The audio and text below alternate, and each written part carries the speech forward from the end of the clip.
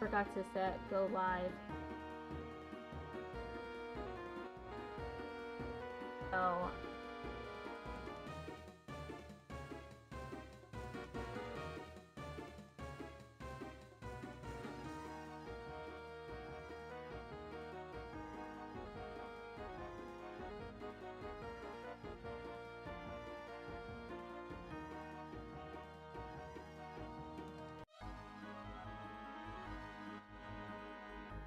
sound is very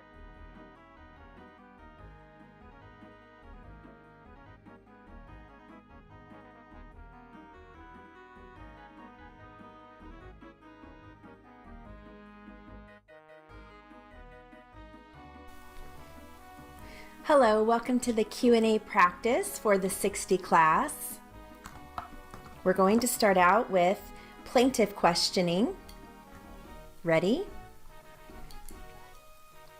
Now, when you stopped at that stop sign, did you look to the left and to the right to see if traffic was coming?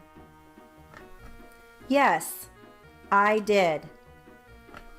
Did you see any traffic? Starting with a blank page can be overwhelming. got hit with an Grammarly ad. gives you a head start. Simply type a prompt At all? I forgot how to write I did anyway.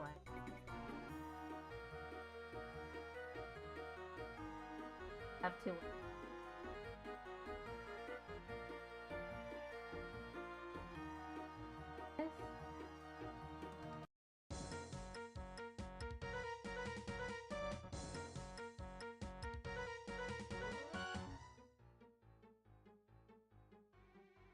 All. Did you see? I did. Did you see I any? added a new thing.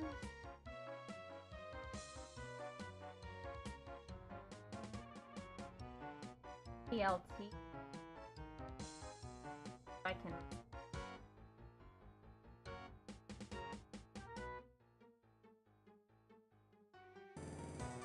Tricky. Remember these things that I just came up with.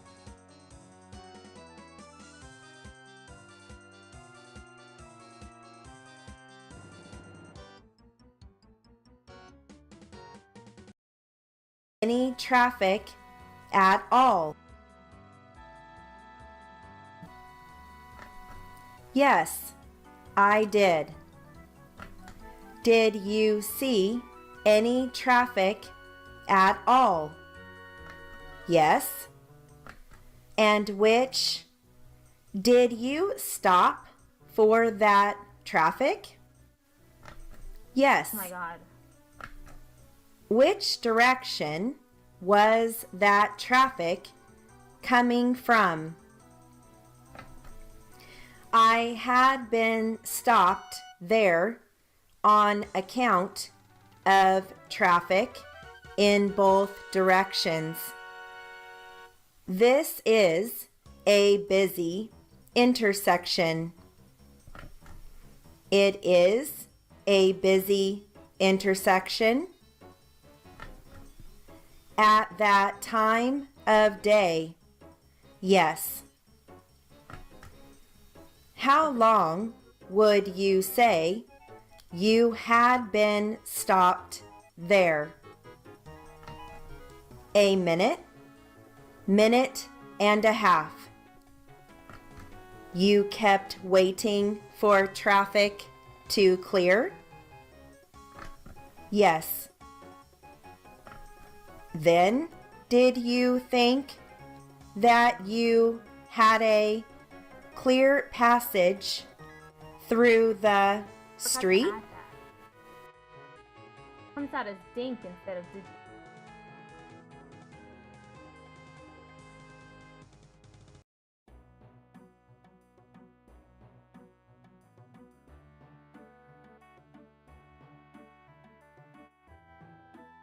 Good morning. You. Did I write that? Then Now it's done.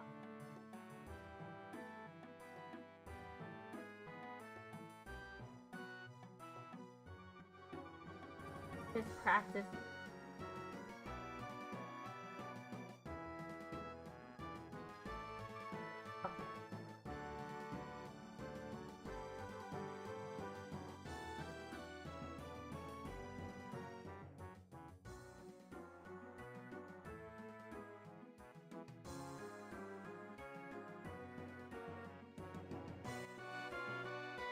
There.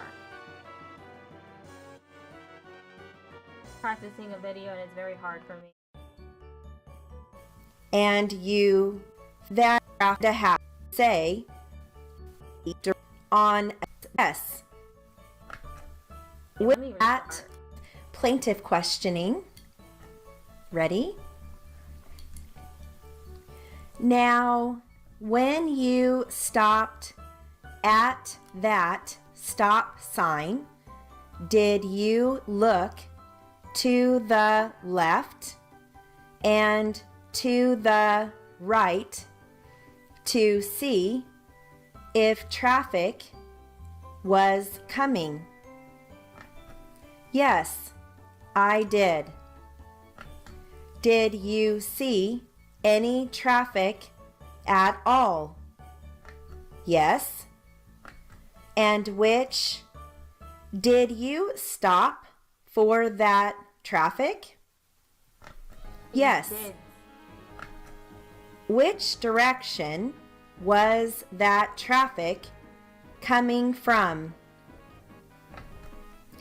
I had been stopped there on account of traffic in both directions. This is a busy intersection. It is a busy intersection. At that time of day, yes. How long would you say you had been stopped there? A minute, minute and a half. You kept waiting for traffic to clear? Yes. Then, did you think that you had a clear passage through the street and you started off? Yes. At the time you started off, did you look for both north and southbound traffic to see if you could go across, or did it appear that at least half the street was clear, so you could clear half and wait? No, I looked in both directions. You didn't see any vehicles at that time that you felt would prohibit you from coming across. Is that right? True. And when you stopped then at the stop sign and started across, I presume from what you have said that you didn't see the plaintiff's vehicle at that time? No. As I understand your testimony, the first time you saw my client's vehicle was when it was at least 2 vehicle lengths north of North Dakota Avenue. Is that correct? Approximately.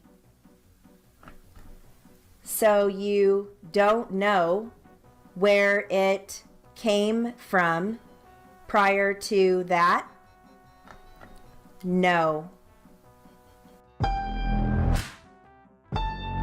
Hey Meta, take a photo.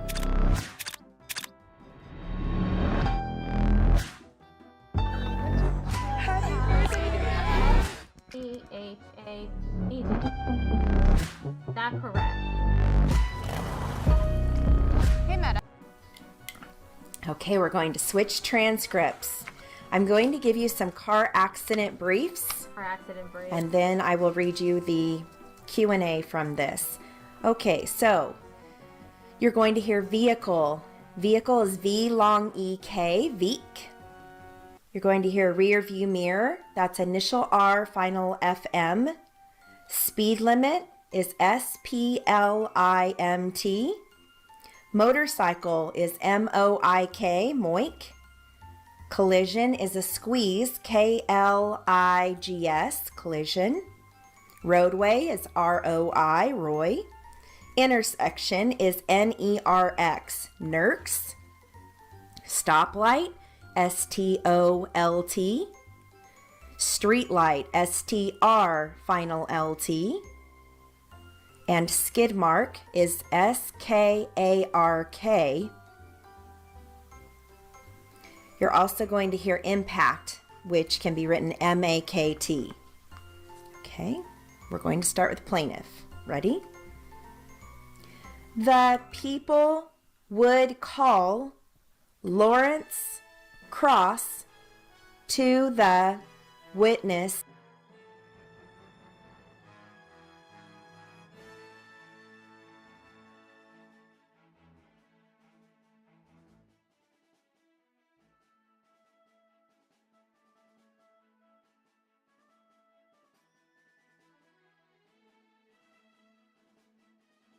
stand. Mr. Cross, witness, Lawrence. The people would call Lawrence Cross to the witness stand. Mr. Cross, please step forward, face the clerk, and be sworn. Please state your name and spell the last for the record. My name is Lawrence Cross, K-R-A-U-S-S.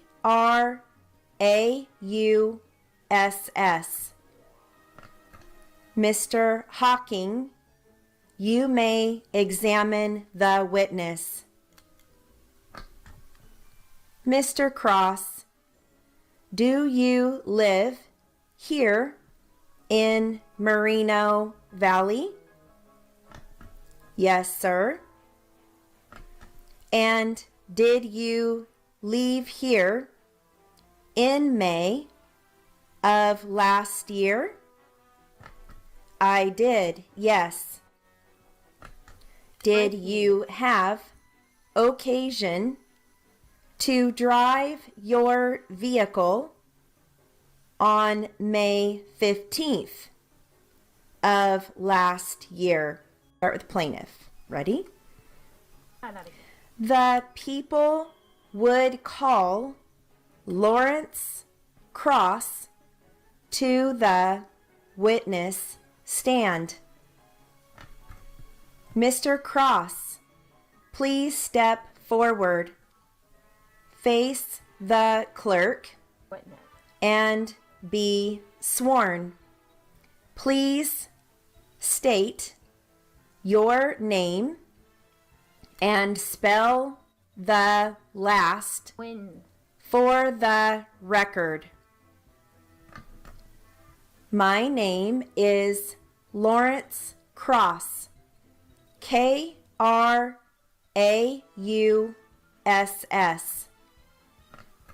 Mr. Hawking, you may examine the witness. Mr. Cross, do you live here in Merino Valley? Yes, sir. I'm stuck. And did you leave here in May? Yes. Now, when you stopped Oh wait, that's the clerk and be sworn, please streetlight STR final LT This is hard. and skid mark is SKARK. You're also going to hear impact, which can be written MAKT. Okay, we're going to start with plaintiff. Ready? Trying it again.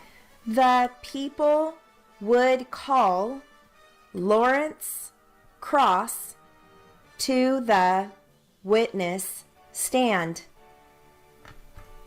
Mr. Cross, please step forward, face the clerk, and be sworn.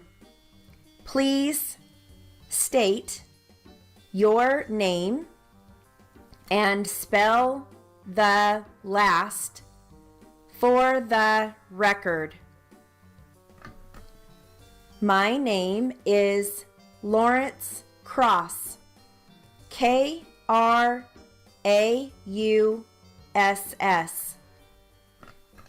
Mr. Hawking, you may examine the witness. Mr. Cross, do you live here in Merino Valley? Yes, sir. Mr. Cross, please step forward, face the clerk, and be sworn. Please state your name and spell the last for the record. My name is Lawrence Cross. KRAU. How do I stitch?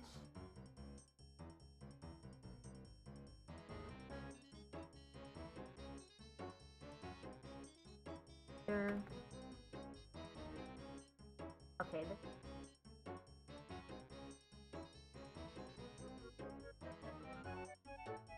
R.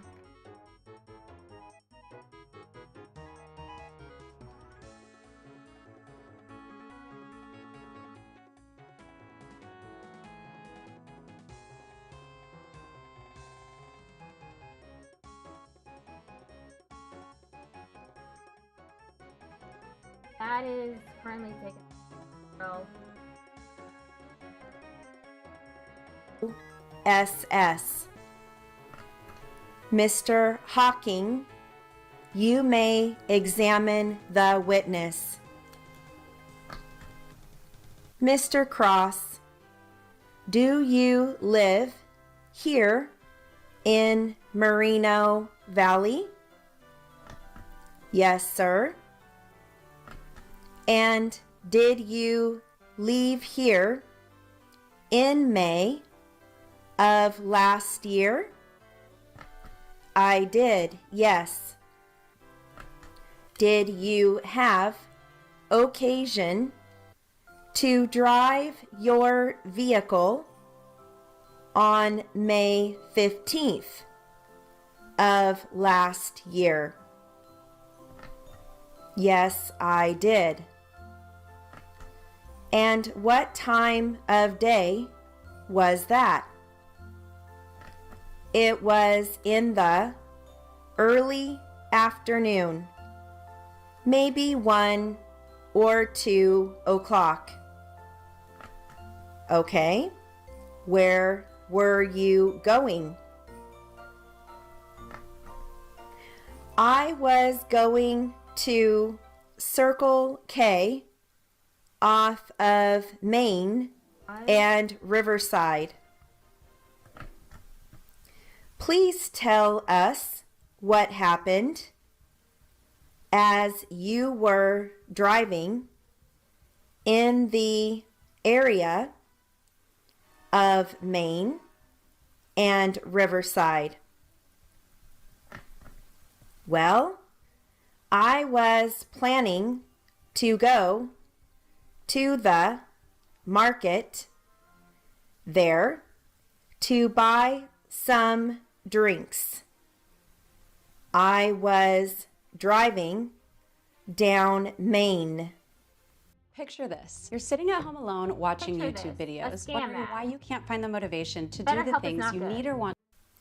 I happened to look in my rear view mirror and I saw a red vehicle driving very fast, way faster than the speed limit. Let me stop you for a moment. You said a red vehicle. Was this vehicle a car, a truck, or what? Oh, it was a motorcycle. A red motorcycle. Okay, go on. Well, after seeing him fly down the roadway, I decided to get into the right lane. As I did so, he also went into the right lane. That's when the collision happened. Okay. Did this collision take place in the intersection? No, sir. How far from the intersection were you? There is a stoplight at the intersection, and I would say it happened on the roadway about 50 yards before the intersection. When I pulled off the road, I parked near a street light.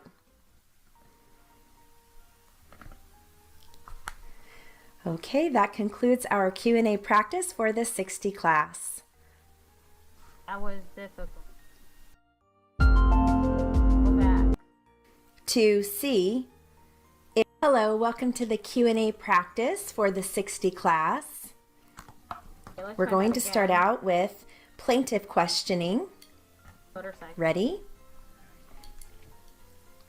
Now, when you stopped at that stop sign, did you look to the left and to the right to see if traffic was coming? Yes, I did. Did you see any traffic at all? Yes. And which did you stop for that traffic? Yes. Which direction was that traffic coming from? I had been stopped there on account of traffic in both directions. This is a busy intersection. It is a busy intersection. At that time of day. Yes. Intersection keeps picking me up. How long would you say you had been stopped there? Wow. A minute, minute and a half. You kept waiting for traffic to clear? Yes. Then, did you think that you had a clear passage through the street and you started off? Yes. At the time you started off, did you look for both north and southbound traffic to see if you could go across, or did it appear that at least half the street was clear, so you could clear half and wait? No, I looked in both directions. You didn't see any vehicles at that time that you felt would prohibit you from coming across. Is that right? True. And when you stopped then at the stop sign and started across, I presume from what you have said that you didn't see the plaintiff's vehicle at that time? No. As I understand your testimony, the first time you saw my client's vehicle was when it was at least 2 vehicle lengths north of North Dakota Avenue. Is that correct? Approximately. So you don't know where it came from prior to that? No. Okay, we're going to switch transcripts. I'm going to give you some car accident briefs. I did a lot better that time. And then I will read you the Q&A from this. Okay, so you're going to hear vehicle. Okay, vehicle is 11:30, V I'll long switch to the EK, next Veek. You're going to hear rear view mirror. That's initial R, final FM. Speed limit is SPLIMT. Motorcycle is MOIK, moik. Collision is a squeeze, KLIGS, collision. Roadway is ROI, Roy. Intersection is NERX, NERX. Stoplight, STOLT. Streetlight, STR, final LT. And skid mark is SKARK. You're also going to hear impact, which can be written MAKT. Okay, we're going to start with plaintiff. Ready? The people would call Lawrence Cross to the witness stand? Mr. Cross, please step forward, face the clerk, and be sworn. Please state your name and spell the last for the record. My name is Lawrence Cross, Krauss.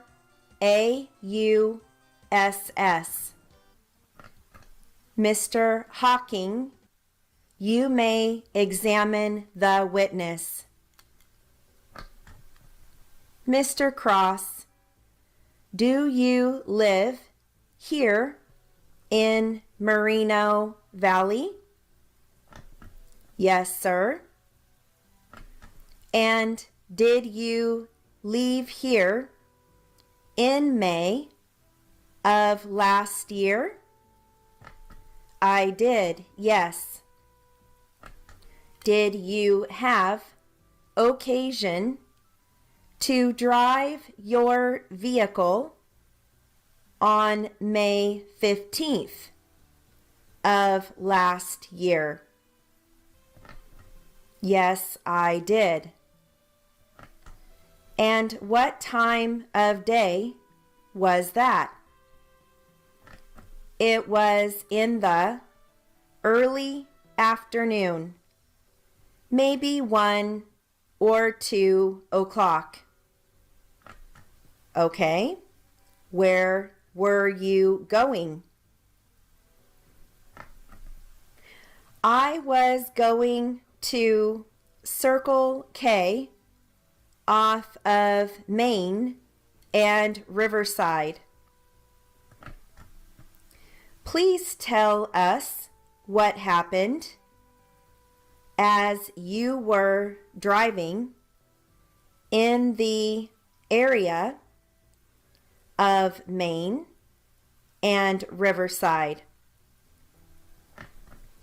Well, I was planning to go to the market there to buy some drinks.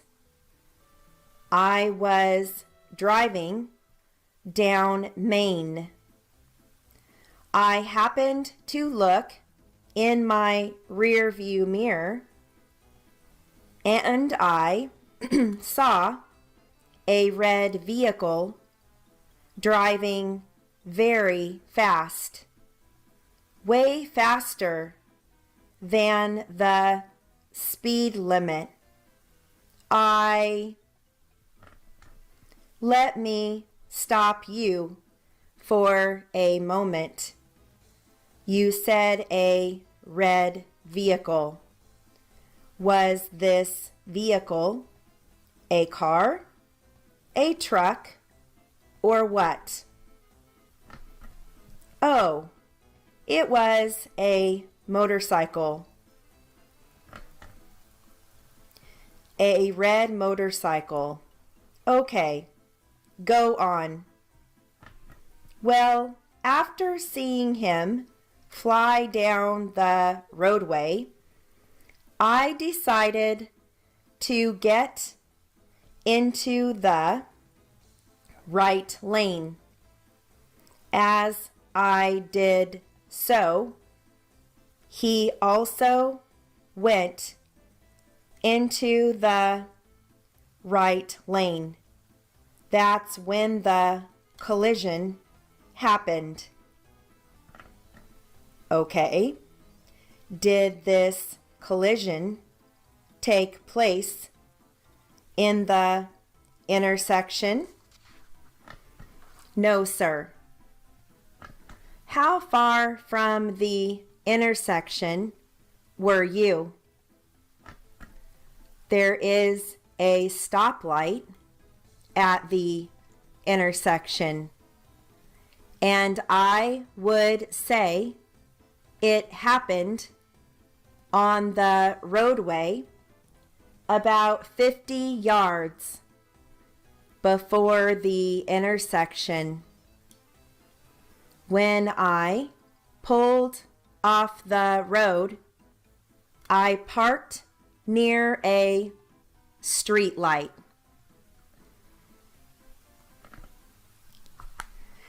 Okay, that concludes our Q&A practice for the 60 class. Hey.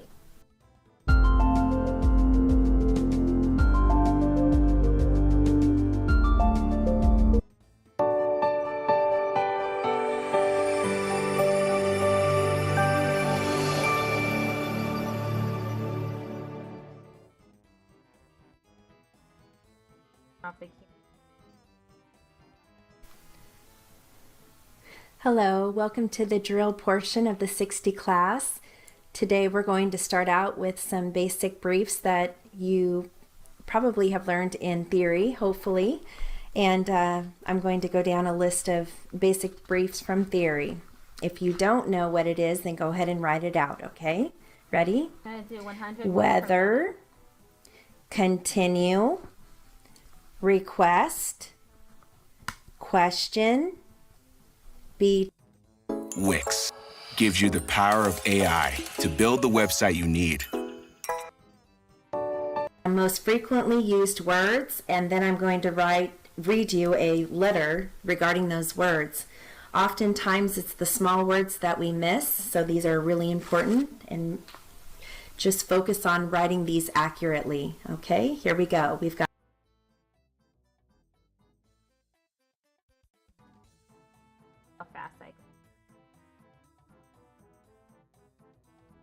up, day, much, honor, or Good games in a casual just redeem draw something for me. Oh, okay.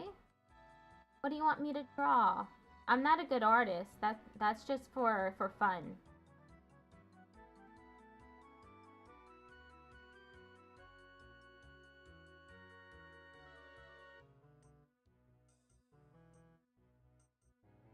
Big fan of ducks. Let's see if I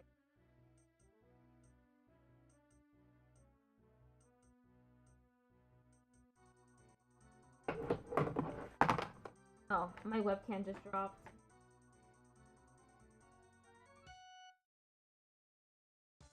Okay, I'm opening up Krita now.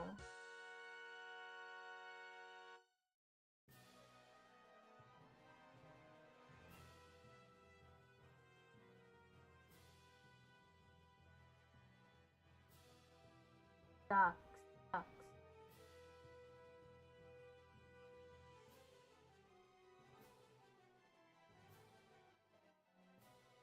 Quack, quack, quack.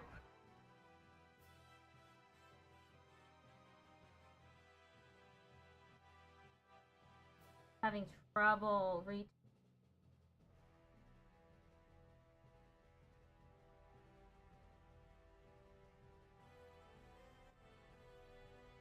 I'll switch it.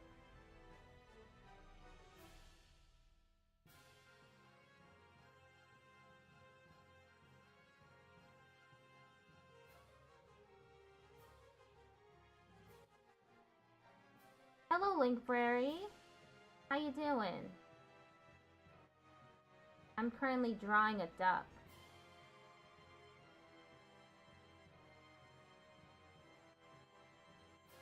How do ducks look?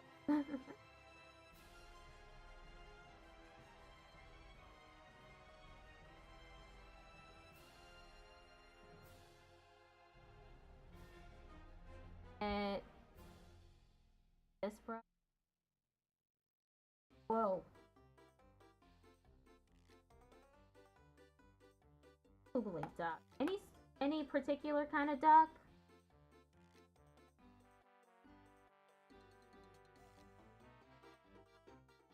Has to draw ducks a lot. Okay, working on art. Working. Good. Hope it's going well. Mallards are the best? Okay.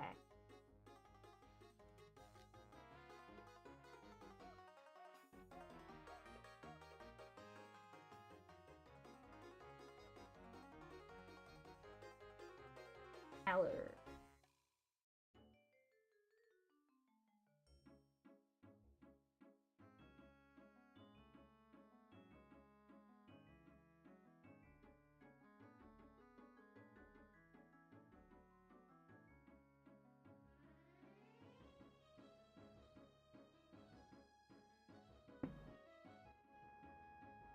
Classic. Living things are just shapes. Just shapes.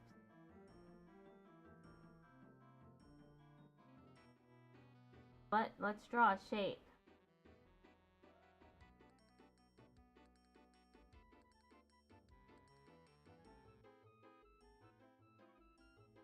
The legs be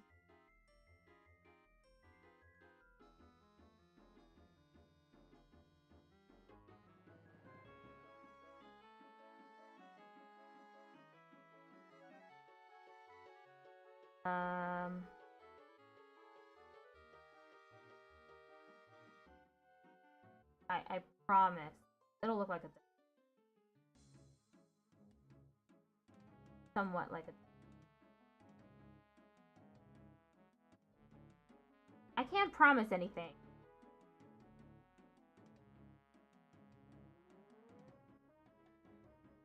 It's a little too thick.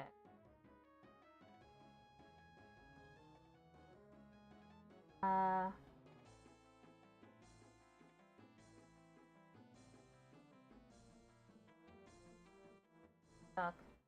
Quack quack. If I make duck noises, it'll start looking like quack quack quack quack. Looking great so far, thank you.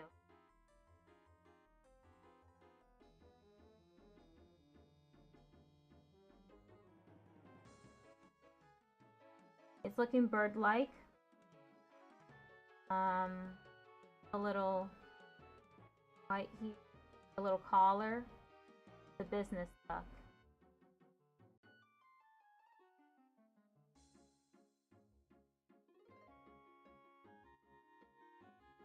Hats make duck look more like duck. Thank you for validating. You can tell exactly what image I'm looking at on Google. And then duck's got silly looking eyes. At least they look kind of silly. They look a little too serious.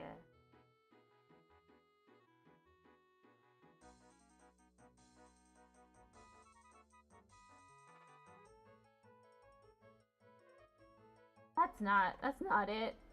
So sad.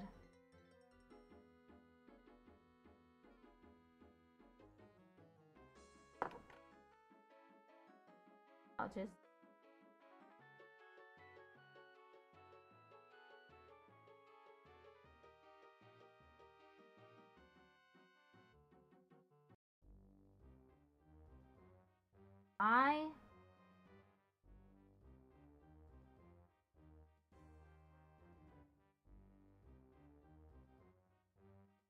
hope y'all are enjoying the Toontown music.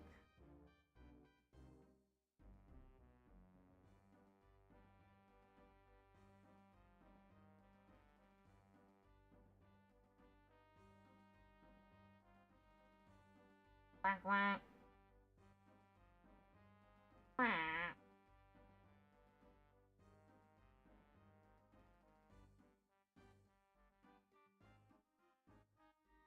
Now it looks kind of worried.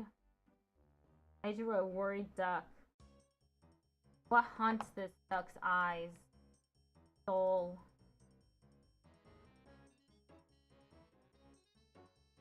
Wings.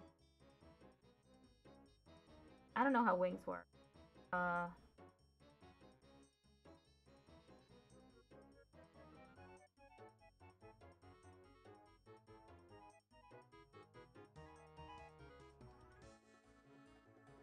That seems a little too...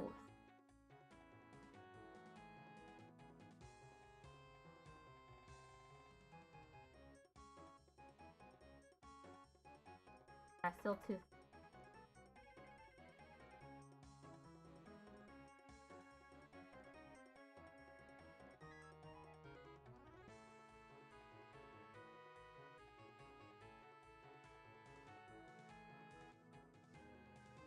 Wah, wah.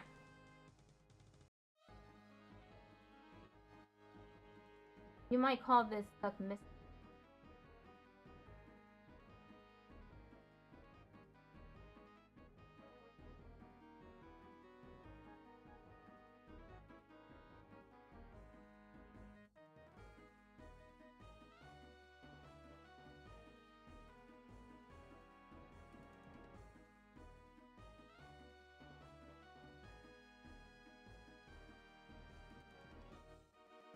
Really good duck. Thank you. First time duck drawer here. I believe we're gonna call this beginner's luck. 10 out of 10 ducks. How'd you there? Look kind of like carrots.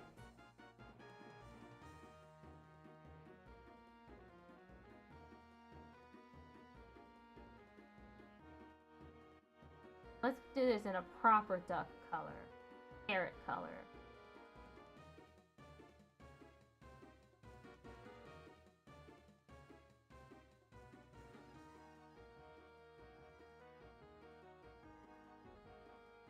One.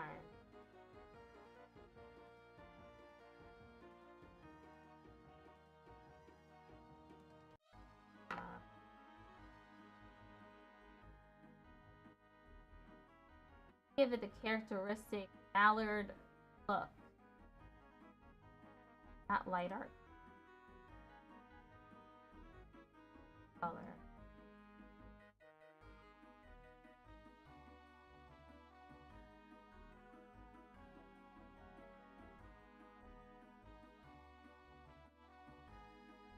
Dark green.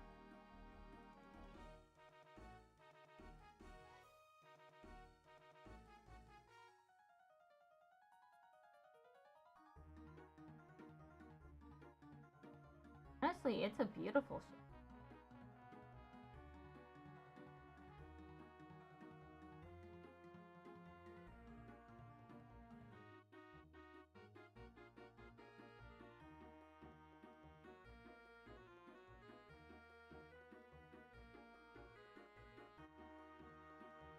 Oh yeah. Now that's a duck. Give it some.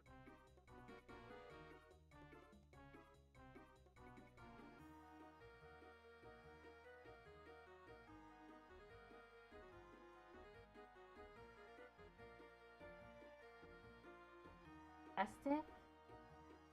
Thank you. I wonder if I have a brush. Feather brush, maybe?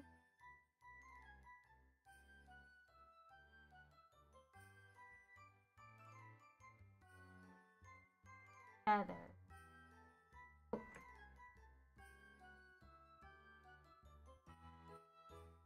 You love my duck? Thank you. God, undo. Blood fill. Eesh.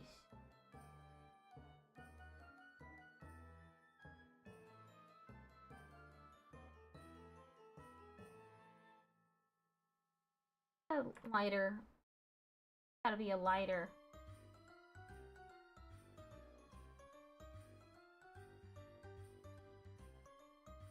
Go for the yellow one.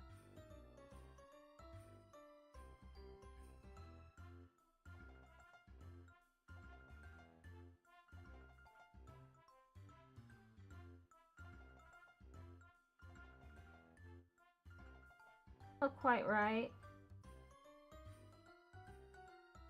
Give me a brown.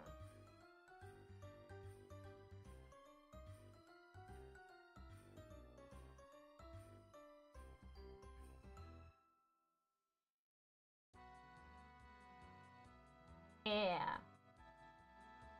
Now these are brown.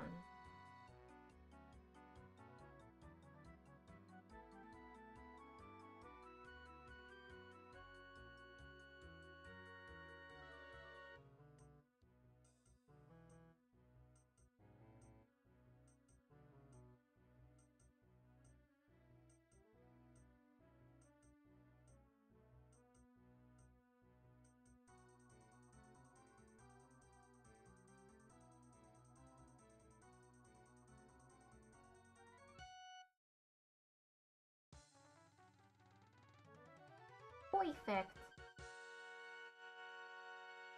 Duck is perfect.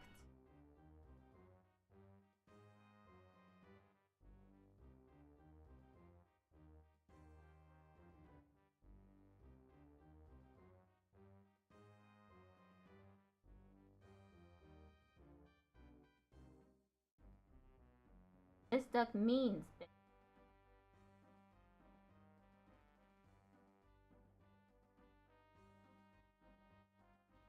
Go up to the duck and ask him, what time is it? Duck just points to its tie and then nods. That means that it's time.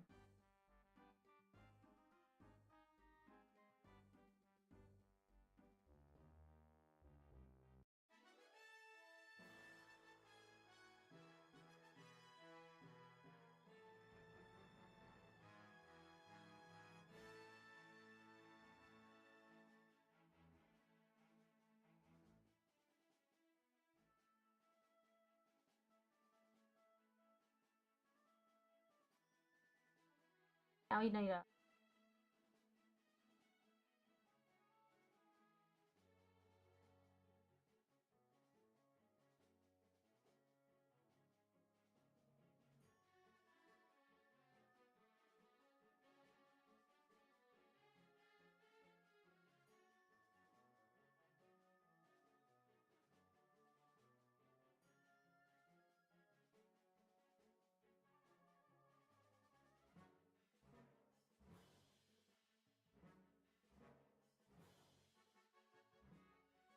Oh yeah.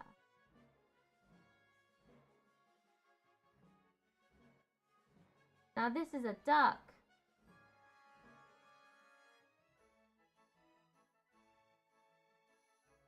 All over this.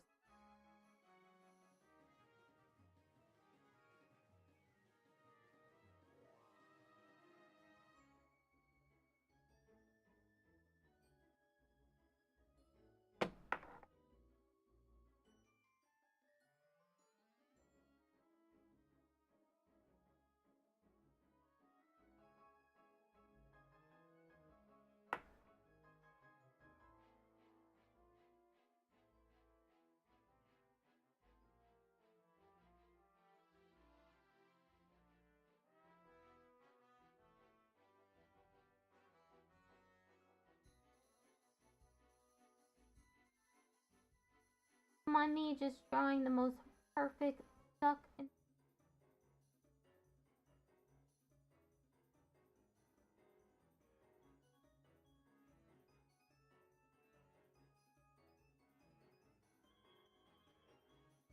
purple tie.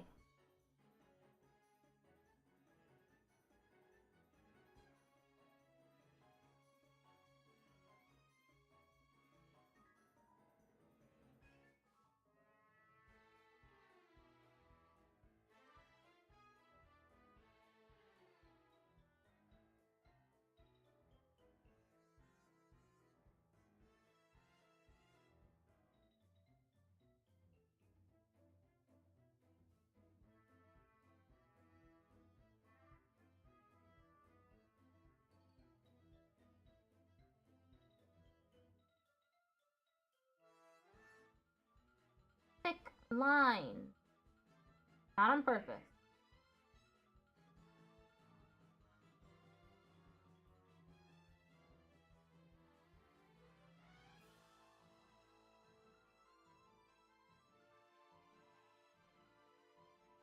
Okay.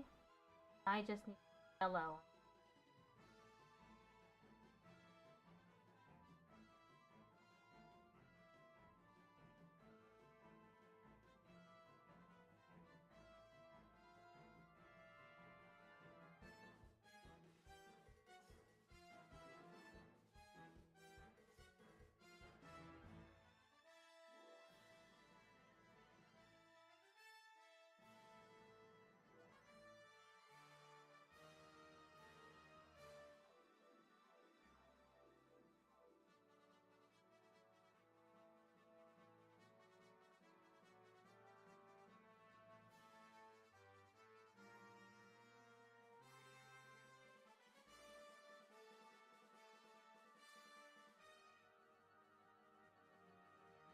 my signature.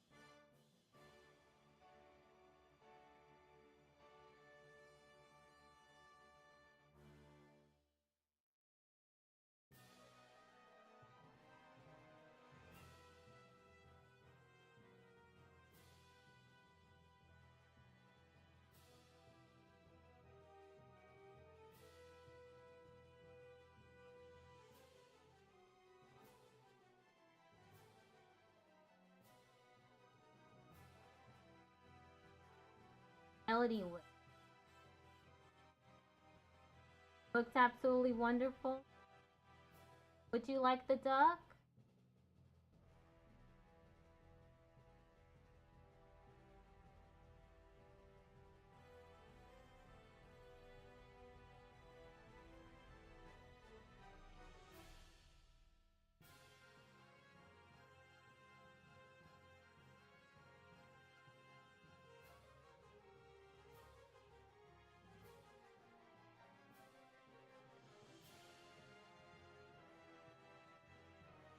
Messed up.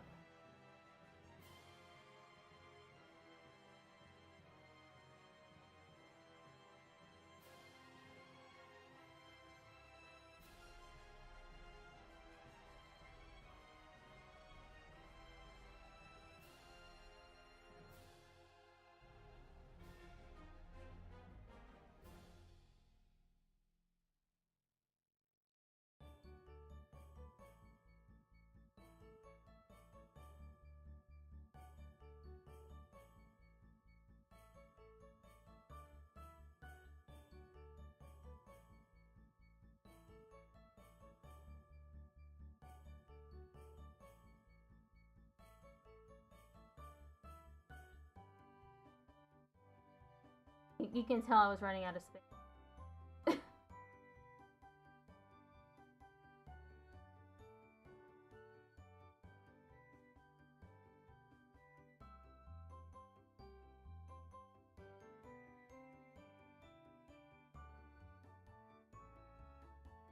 Quack. Quack, quack. Quack.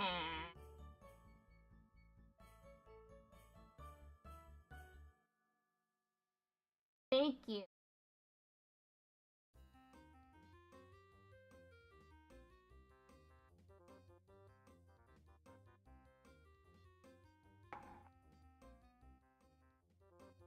I'll add an hour to the Nancy Drew.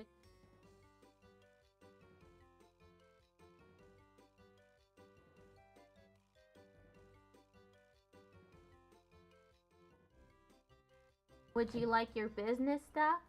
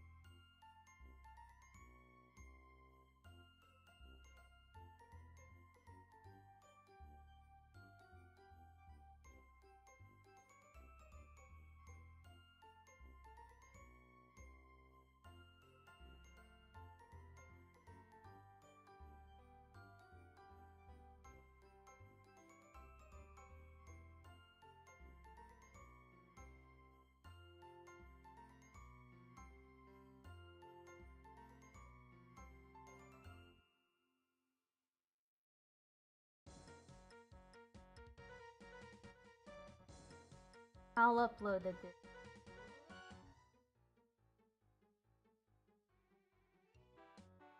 Where's the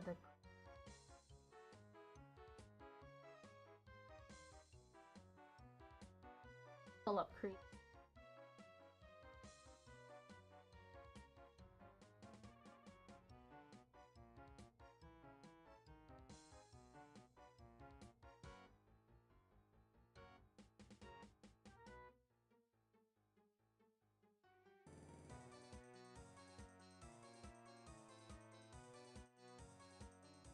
Oh. Went in. Not the normal.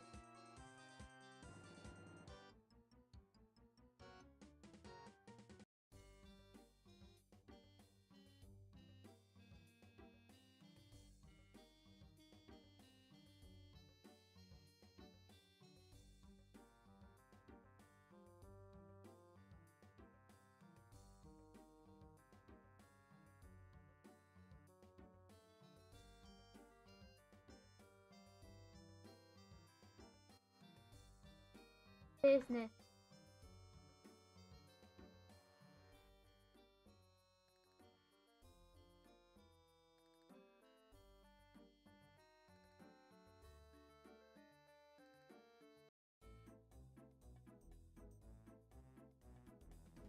Okay.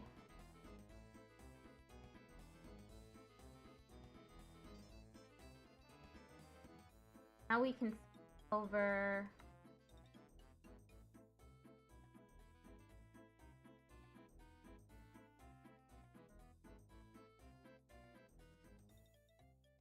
fancy.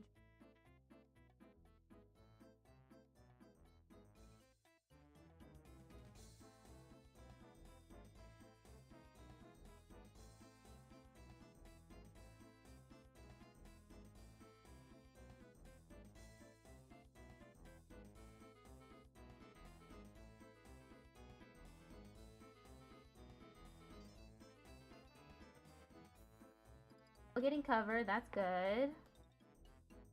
Twitch chat. Got to sign into Google.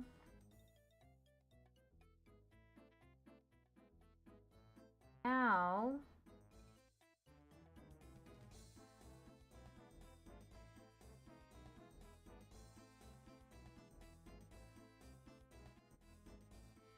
oh, I wasn't logged in.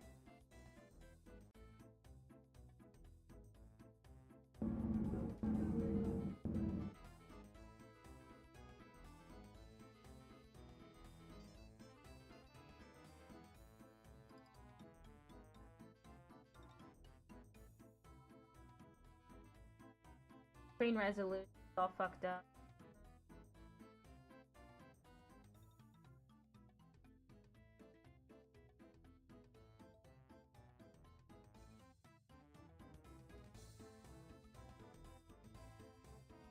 Am I doxing myself again?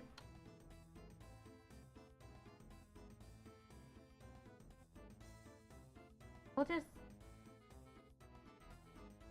pretend that didn't. Okay? I'll edit it in post.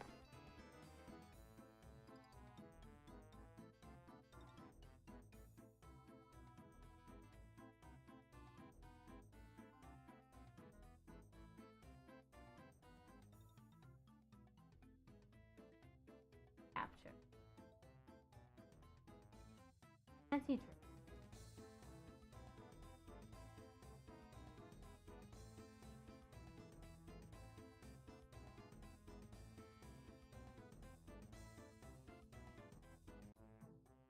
Waiting for the game to pop up.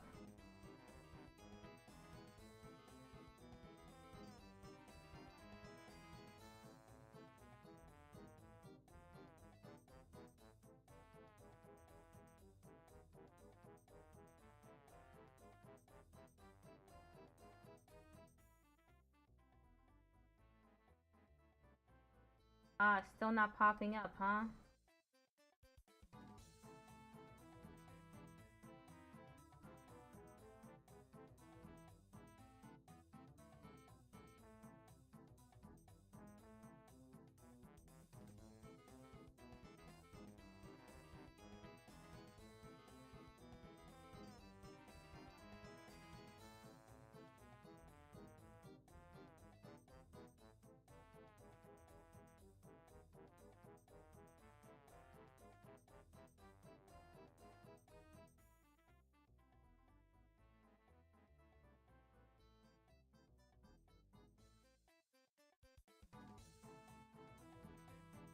Huh. See, I'll shoot.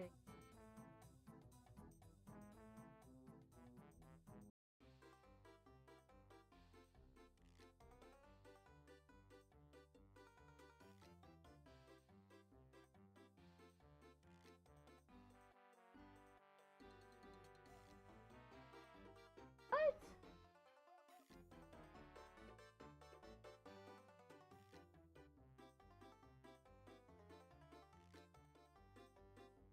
It is. Because the game takes over my cursor.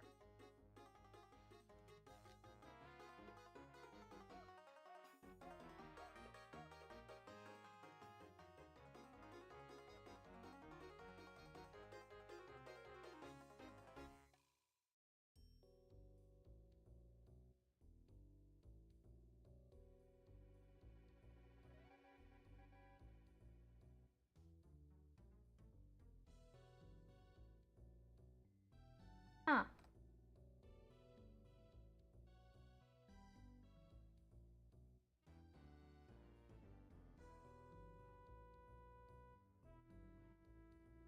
I have to restart OBS.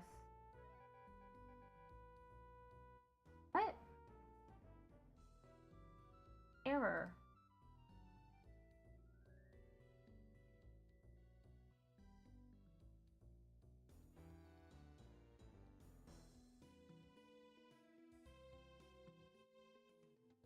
I have to troubleshoot. OBS won't send over laptop.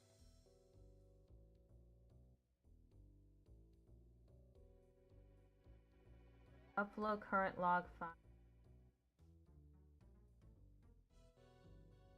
Good old troubleshooting.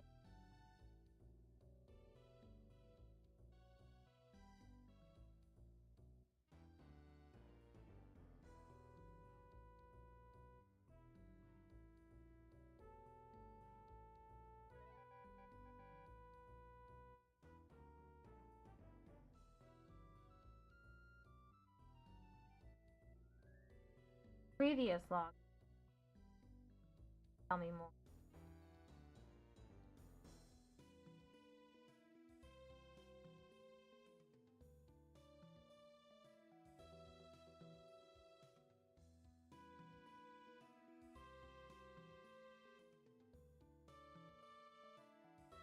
Run OBS.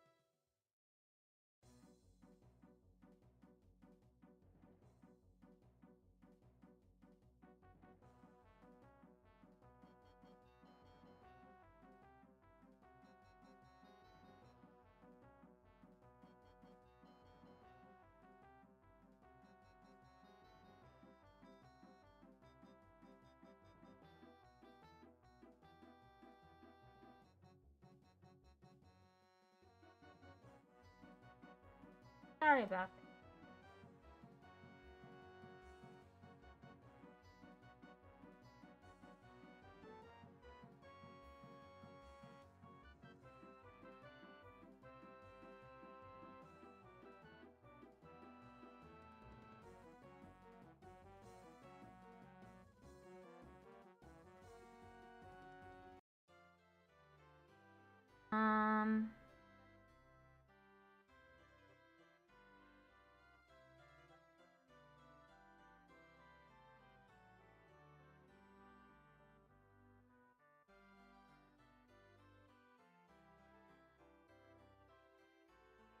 Reject.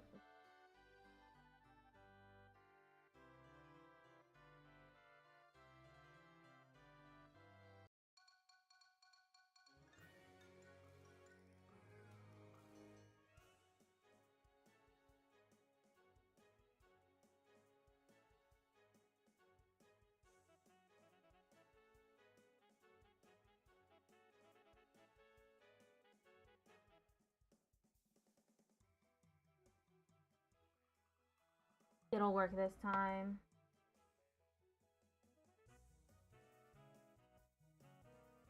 Couldn't open.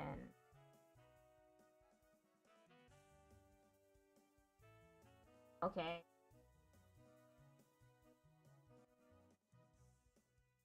Fuck.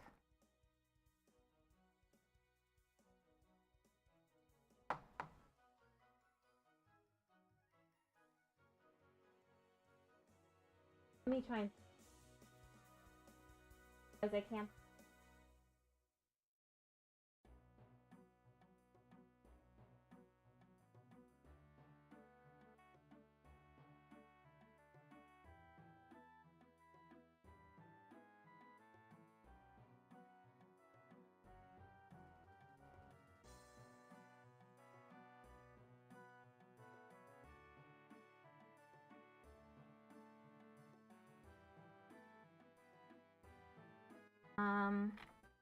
So the problem is that OBS can't open the MPEG TS that I have set up.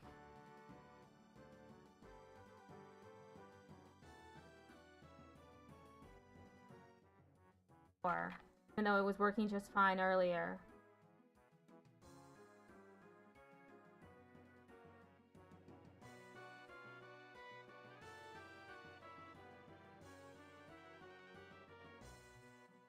Which typically means that the IP address or the port change.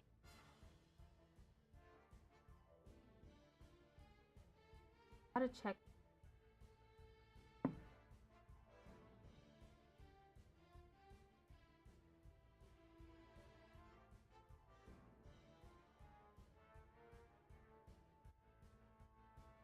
How to check port status.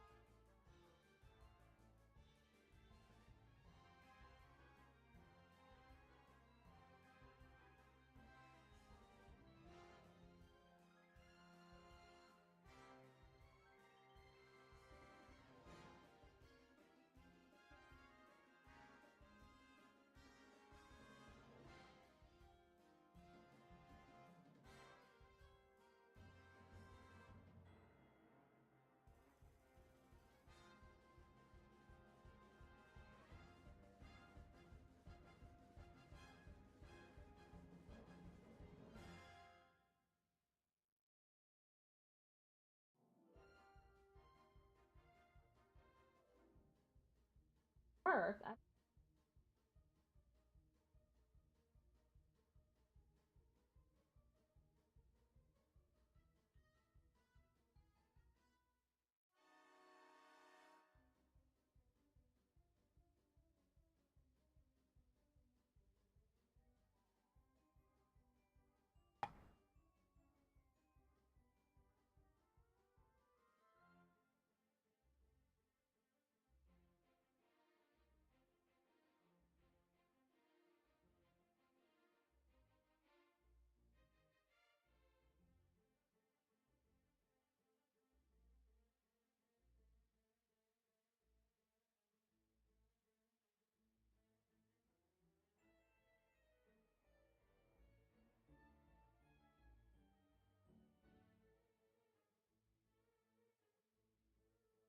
Upload current log file.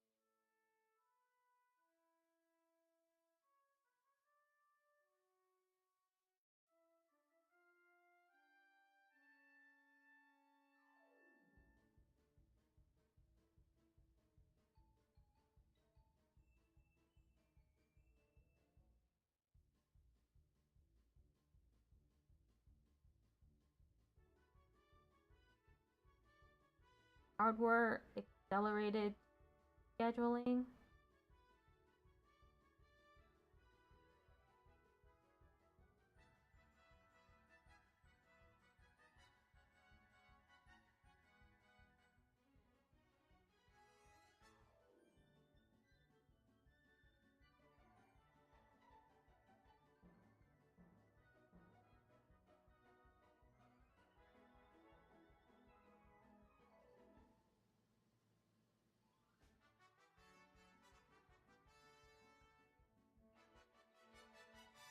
I don't know.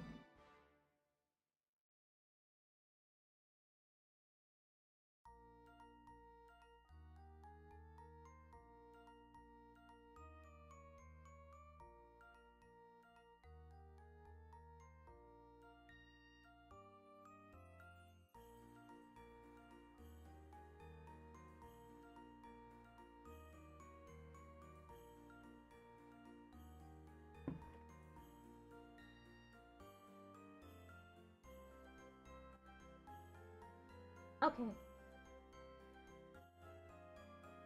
Now it's working.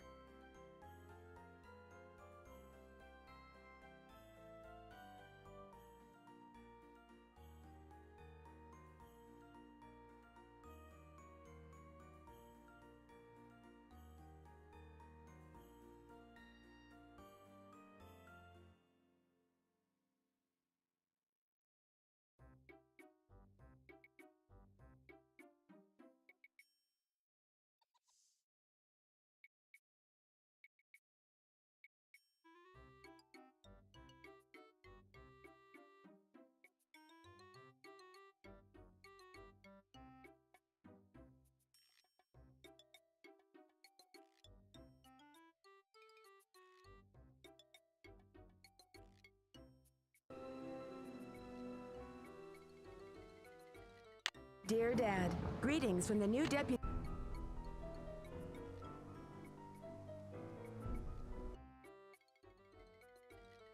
Not even...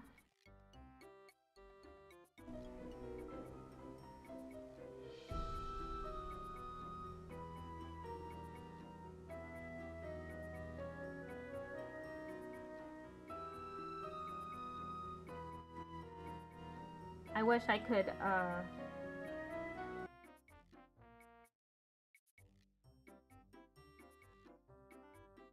work better.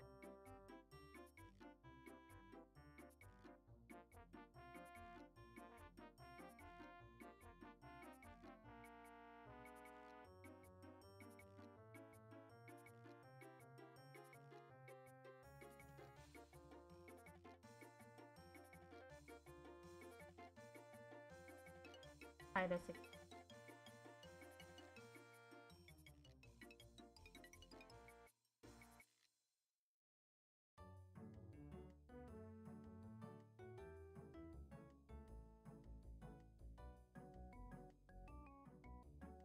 I did this.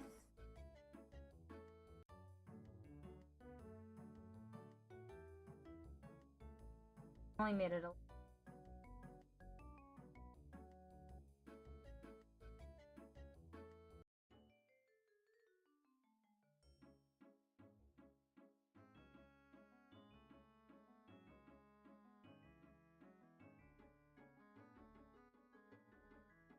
trying to get it to the correct resolution.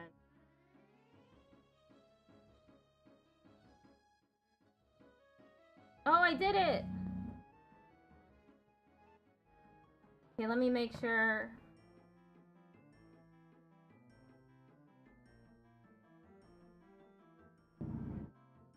That string title and stuff are correct.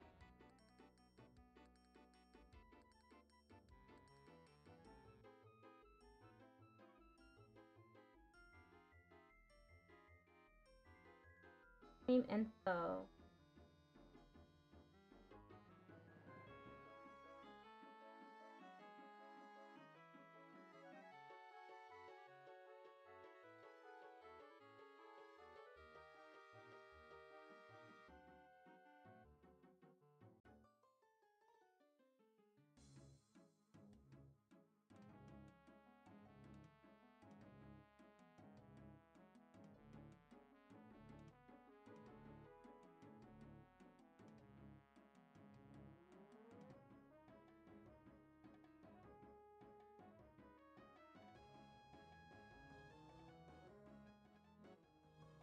I'm gonna run an ad,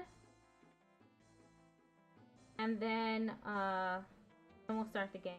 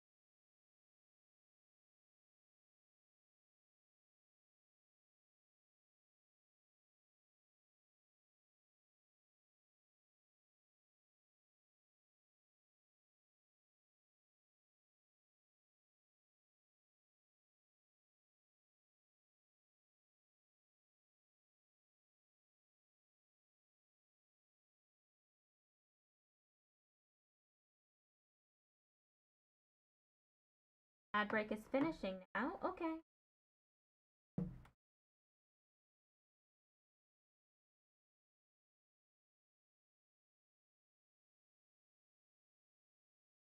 Let's set a timer.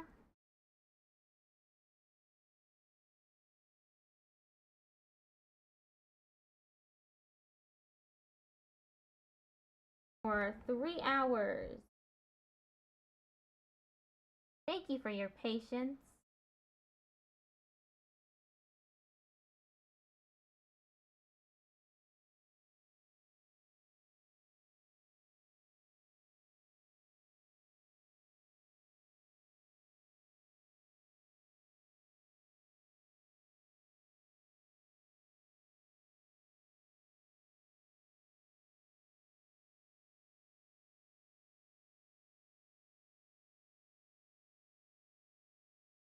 Oh, I forgot to uncover my.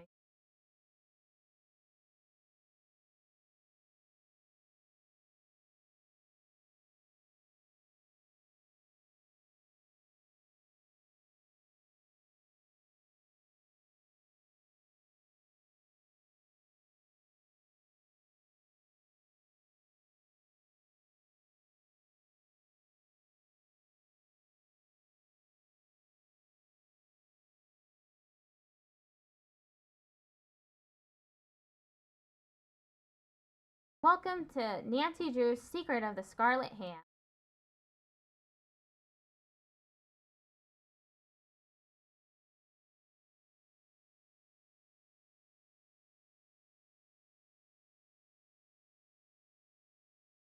We're gonna do Junior Detective.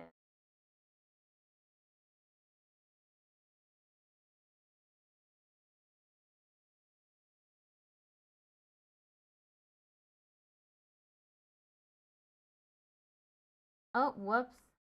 I just realized there's no sound. Get the sound.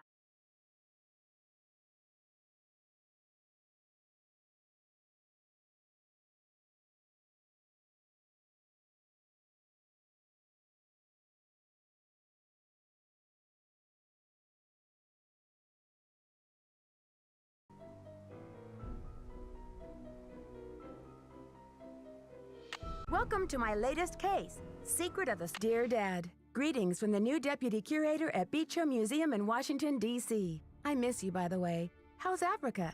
I sure hope this letter reaches you in Ouagadougou before you move on to Nairobi. So I got the internship.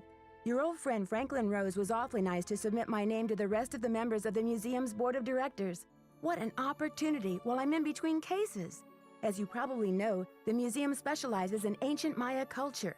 My supervisor is going to be Joanna Riggs, a well-known archaeologist. Maybe you've seen her name in the news recently, in conjunction with the discovery of a strange Maya monolith. Apparently, it's created quite a buzz among experts in the field. Well, Beach Hill plans to feature the monolith in an upcoming exhibition. Just imagine, this artifact has been buried for hundreds of years, and now it's going to be unveiled to the public for the first time. The museum is short-staffed at the moment, and they're expecting such a huge turnout that they've closed their doors to prepare. I can hardly wait to dig into this exciting project and learn how archaeologists and historians solve the mysteries of ancient cultures. I'll keep you posted. Love, Nancy. Love Nancy. Nancy Drew, I presume. I'm Joanna Riggs. Welcome to Beach Hill.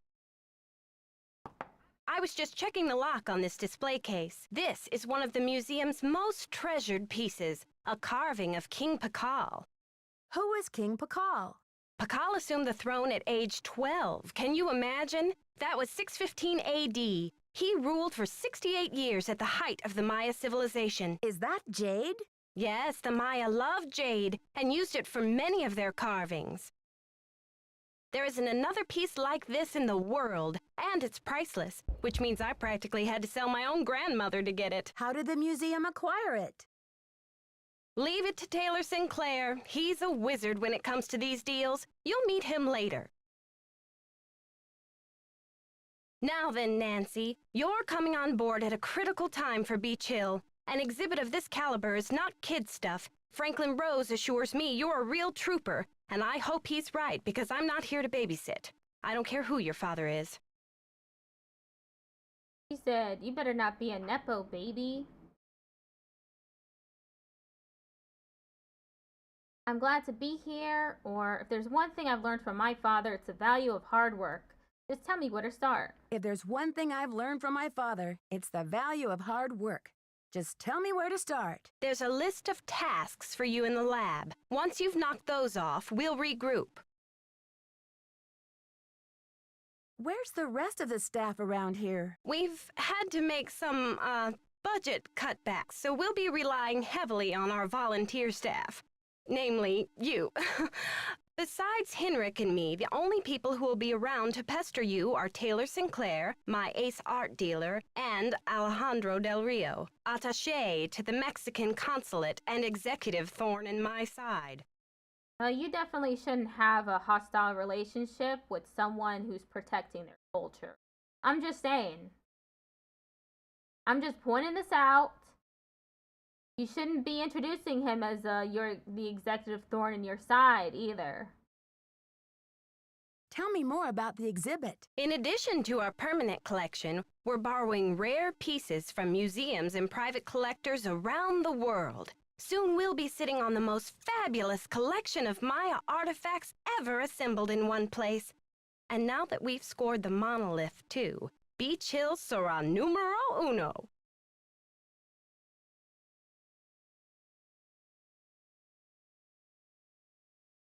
Was the monolith excavated in Mexico? Yes, a hot young team of archaeologists, Americans and Mexicans both, dug it out of a cave near Palenque.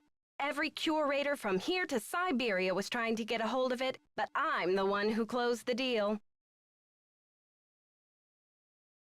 What does this monolith look like? It's a massive pillar of stone, nearly 1,500 years old, with Maya glyphs carved into it. We've installed it in the garden. Wait until you see it.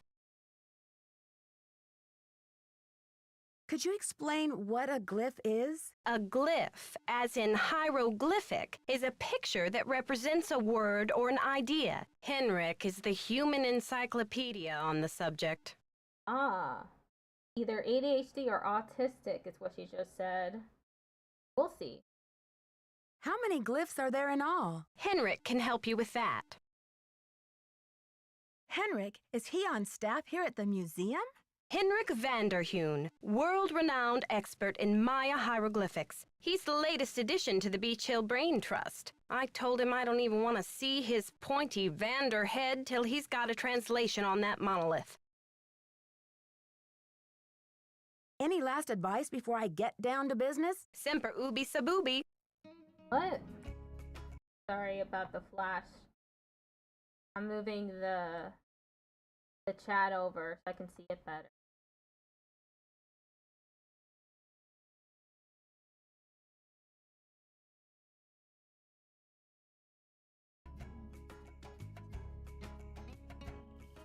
Hey, that was Joanna.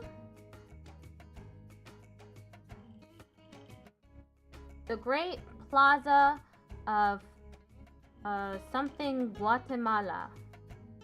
Guatemala. Anything else you can look at in here?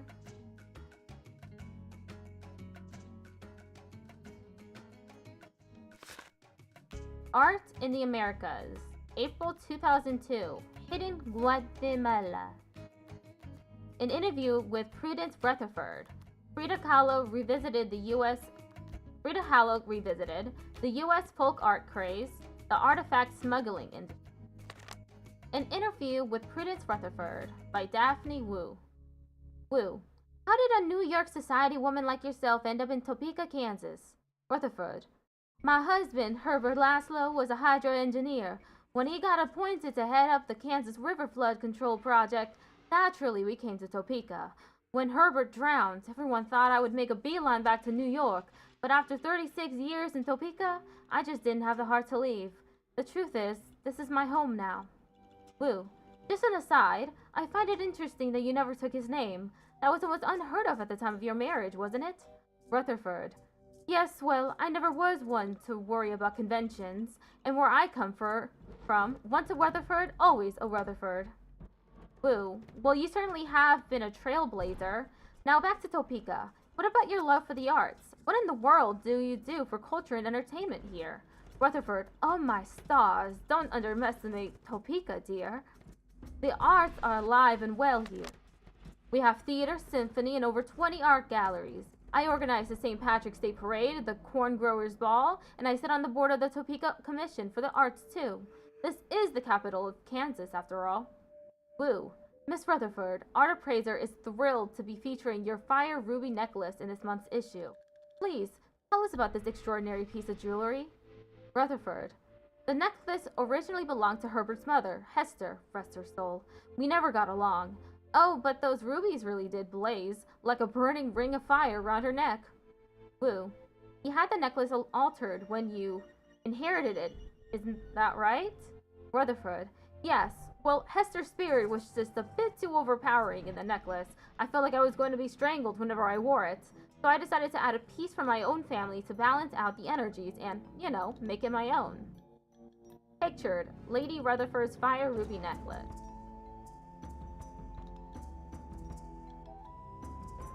Topeka Commission for the Arts. How cultured.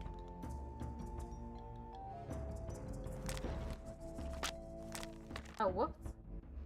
Woo, you must be referring to that extraordinary jade piece. Tell me about it. Rutherford, my great-grandmother Ruffleton Rutherford was one of the premier archaeologists of his day. This jade carving came from one of his most groundbreaking digs. Whoops, no pun intended.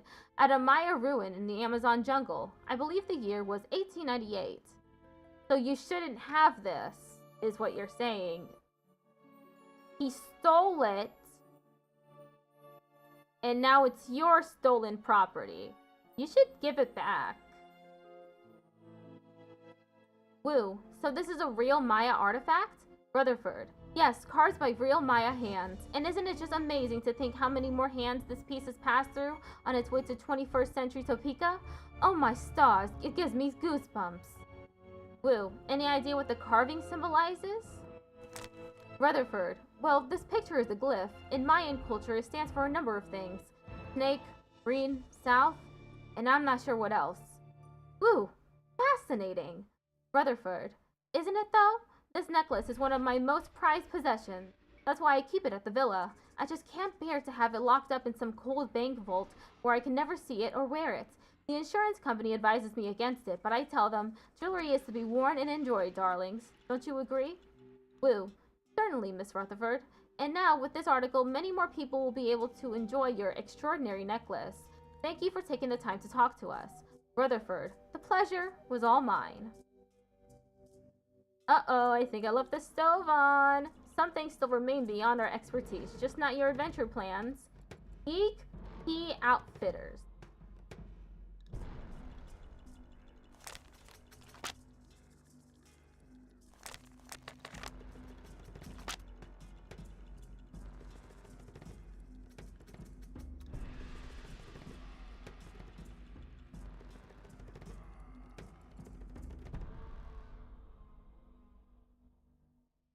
Just looking at everything. The game's lagging a little bit. Probably because it's so old.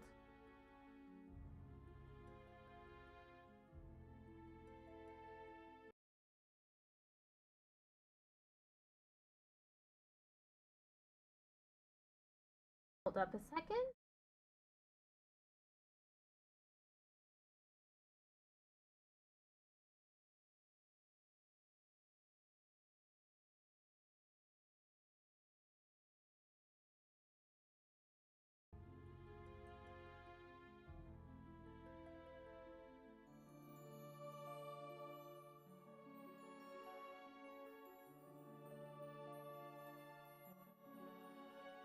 Time to leave.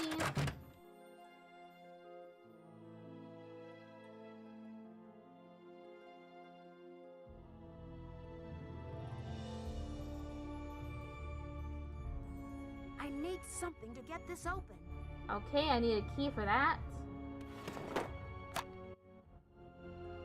Finding the Maya. Temple key card. Fifth. Mayan glyph for road.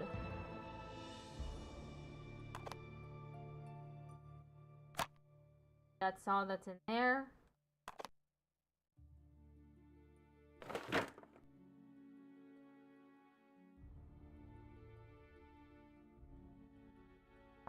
make my own to-do list.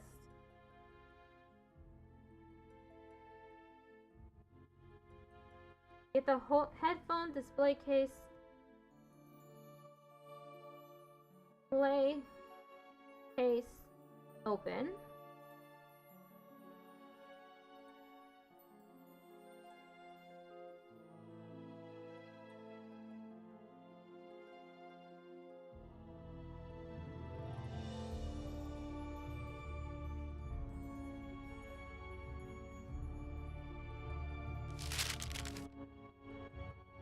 Addenda to the Palenque Monolith Loan Contract between the Republic of Mexico and Beach Hill Museum, Washington, D.C., USA. Paragraph 7, Section 8A. Beach Hill shall make two payments of $250,000, the first being paid upon execution of this contract, the second being paid 30 days after the delivery of property. Paragraph 7, Section 10A. The duration of the loan shall be 90 days from the opening of the exhibit and no more than 200 days total. Paragraph 12, Section 1C. During the period of the loan, Beach Hill shall have the exclusive right to reproduce images of the property for the following derivative works: postcards, posters, t-shirts, coffee mugs, keychains, and mouse pads. Paragraph 20, Section 22D. Beach Hill shall assume full liability in the amount of $1 million for the property for the duration of the agreement. Joanna Riggs has signed it, but not Alejandro.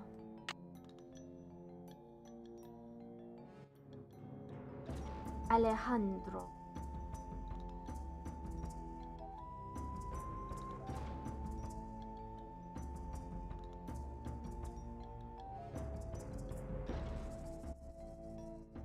I guess this is going to be important. Look at it. The major contributors. Topeka Commission for the Arts.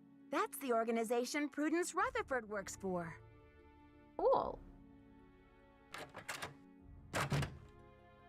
How are the tasks coming along? I haven't seen the list yet. Well, get cracking. The last deputy curator was like a tempest in a teapot around here. Caused me nothing but grief. Who was this so-called Tempest? I'll tell you about Sunny some other time. Sunny! I've got work to do. Go to it. Prolific! We always hear about Sunny all over the place. Been all over the world. Just like Nancy Drew. I'm guessing this is the exit. Yep. Let's stay. Good thing Franklin gave me the museum key.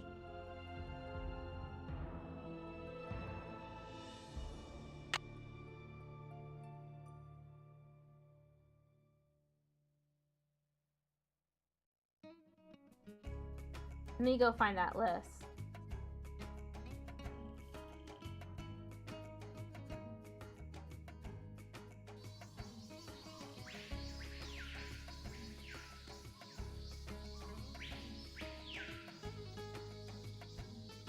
This side looks damaged. Hello? Nancy Drew, or should I say, Detective Drew. I'm Sinclair. Who told you I was a detective? Yeah, I was who at a told meeting you? with the VOD recently, and I caught wind of your appointment and your credentials. Very impressive, if I do say so myself. The BOD? That would be the board of directors, those cranky old cats. They do keep the ducks squared away around here, I'll give them that. So, how's this for a specimen? Ever seen $1 million worth of rock before? Do diamonds count? Ouch. Well, they did say you were sharp. Seriously, though, thank goodness you're here. I'm afraid the museum may be in terrible jeopardy. Oh no! Is there something I can do? Joanna told me to butt out, but I'm so fond of Beach Hill, I just hate to see it fall prey to scoundrels. What scoundrel? What scoundrels? It's a sensitive subject. Meet me in my office later and I'll explain everything then. You've got me worried. Can't we talk now? Just meet me later. 707 Bing Cherry Boulevard. I've got to go. Enjoy your first day at Beach Hill. 707 something Cherry Boulevard. Sinclair's office. Meet with him.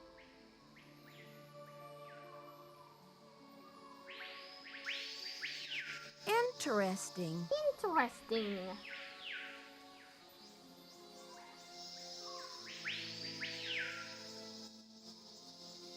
I'm not looking at any of the interesting that. Oh, okay. This is the staff area.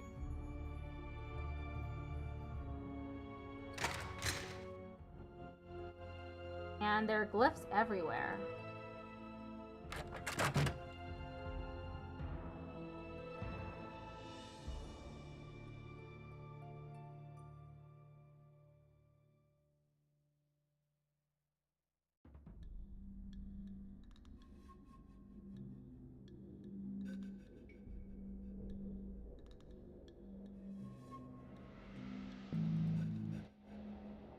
Funny stuff.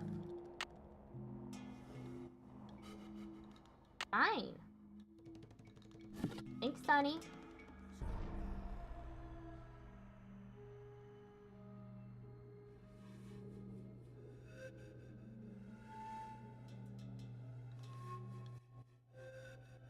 Hi, how are you? I'm doing pretty good. How are you?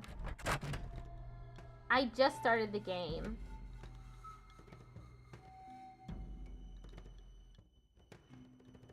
Order ASAP.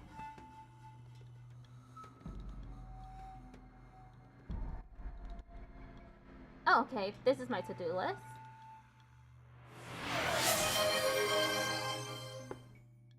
Newbie_live just redeemed hydrate. Thanks for the hydrate. You're doing okay? Glad to hear it. Anything you're doing today? Sort out shards of pottery and reassemble pots.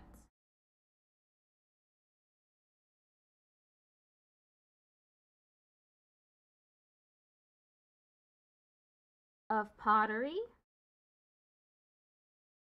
Reassemble.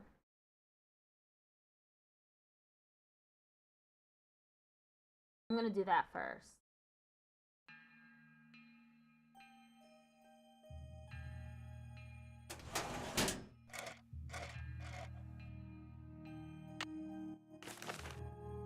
Property of Sunny June.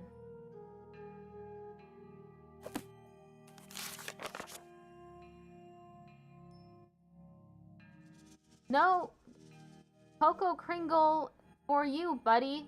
No Cocoa Kringle for you, buddy. Notes, notes, notes, notes. I hate that, but same, it's all random. Or is it? Choosing when I pass, when the computer passes. 4 pieces of corn, different than dice. Try Pascal's triangle. Okay, let me write down Pascal's triangle.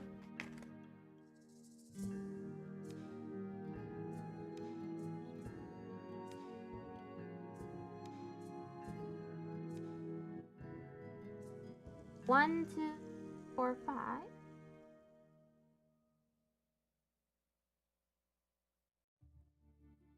Just resting today, no plans. That's good. I also was mostly resting yesterday.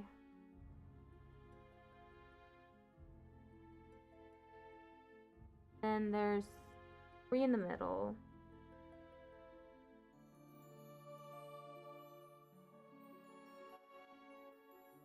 Four, 6, 4.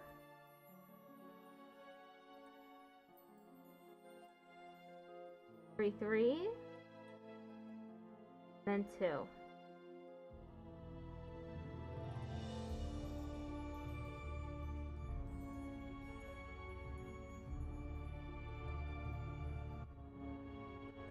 Aliens did it. To Mexico artifacts. Alejandro rocks. The Beach Hill game. Blah, blah, blah. Stop losing my things. Blah, blah, blah. Stop breaking my stuff. Quit daydreaming. Get to work, Sunny. What's she got up her sleeve? Hurricane Sunny, yeah! Saw Sinclair the other day. Warning, never look directly at Sinclair's tie. Oh, that audio narration thingy is gonna be so much work. Luckily, old Hurricane Sunny managed to borrow Joanna's notes for the project. Note to self, must distract Joanna only after her coffee break. Let's see, garden. Rotunda. Okay, so this is what he has so far.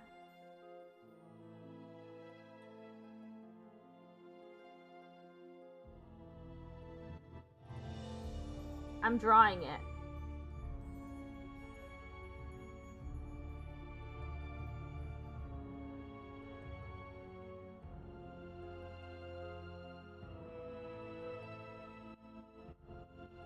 Have you had captions on streams before, or am I imagining it? But are there no captions?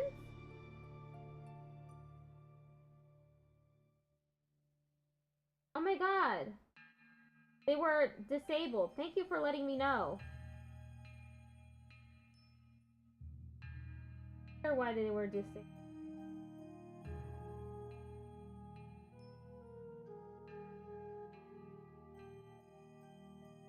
Okay. Now they're working. Thank you so much.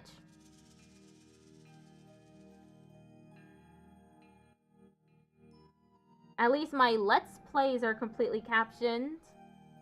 A little plug.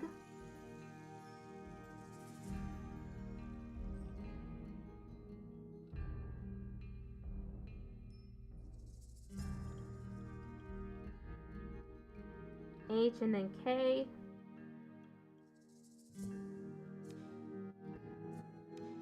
That's supposed to be J?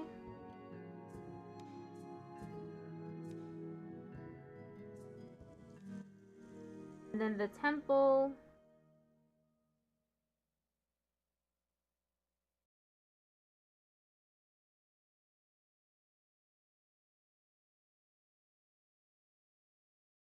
Row. That's the highlights. That's definitely where my Let's Plays are too. I need to update that. 1, 2, 3, 4. Let's Plays, highlights, and clips. I'm trying to have everything on that channel captioned, so it's a little slow getting stuff up there.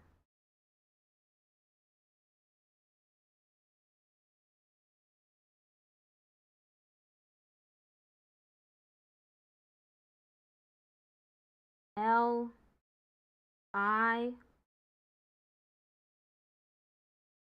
D. Then on the right side,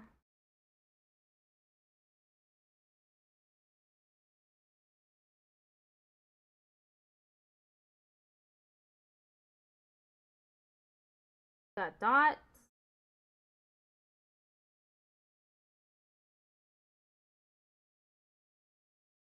And the music has stopped because I've been on here for so long. E N M E F A. And we're calling the bottom Honda.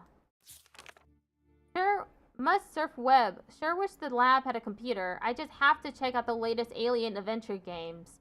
www.justadventure.com. If only someone would make a game about the Maya.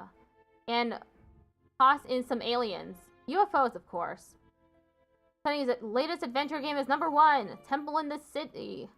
This museum gig is such a boring job. Uh-oh, Joanna found out about the stinky cheese incident. Big trouble now. I wonder who ratted out on me. Must have been that Coco Bandit. Whoops, I hear Storm and Joanna coming over. Better hide this. Thank you so much, Sunny. What a great help. He is definitely ADHD. Let's take one of these bars. No? But he doesn't work here anymore. We can take them.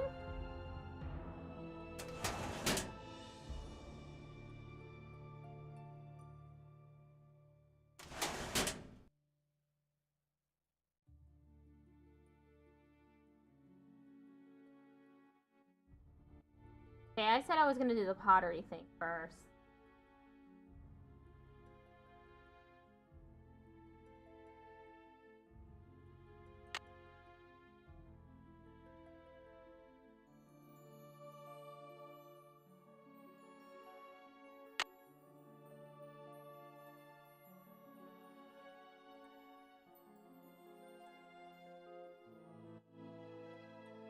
Oh. I need to find another piece. I need one more piece. You must be Nancy, the new deputy curator. I'm Henrik Vanderheun. Pleased to meet you. What are you working on? Just some light housekeeping. Huh? Housekeeping? Keeping artifacts clean is an important aspect of preserving them. Anyway, what can I do for you? I'm not sure what to do with those shards of pottery Joanna left for me. Play around with those pieces until you've reconstructed the pot they once were. There may be a few extraneous pieces. Likewise, you may find yourself on a scavenger hunt for a piece or two, if I know Sunny June. Did you know the deputy curator who was here before me? Hurricane Sunny? I'm afraid I did. If he wasn't losing paperwork or setting off the fire alarm, he was cornering our visitors with his theory that the Maya were abducted by aliens. I'm afraid you'll be cleaning up his messes for a while.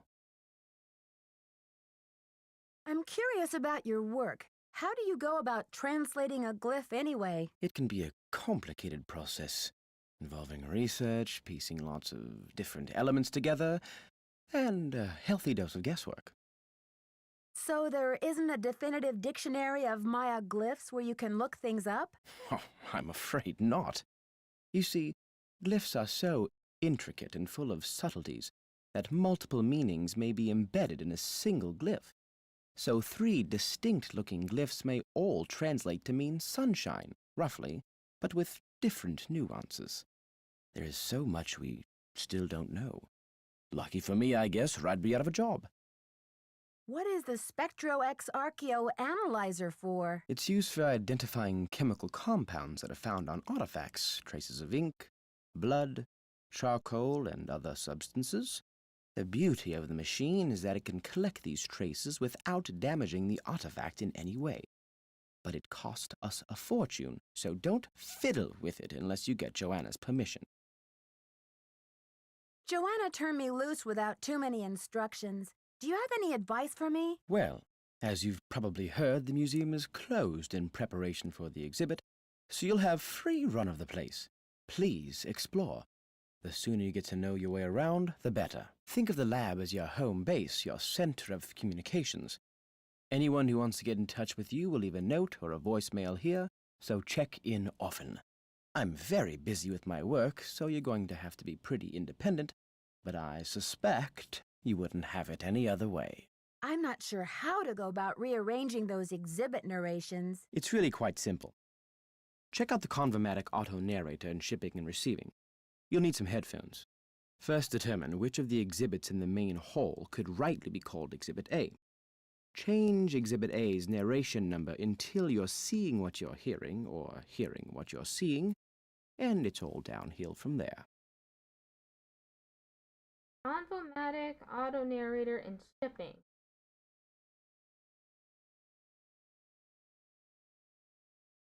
See you around, Henrik. Will do.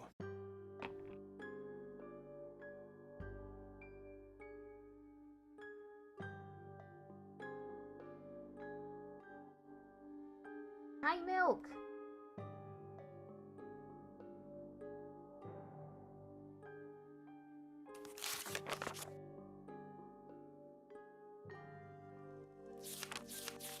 I don't need to do.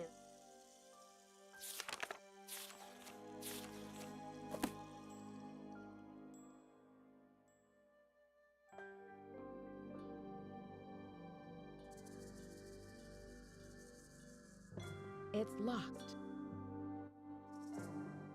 Locked.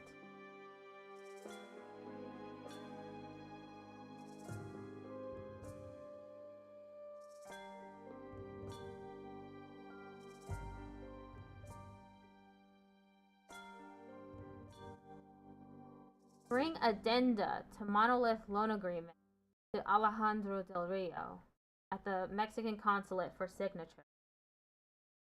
I did pick it up.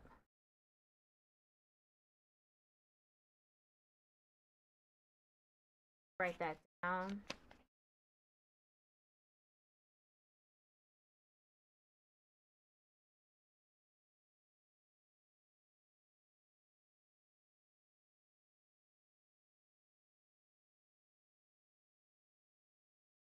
at Mexican consulate.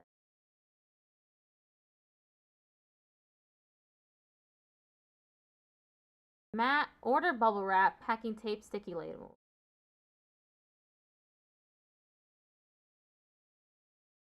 Order shipping. Match recorded narration.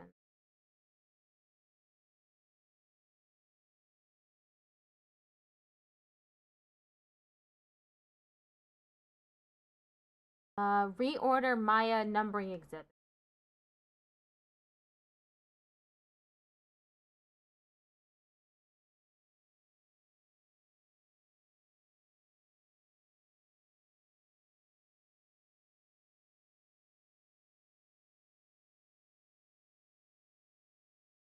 So I can do the order bubble wrap thing.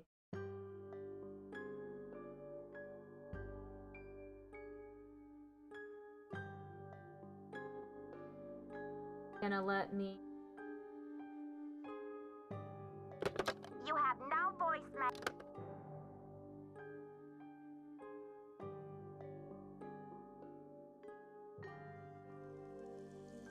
Write down now.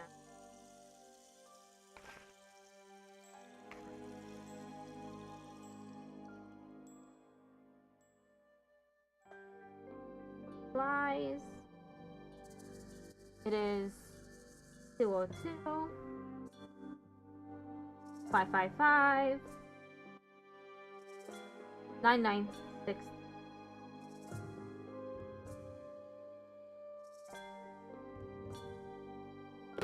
You have no voicemail.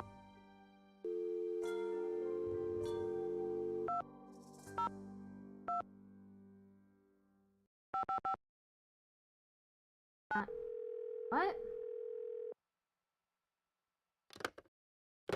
You have no voicemail.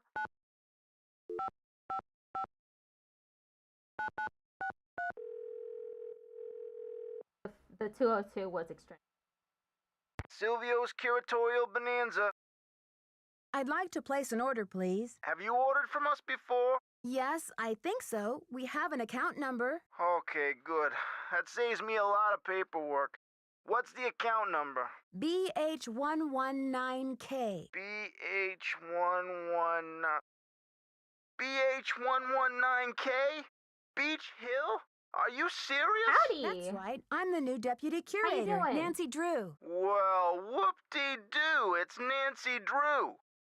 But Silvio's curatorial bonanza no longer does business with Beach Hill. I've sent all 6 of the outstanding invoices to a collection agency. Great that you're doing good. And you jokers won't get another packing peanut out of Any plans Silvio for Jr. today? ever. Do not call here again. Well,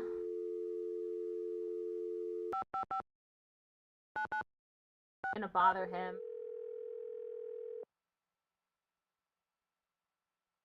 Silvio's curatorial bonanza is open from 9 to 5 Monday through Friday. Please call back during regular business hours. Okay. Let's call Franklin Rose. Whoever that is. Boswell, Jackson, and Rose. May I speak to Franklin Rose, please? Who may I say is calling? This is Nancy Drew. Just a minute, please. Nancy, great to hear from you. How's the internship treating you? Are Joanna and Henrik showing you the ropes?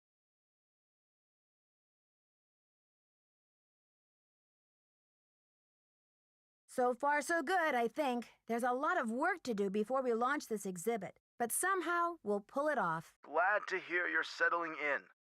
I'm off to a meeting, but feel free to call me if you have any questions. Thanks, Mr. Rose. That's what I'm here for. That's it? Now I need to find pottery. Definitely thought you were following a while ago, but you've been enjoying the stream. Oh, thank you for the follow. And I'm glad you've been enjoying the stream. Trying to... God, it's so loud outside. BH1113.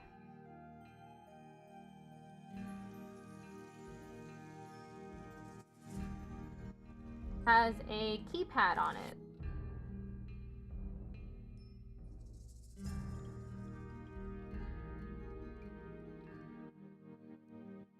While the other one has a padlock.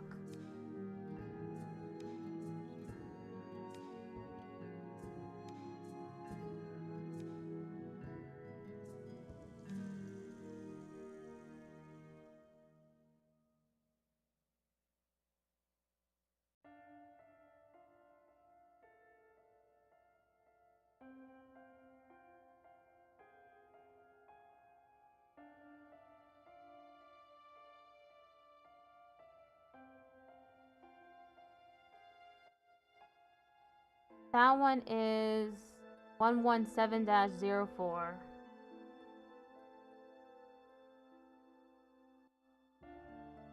Padlock.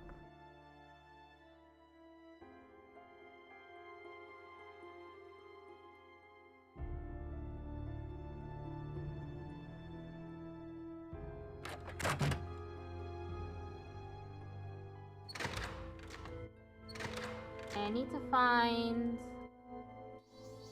last bit of pottery.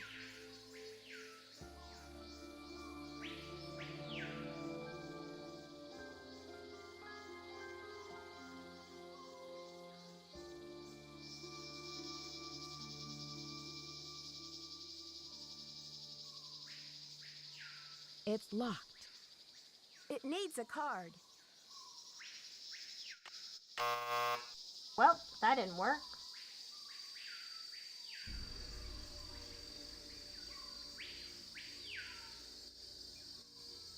Need key card.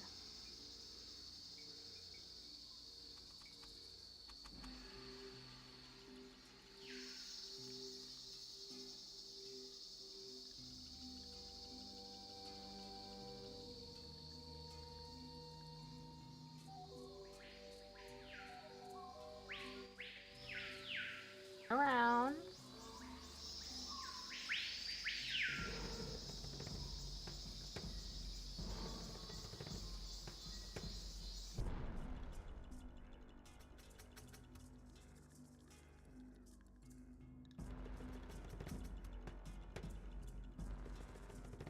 I should put in my temple key card.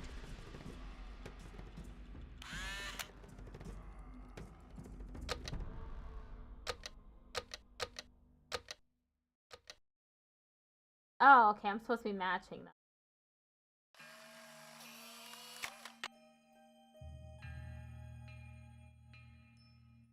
For all these lifts.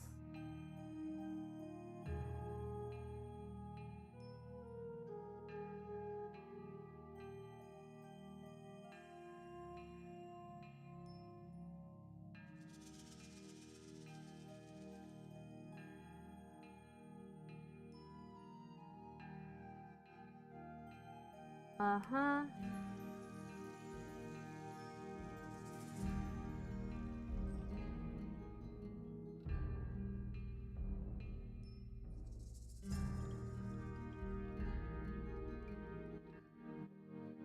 There's a lot of drawing off screen.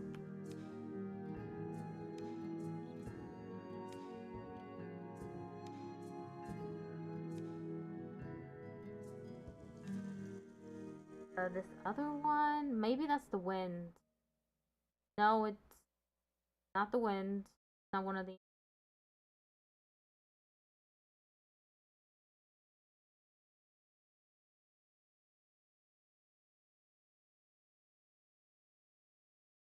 If I could, I would show what I'm writing down.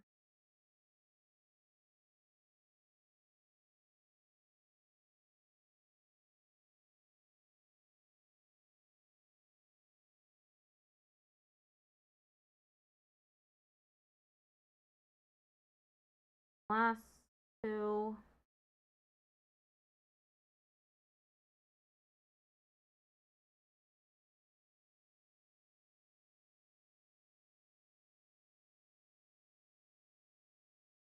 Just a very simple.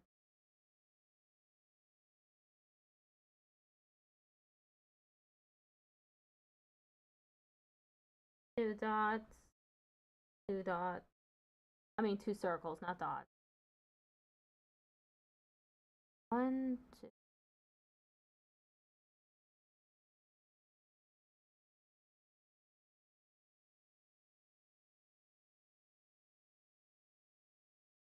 Okay, gotta watch out for those.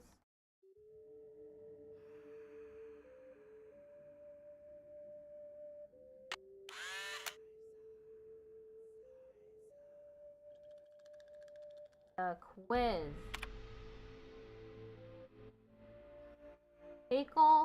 Pakal ruled over which city?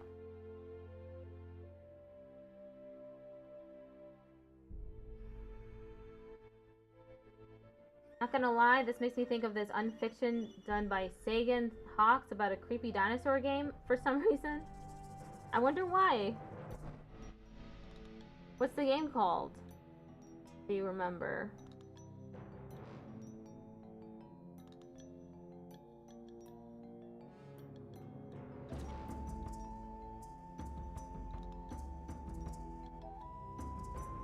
Okay.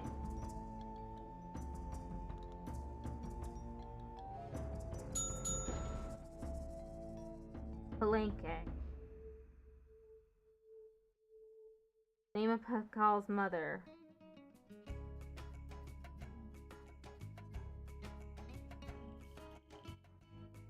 It's called Triassic Hall. I guess the reason it makes me think of the game is because it felt very authentic. Oh, cool.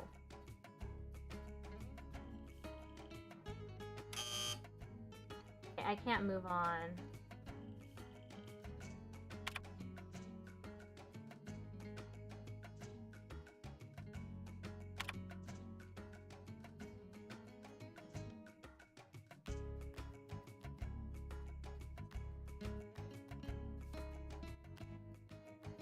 I was hoping that I'd be able to write down the questions beforehand. Only write down some at a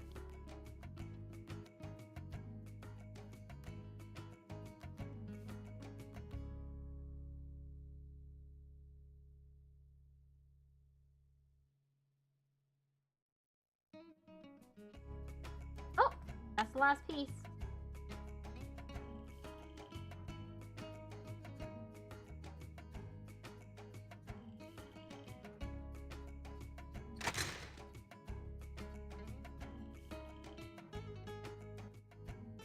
This is water.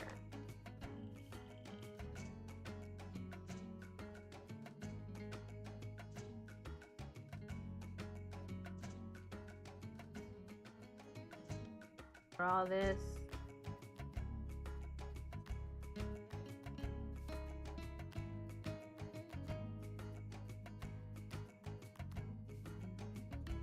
And it's 1, 2, 3, 4, 5, 6, 7 dots.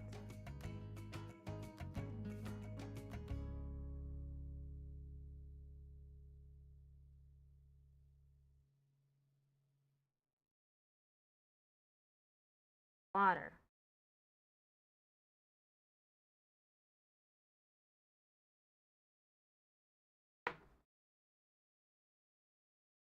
We're gonna learn some ancient Maya today.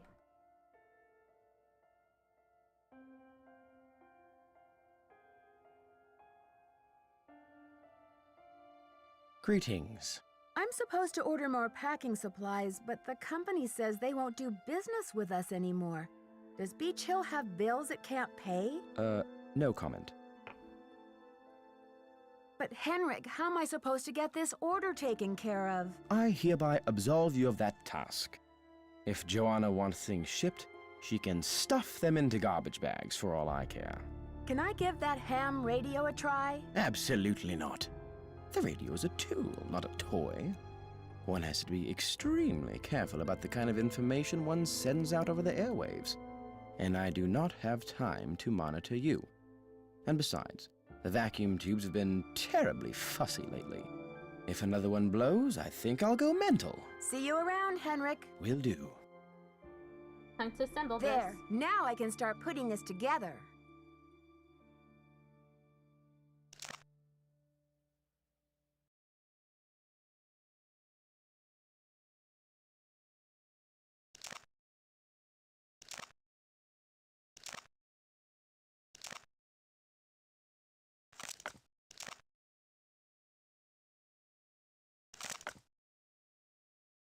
hell?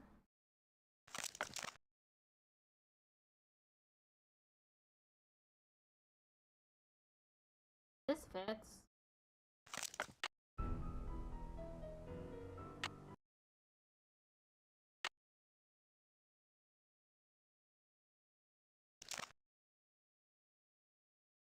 Oh, okay.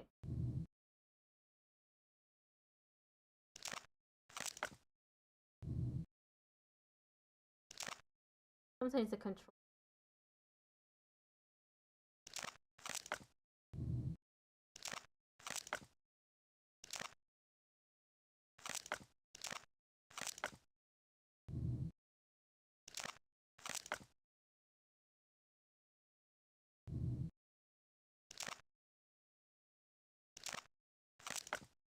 And done. That's done. And check that off my to-do list in the game and IRL.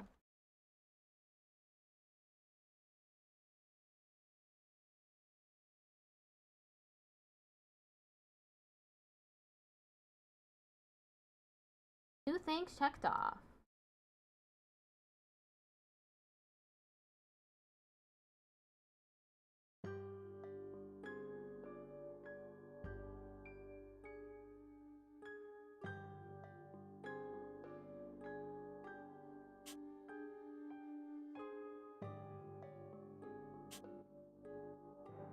Priority, bring addenda.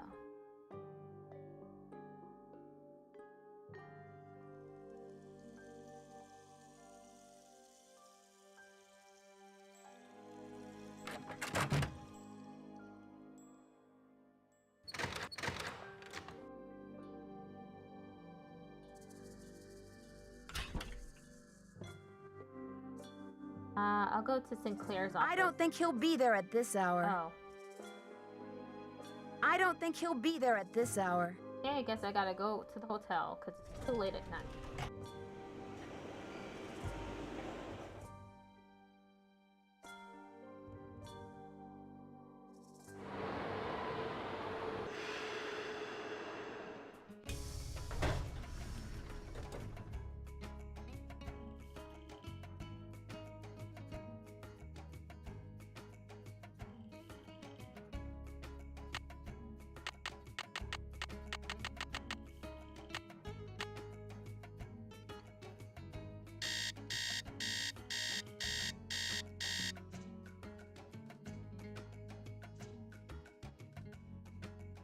Anything fun that I can look at?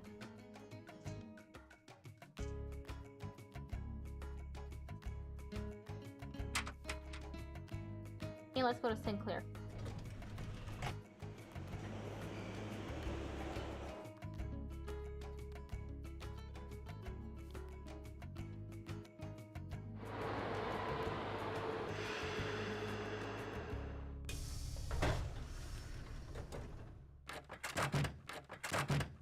It's about time! Oh, my fears are like maggots infesting my poor old carcass. Want a cookie? They're from Oaxaca. Oaxaca. No, thank you. You said Beach Hill is in jeopardy. I need to know why. The art world is being ransacked, Nancy. Prudence Rutherford, a major patron of the arts, had her fire ruby necklace stolen from her villa in Topeka. 2 weeks later, a whole display case full of rare Maya artifacts was heisted from a museum in New Mexico. Do you think there's a connection between the two thefts? Who knows? I'm just telling you, this community, our friends and colleagues, my people are being systematically trounced by thugs. Who's to say Beach Hill won't be next? You've got to do something. Doesn't Beach Hill have a security system in place? The museum has a basic alarm system, but it's not exactly state-of-the-art. I've urged Joanna to approach the board about making some security upgrades, but she just keeps saying that the timing isn't right to ask for money. Money. I understand your concern, but what can I do to help? We need your eagle eyes. We need your bat ears. We need you to sniff out the stink of trouble. I'll do my best, but it sounds like what you really need is a new breed of police dog. Don't play modest mouse with me. Modest mouse? Most people call me Nosy Parker. What the hell? But Why am I looking anyway, at this? tell me something about the art business. Is that a contemporary painting? Oh. You bet your socks it is. Would you believe I dug it up in my backyard? No, but I could humor you. I guess that would make the painting a genuine artifact? How about that rubber shark? The artist's name is Poppy Dada. She's a teenager in South Dakota. The art world is going bananas over her stuff. Bananas! I'll unload that one for some serious for the dinero. Is Poppy Dada her real name? I don't know. I'd better get going. See you around.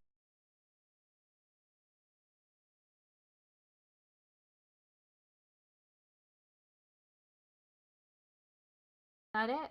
All that I can see? Yep. Next. Mexican consulate.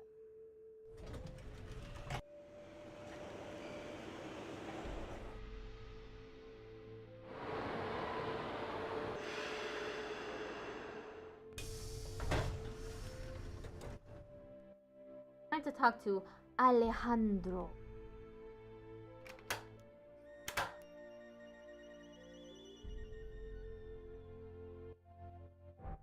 Establishing legal provenance. It's your duty. Provenance, the history of ownership. A work of art may travel great distances and change hands many times during the course of its lifetime. Typically, legal transfer of ownership happens either as a sale, an inheritance, or a gift. Provenance documents are an important means of establishing an artwork's authenticity, as well as confirming the legality of its ownership. They show the geographic, personal, and commercial roots of a work of art. That is, they identify the date of each exchange, the names of the people involved, the circumstances of the transfer, and the location where the transaction has taken place. Ideally, an unbroken chain of ownership can be traced all the way from the artist's workshop to the present day. Frequently, though, some documents are missing. The art dealer or museum curator has no way of knowing how the artwork has been exchanged during these gaps in the record. When this is the case, the legality of present-day ownership becomes suspect. When researching an artifact's provenance, the following documents may provide clues: exhibition catalogs, sales catalogs, collection catalogs, papers and business records of collectors, papers and business records of dealers, wills, insurance inventories.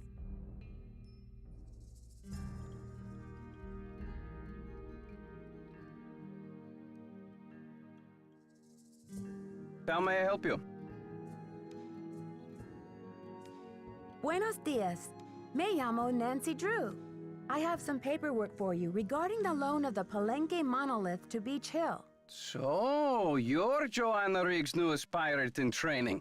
How does it feel to join the ranks with the modern-day conquistadors? Yeah, I feel the same way. Conquistadors? You had better brush up on your history, young lady. When the Spanish explorers invaded Mexico, they became known as the conquistadors, or conquerors. They robbed the indigenous peoples of their wealth, not just their gold, but their artwork, their sacred objects. Anything they did not steal, they burned to the ground. Do you blame Joanna and modern-day Come art on, collectors Nancy. for This is such a something that white thing to happened long say. before they were Gringa. born? There is more. In the 19th century, archaeologists discovered the ruins of ancient civilizations predating even the Aztecs.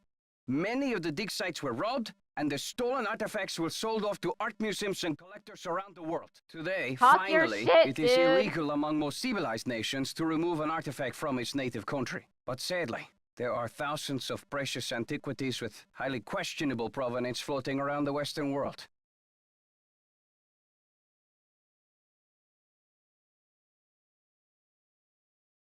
I see. Well, I should probably get going. Here are the changes to the loan agreement for the monolith.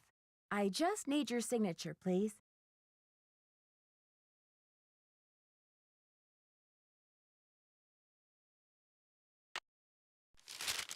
Thank you. I have some business with Joanna at the museum later, so I will return the contract to her then, after I have looked it over. Are you sure? I don't mind waiting. You may consider your mission accomplished. Okay. Well, okay then. Goodbye. Goodbye. Are you gonna blame these white people for something that happened just yesterday? Millions of years ago? Hundreds? Like, come on, Nancy. Be real. Be fucking for real.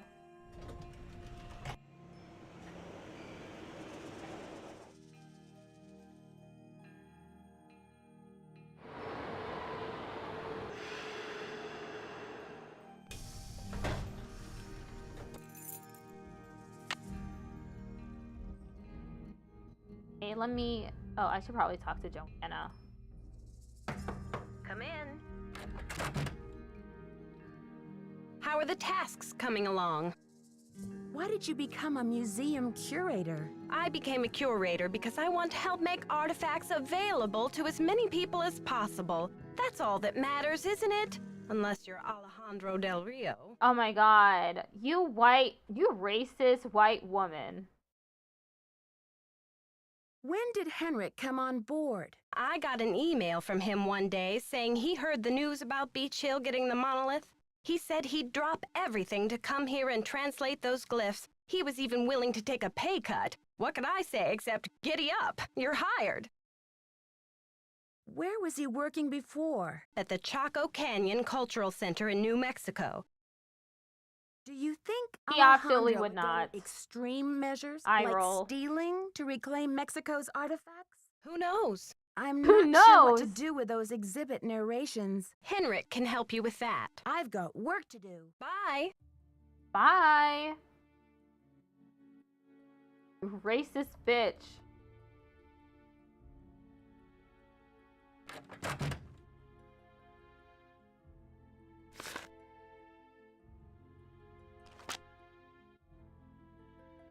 Oh, I see a glyph that I drew.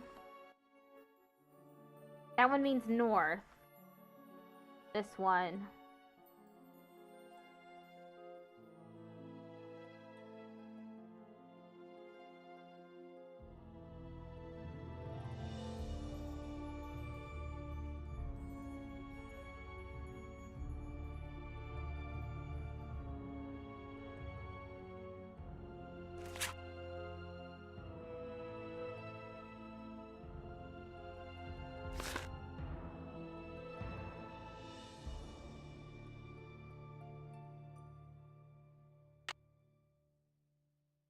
I need something to get this open. Oh, it's there. I was just not clicking correctly. Yeah, some headphones. Check that off my list.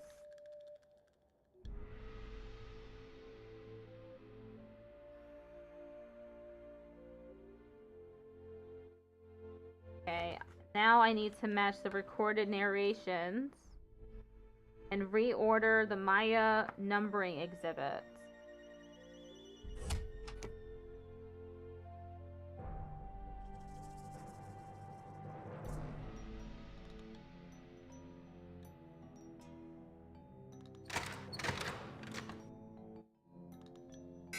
Huh?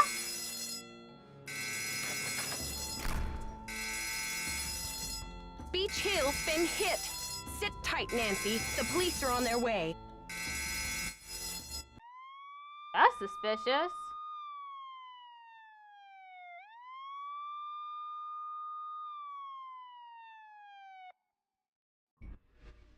Damn, it's a Scarlet hand. I should talk to Joanna before I touch anything. Probably in her office. Come in. Come in. Someone has cooked up my worst nightmare and served it to me on a plate. I'd like to have a look at the crime scene myself. Did the police turn up any clues? The police took some samples for the crime lab, but they couldn't promise any overnight results. So if you want to put your little magnifying glass up to the scene, it's fine with me. What were their initial findings? Who knows? Right now, my priority is to get a move on this insurance claim. I've got work to do. Go to it. I've got work to do. Go to it.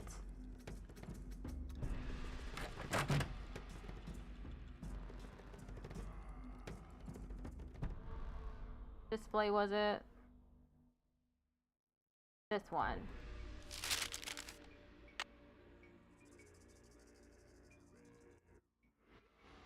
Pakal artifact. Carved panel palenque. Late Classic period. CA 650 CE. Beach Hill permanent collection. This unusual jade relief features an intricate representation of Lord Pakal, one of the greatest rulers of the Maya classical period. Both the origin and function of this highly stylized piece are unknown.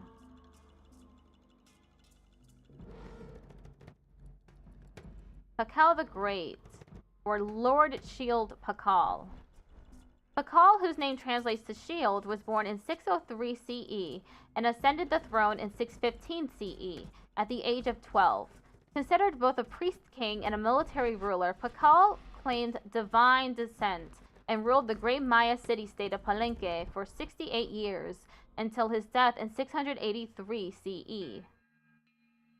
Okay, so he was born in 613 CE. So he would have been like 80 years old. The 11th ruler of Palenque, Pakal was responsible for the majority of the city's construction. His ancestry and accomplishments are immortalized in Palenque's temples and palaces, especially the Temple of the Inscriptions, which was the primary sacred site in Palenque, and later the shrine for Pakal's tomb. Pakal was buried wearing the jade death mask you see here, right. The mask was meant to distinguish Pakal as royalty, even in the afterlife. Much of what we know about King Pakal and the Maya civilization over which he presided has been pieced together by translating the glyphic inscriptions on his tomb. My question is, why do you have his death mask? Like, put that shit back! Pakal's ascension. In this relief, Pakal's mother offers her son the divine crown for his ascension to the throne.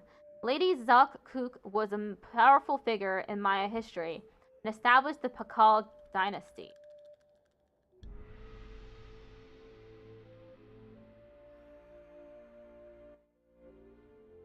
Gods.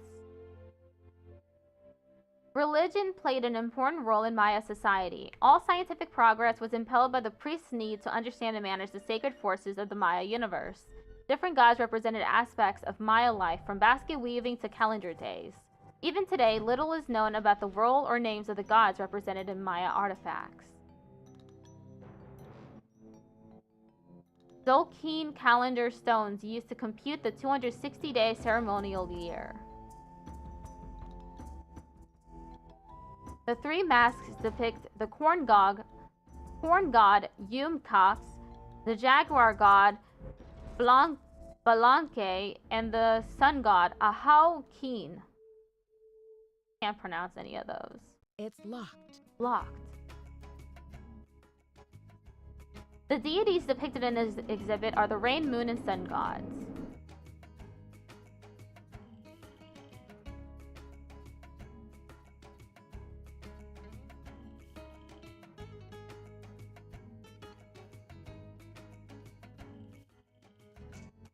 Who were the Maya? The term Maya refers to a group of Mesoamerican Indians from the region of South... Oh, they made me say that, huh? Mesoamerican natives from the region of southern Mexico and northern Central America, noteworthy for their cultural and scientific achievements from 1800 BCE to 1500 CE. Maya society was comprised of a complex system of nobility, priests, warriors, workers, and slaves.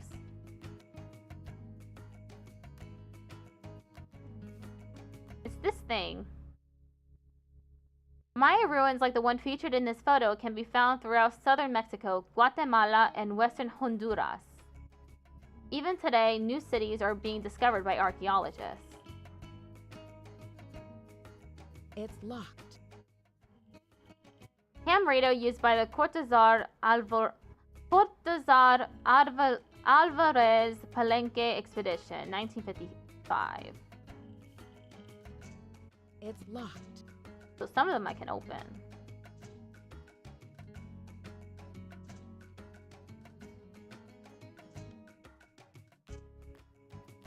I need to learn what that is.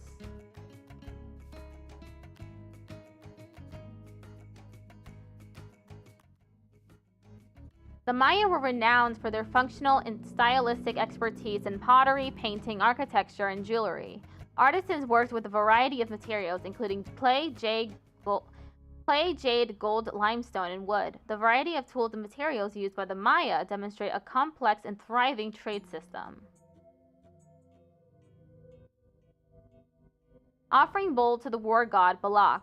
The local graph for black is represented on the base of the bowl. Okay, I have that one drawn. So this one is black.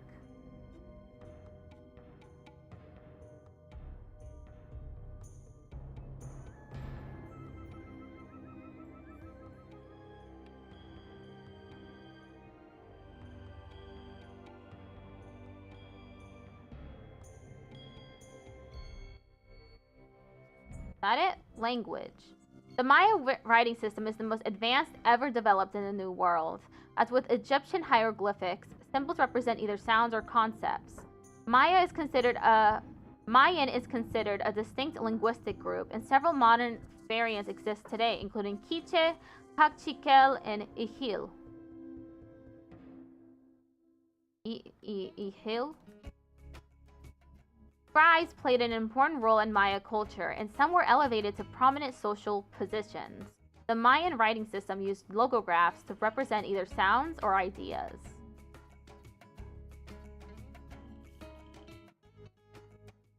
Maya scribes used a variety of writing tools, inks, and inkwells. Note the logograph for ink inscribed on the plates. Okay, this is ink. I drew this one too. Maya numerical notation using both the bar and dot system and pictorial representations of gods. Okay, so these are numbers.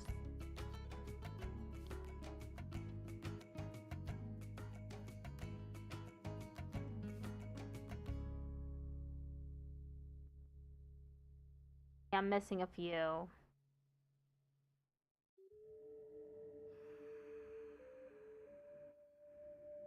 Okay, gods.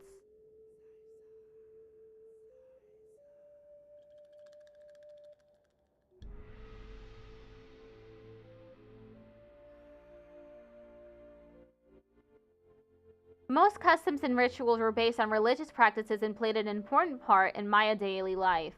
Some, such as the wearing of earrings, are considered by our culture as ordinary, while others, such as bloodletting and human sacrifice, are seen as barbaric. Many ancient Maya customs are practiced today by the indigenous peoples of northern Central America and southern Mexico.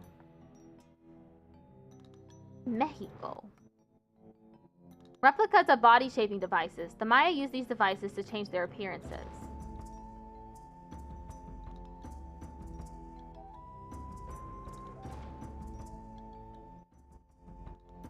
Maya ball game artifacts.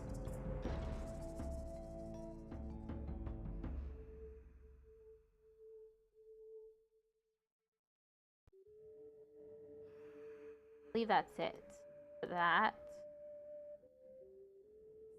Go over here.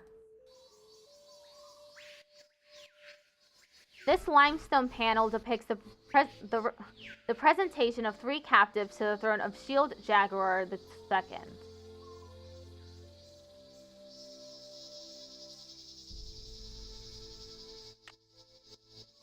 This altar was dedicated during the reign of the 16th ruler of Kopan Yakpasa. The focal point of this artifact is the large 2-headed crocodile. This creature is called the bicephalic monster, and it represents the continuous cycle of life and death.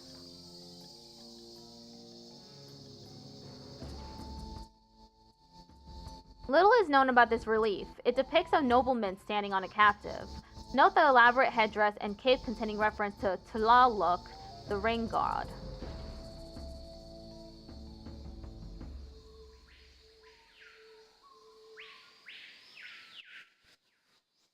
The seated figures are a royal couple whose detail is unusual for this area.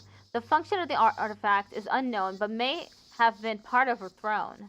Inscriptions reveal that the piece was dedicated to the goddess of the moon, Ithil. Okay, and that's throne. I have that drawn too.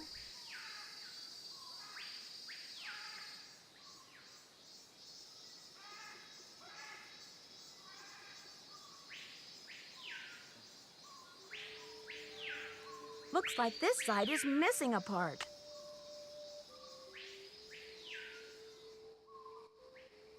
Okay, I need to find the missing side. I mean, the missing part then. Let me write that down.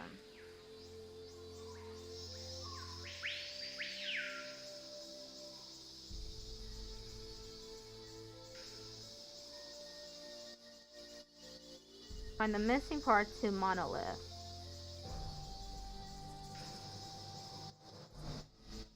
This lintel shows Lady Hulk, Steel Jaguar's wife, celebrating her husband's ascension. October 23rd, 681 CE.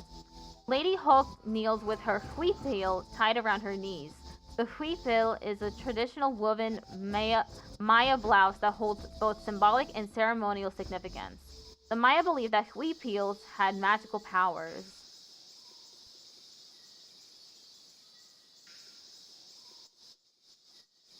This panel is one of several commissioned by Bird Jaguar and details his capture of a kahal, or prominent local nobleman. An early Maya ruler, Bakhtul, is represented in this stela performing a vision quest ceremony. The vision serpent looms over the king, revealing the ancient spirit that is being contacted. 4 miniature gods hang onto the body of the vision serpent.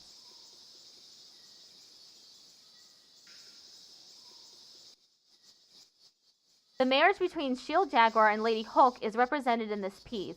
Lady Hulk offers a shield and jaguar helmet to her betrothed.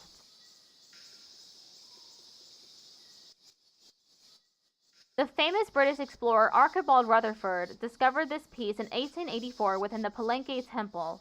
The text on the slab commemorates Pakal's ascension, Tzolk'in date of 6 Lammat.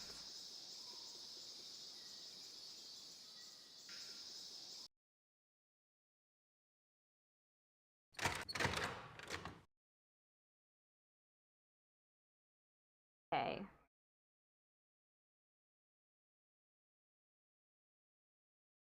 I have 2 more to go. Oh wait, I think I saw one of them earlier. It was on the ground.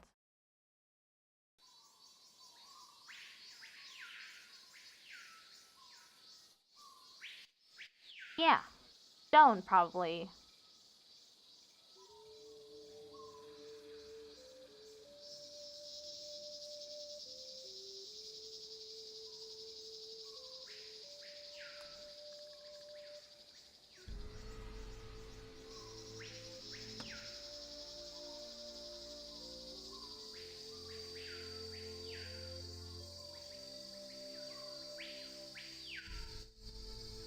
What was this for again?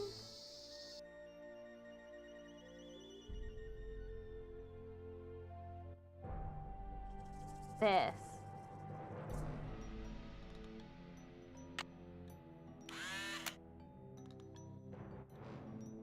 This is ink. This is throne. This is black.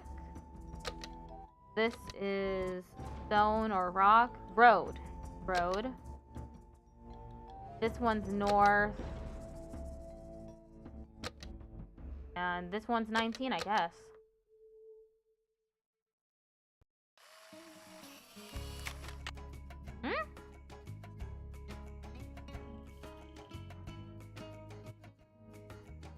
Was it raw?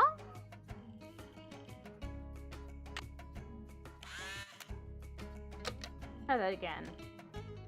Ink. North.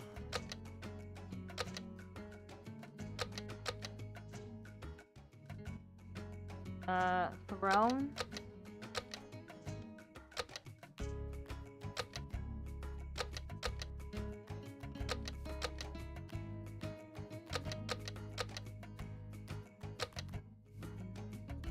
Black Road 19. Okay, I did it wrong. First time.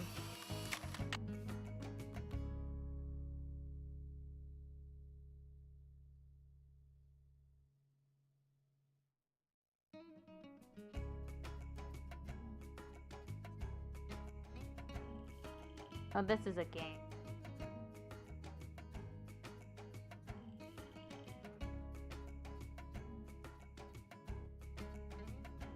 Quiz.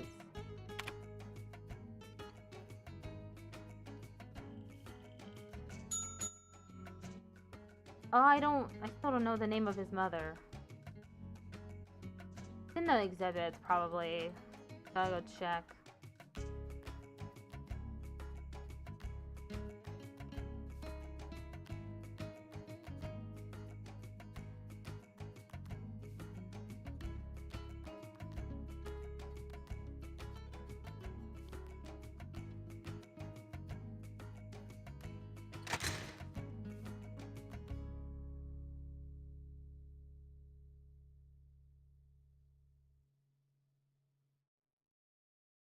Huh?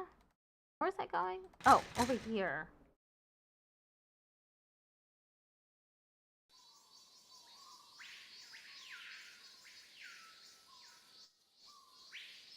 Mother's name.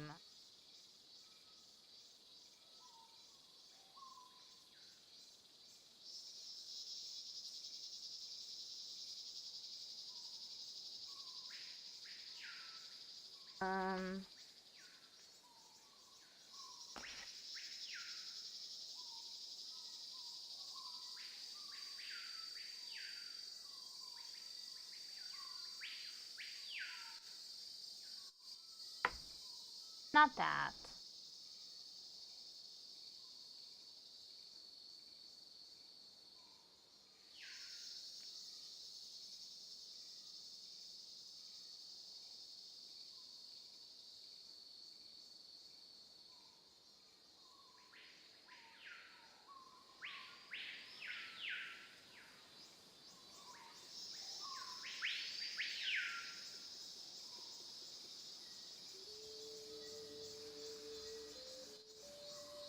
What's his mother's name?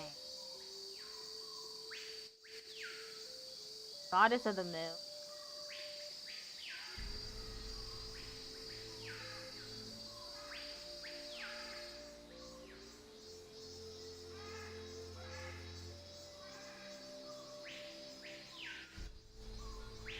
Not that. 16th ruler of Copan.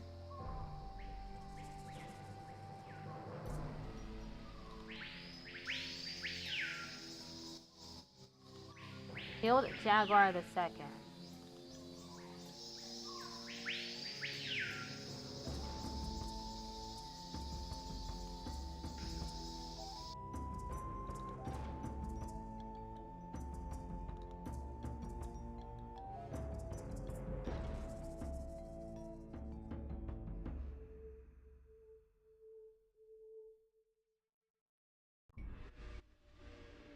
Pakal. Lord Shield.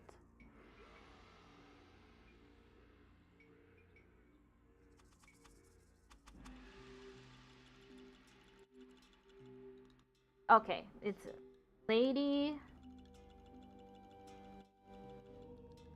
Zach Cook.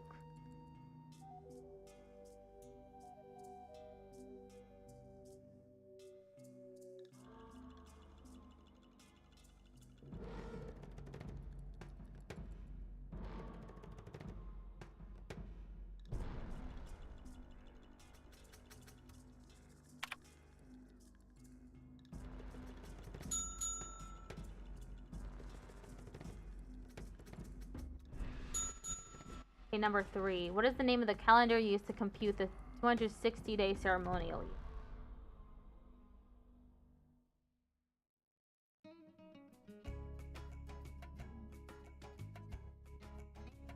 Okay, now I gotta go find that.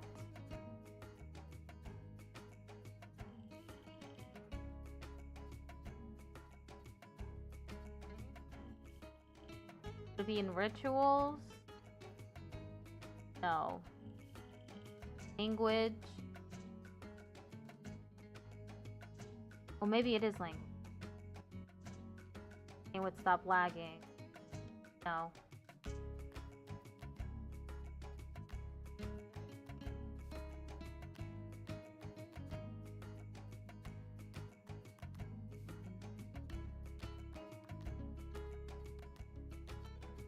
Not it.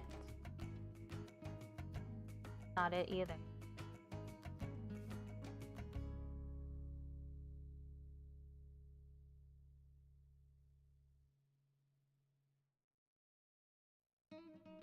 Oh, right here.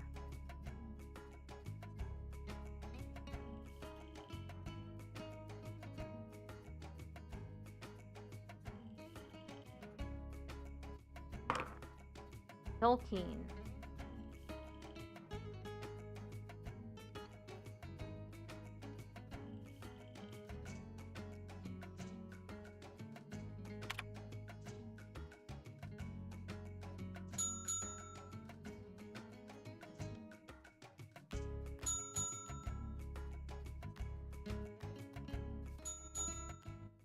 Name of the supreme god in Maya mythology.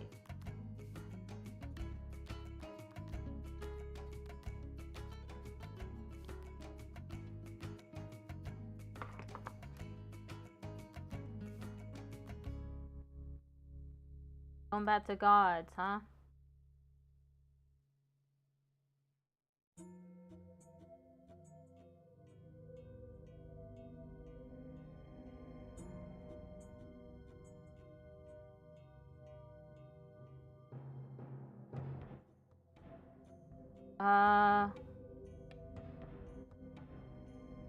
One of these? No, I think it would say supreme. Might not be the right place then.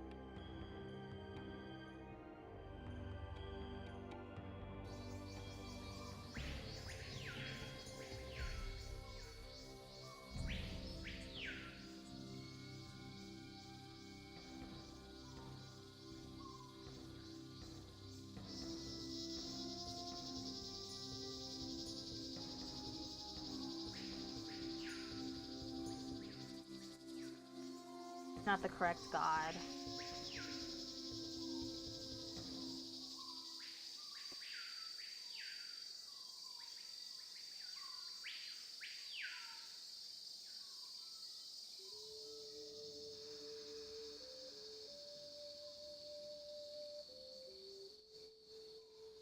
Steel Jaguar.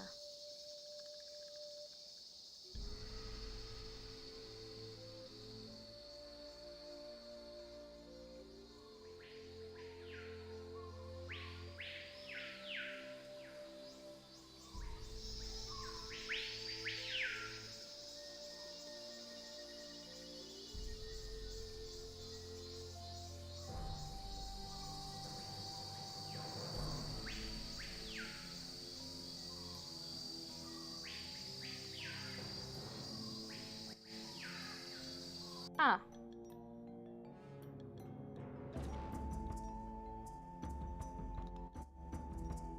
I'll check all the exhibits then.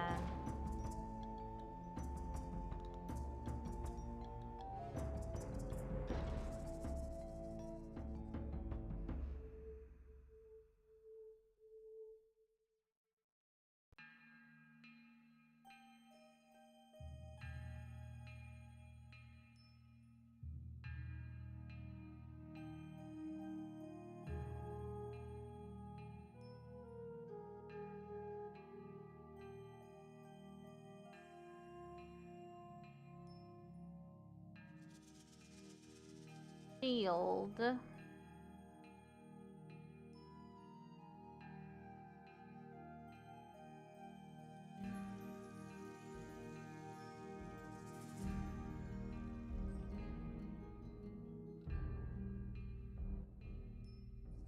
Huh.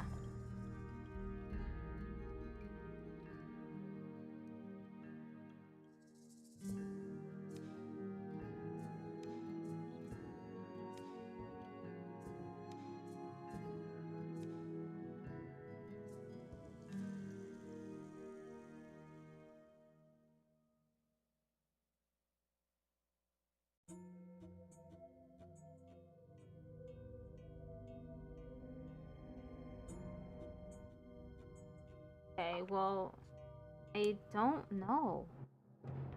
Jaguar god? Maybe?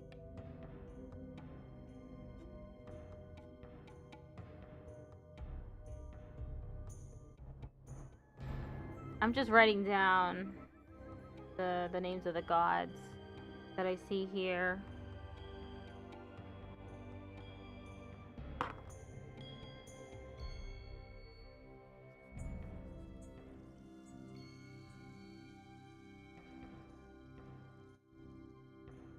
Wrong side.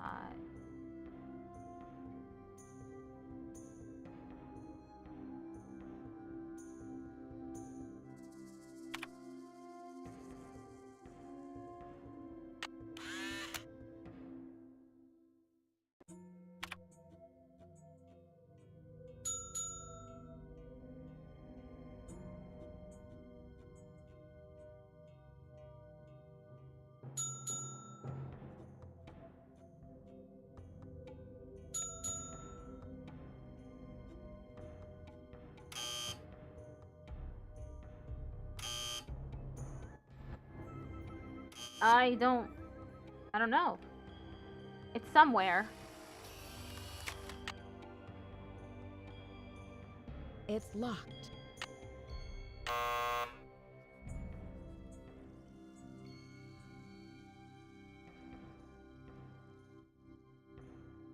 Well, anyway.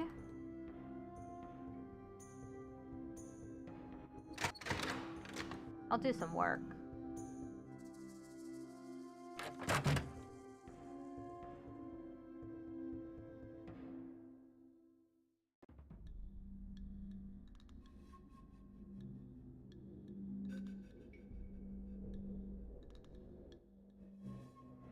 The narrator thing here?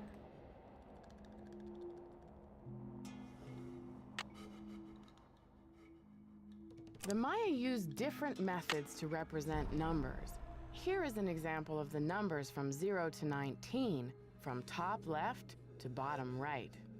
Notice how some numbers are represented with bars and dots, and some are represented with pictures. Okay.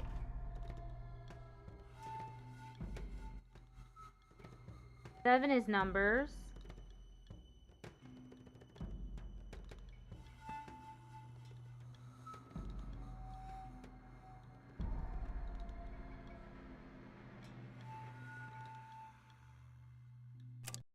Although the geographic range of Maya cities is well known, it is difficult to determine the range of Maya influence.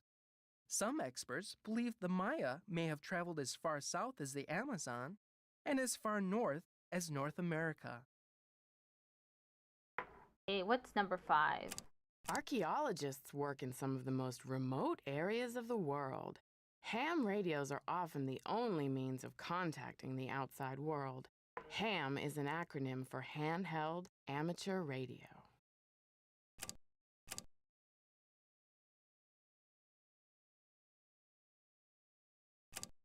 Ceramic bowls, such as the one featured in this exhibit. Archaeologists work in some of the most remote areas of the world. 765. 4. Ceramic bowls, such as the one featured in this exhibit, may have been used as vessels for burnt offerings of incense or corn. This bowl was either dedicated to or used to supplicate the god of war, Balak. The Maya were pantheistic, believing in many gods who ruled over different aspects of Maya life. Chak was the god of rain. Ishel, goddess of the moon, presided over childbirth and basket weaving. Thank you for saying Ahau hi, Kin Mixfee. represented the sun.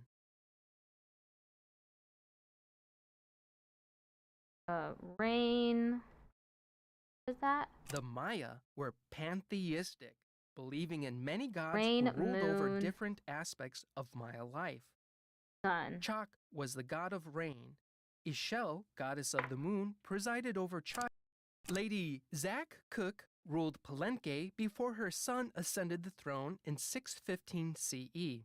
Maya tradition required that the kingship be handed down from father to son, but Lady Zak Cook broke this custom by establishing herself as a deity. This Oh. gave her the power to justify the new royal lineage. Because his mother had been deified, Pakal often referred to himself as the first true king. Damn. I am Lord Pakal, ruler of the mighty kingdom of Palenque. All those who come before me witness my power. Lord Pakal is considered the most influential ruler of the Maya civilization. Cultural, scientific, and military achievement flourished under his reign. As with all Maya kings, very little is known about his personal life, since all written inscriptions dealt solely with public achievements such as wars, battles, coronations, births, marriages, and deaths. 15. The Maya kings were often in a protracted state of war with local kahals. Here, Bird Jaguar stands to the right as a captured lord kneels at his feet. The kahal holds a broken umbrella, a gesture typical of a supplicating captive. Strange, supernatural creatures, sometimes called monsters, played an important role in Maya mythology. These monsters were often associated with the earth, caves, or mountains. The bicephalic monster, sometimes called the celestial or cosmic monster, may have represented the sunrise or a long journey. Okay. 13. The date on this slab uses the Tzolk'in, or divine calendar, made up of 20 weeks each with a named day and 13 weeks each with a numerical day. The two types of weeks progress independently of each other. That's interesting.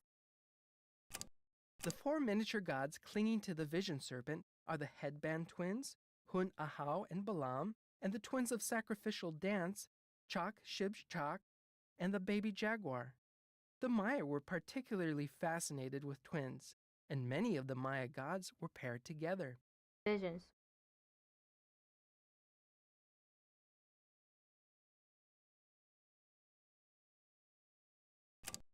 Ritualized bloodletting was a common practice among the Maya. In this panel, 3 captives wear garments associated with bloodletting. A variety of instruments including stingray spines, thorns, and bone awls were employed for this activity. 10. The Maya ball game was a religious activity as well as a spectator sport. Players would propel a rubber ball through a small stone hoop using their thighs, hips, and forearms. It is believed that the players were often sacrificed after a game. What? It is believed. I hope y'all have like proof of that because that's ridiculous. In addition to adorning themselves with jewelry and costumes, the Maya shaped their bodies to heighten their beauty. Beads were dangled in front of infants' faces to encourage crossed eyes, a trait considered attractive to the Maya. Maya scribes recorded the official history of the kings and queens, but very little is known about daily life in the Maya world. Although there are thousands of inscriptions found on artifacts and architecture, there are only a handful of Maya books in existence today. Huh.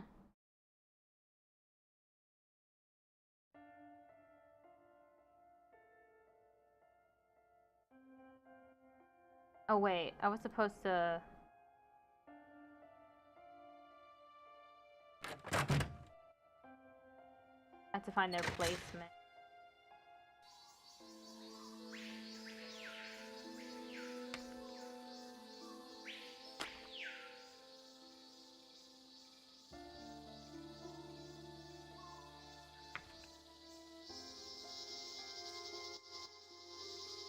Temple...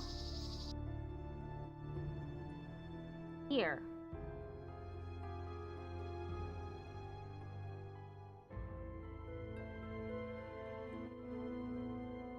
So must be temple's here, so this on the right. G.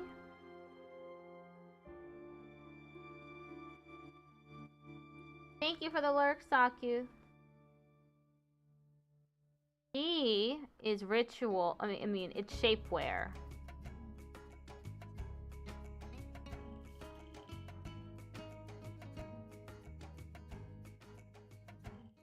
Shapewear. 9.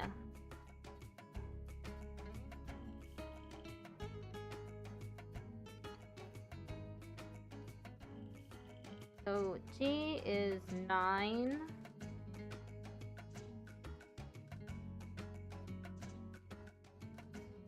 I have this all messed up.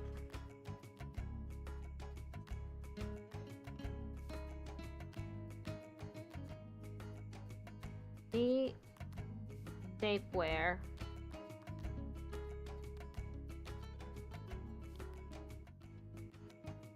Nine probably. Okay. Then N is ball game.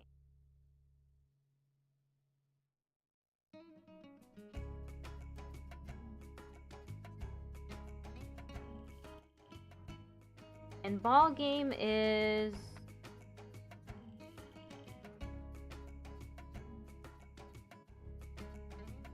10.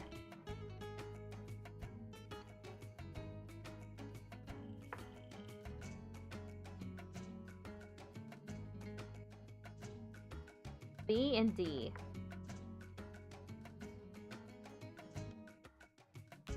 This is numbers.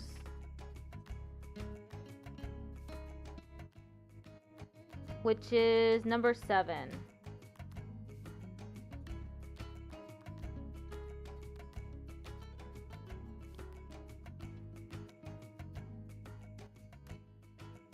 B is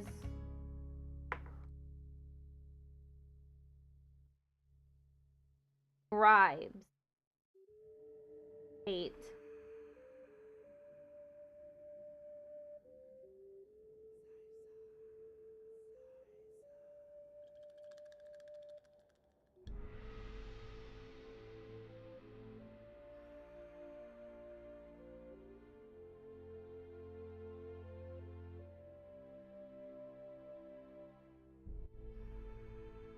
This is E.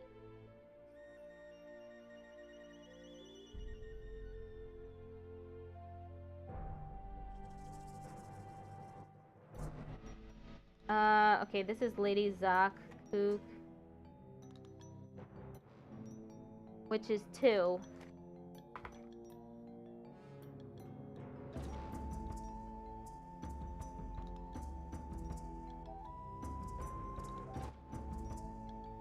M.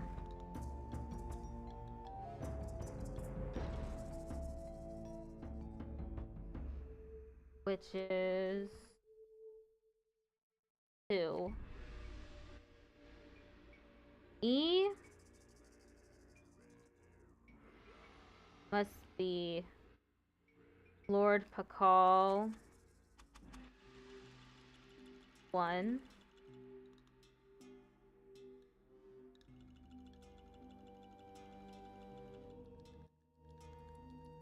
I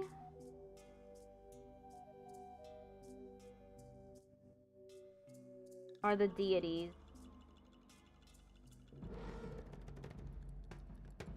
Three.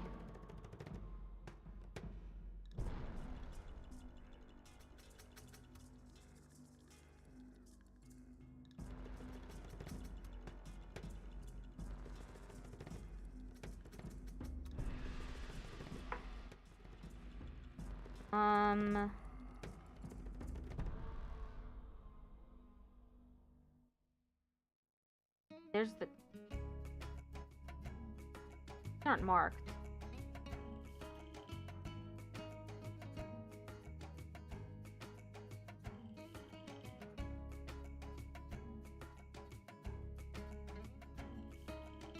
Ooh.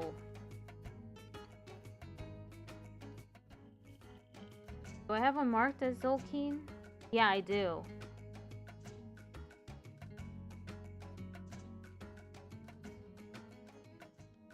Okay, so this is I.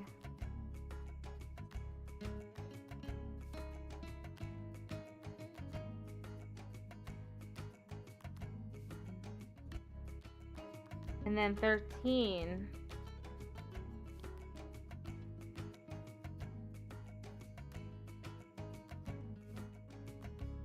Zolkeen.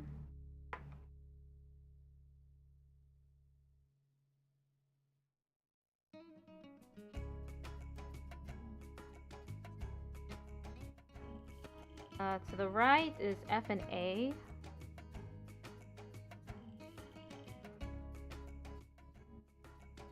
Range of the Maya. Maya geography, probably 6.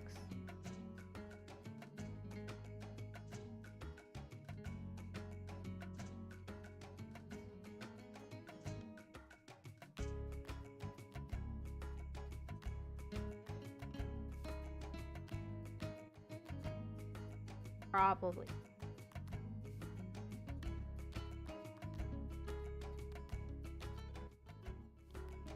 Ham radio.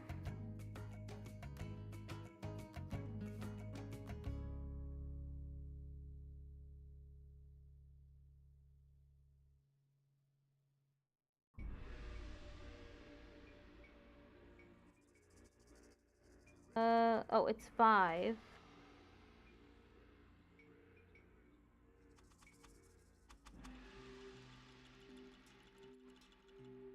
The next area.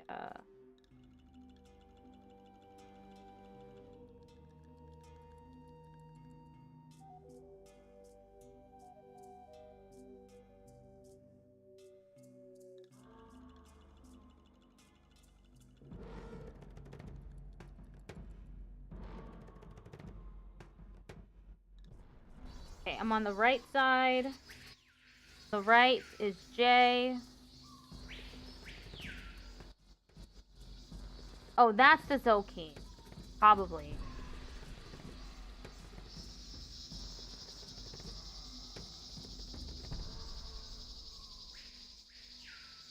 Honestly, a little confused.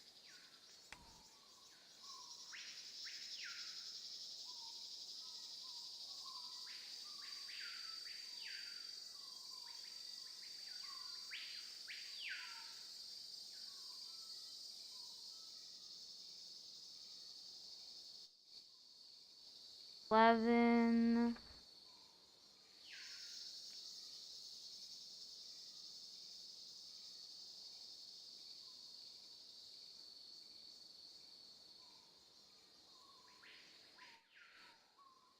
J is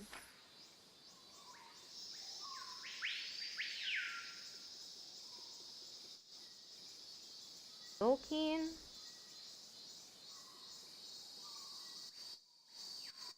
Pascal's Ascension.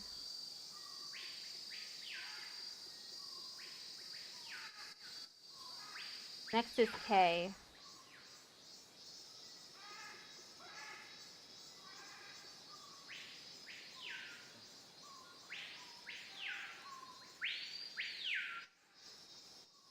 K, this is K. Marriage.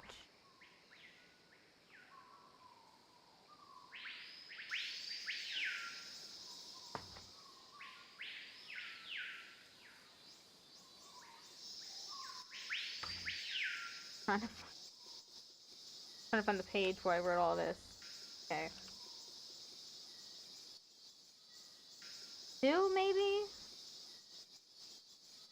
No, 2's already taken.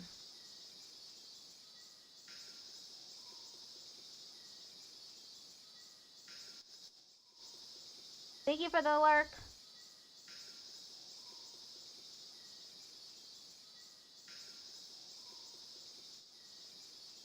My God. What is this? It's, K.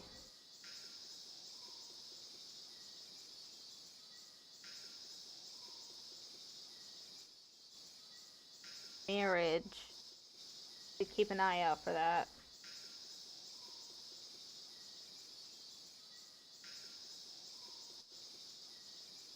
Next one is H.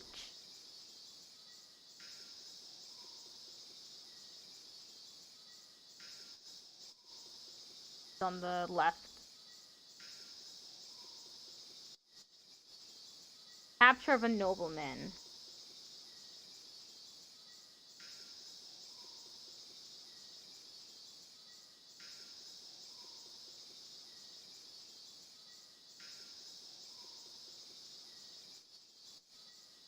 Nobleman captured. I'll just have to go listen to those again.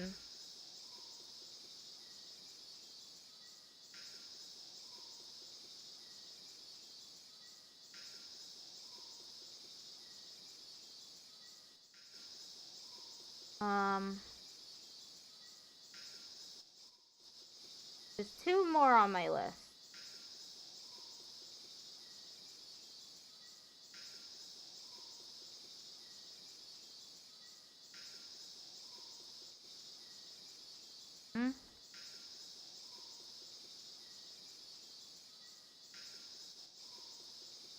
Okay, there's on the right.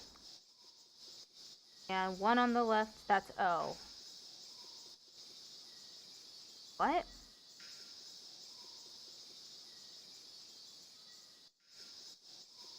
Oh, this is the wrong side.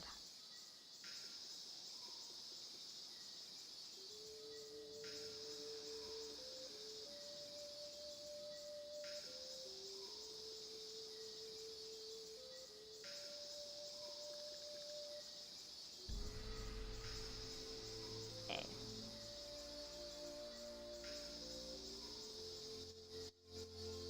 Three captives.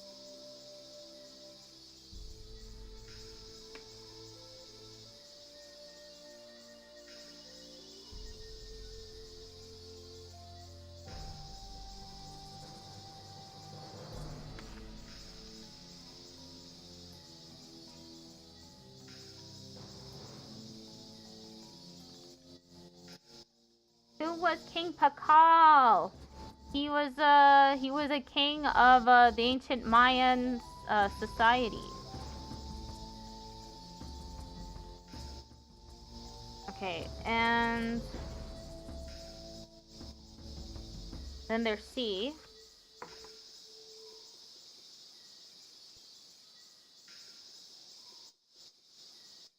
Alter, bicephalic monster. Okay.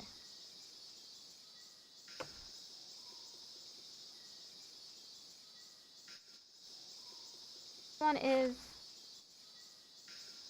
C.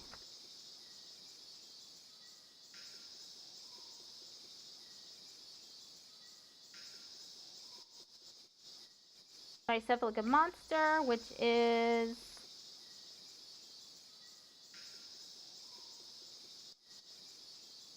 $14.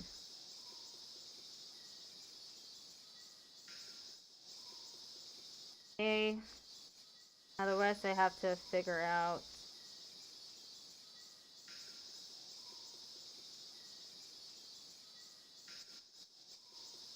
Like no rhyme or reason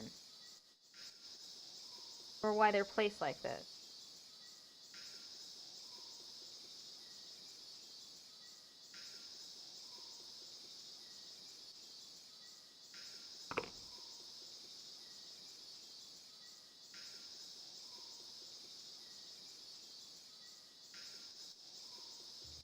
Okay, time to leave. Right way.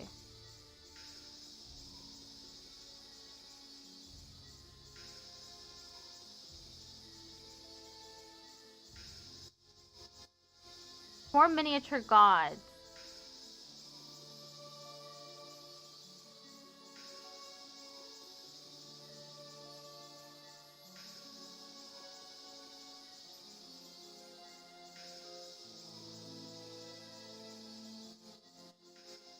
This one is for mini gods.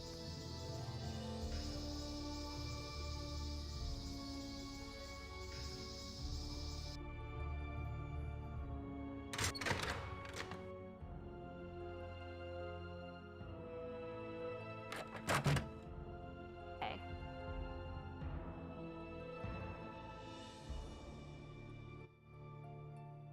A ham radio. Archaeologists work. B. Scribes. Maya scribes. C. Bicephalic monster. Strange supernatural creatures, sometimes called monsters, played an important role in Maya mythology. Tough state, right? D is numbers.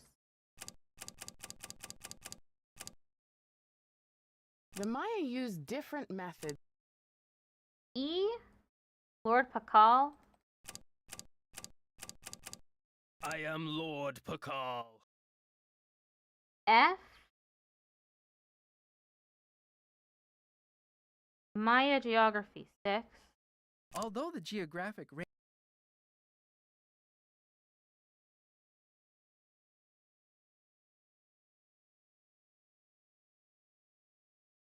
G. Tapeware. H. Nobleman captured. The Maya kings were often in a protracted, strange. The date on this. The 4 miniature gods. Ritualized blood. The Maya ball game was. In addition to adorning them, Maya scribes. The Maya used although the geographic range. Archaeologists work ceramic bowls. The Maya were pantheist. Lady Zach. I am Lord. Okay. What was H again? I mean, yeah, H. Nobleman captured. Strange. The Maya kings were A. Probably that one. I. Gods. The Maya were pantheistic.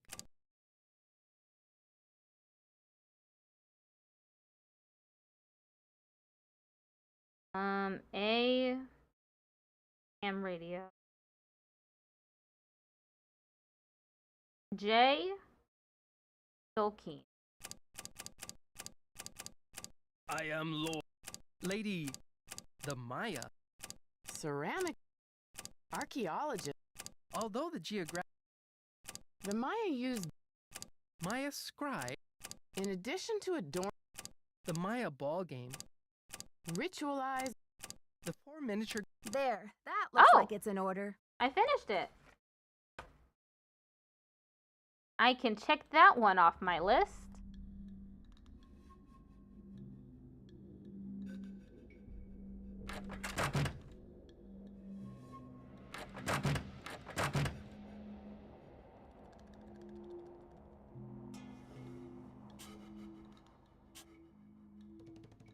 I'd better check to see if I'm done with that. Nancy, something's come up and I'll be gone for a bit. Your mission in the meantime. Run through the temple activities to verify that all questions can be answered based on info available elsewhere in the museum. We don't want a little rascal rebellion on our hands when the exhibit opens, now do we? Be back ASAP. Thanks, Henry. Okay.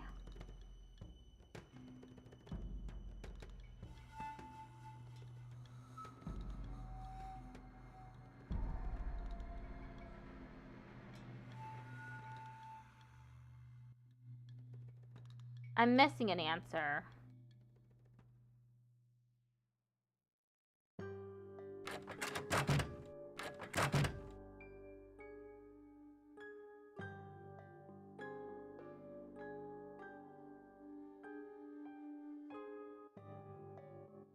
What is that? What can I look at there? Real Execusa just redeemed Pat My Head. Oh, it looks like it. It looks like it glitched out. Sorry.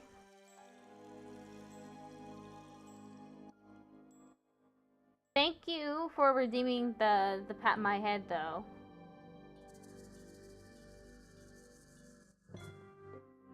And nice to see you in chat. My redeems are a little wonky right now. all the text ones are fine, but the ones that involve like doing something to my model, they're a little wonky. I swear to God. Okay.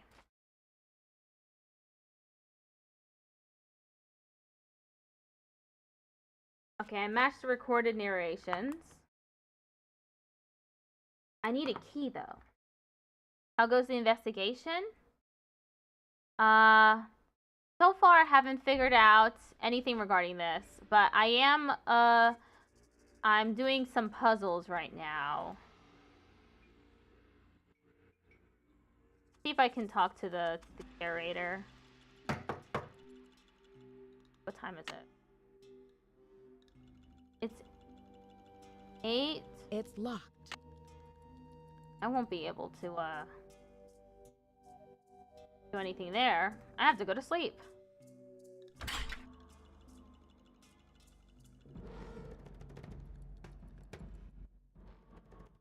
The Colonial Hotel, really on the nose.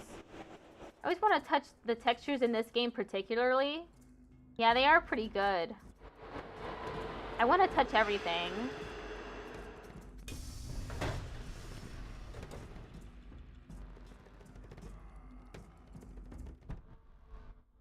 Yep, I gotta go sleep. Betty bye for Nancy Drew. I need a disc. I need a disc. What? I have a floppy disk. I need a disc.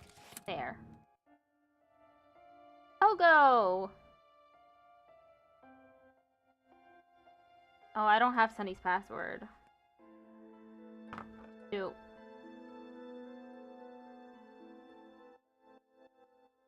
Dad's friend Franklin Rose asked me to volunteer as an assistant curator at the Beach Hill Museum.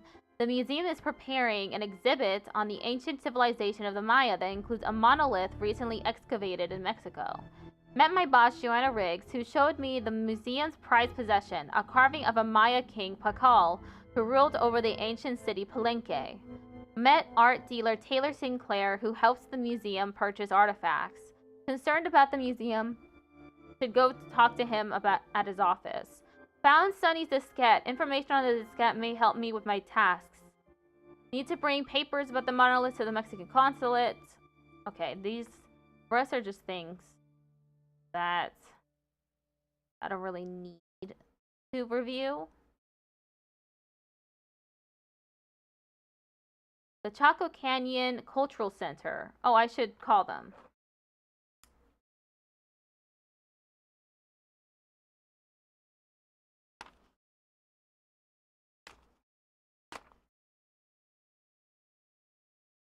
Adding to my to-do list.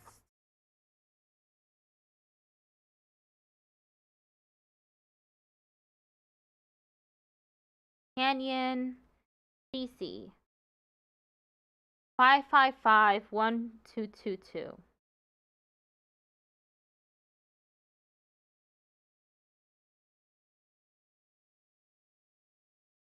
Temple matchup puzzles should have quiz answers should be in the museum, but they may be missing.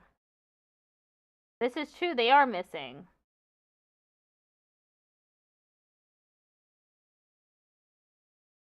See if Franklin knows her.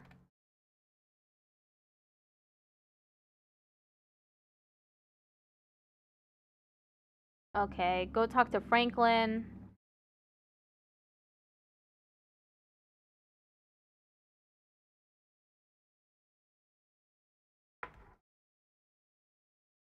Talk to Alejandro.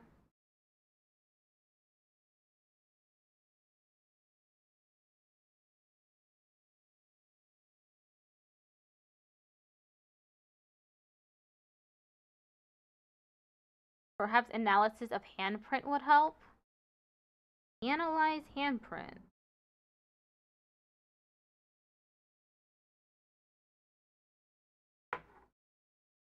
Look around Sunny's desk. Find Sunny's password. Talk to Bess and George.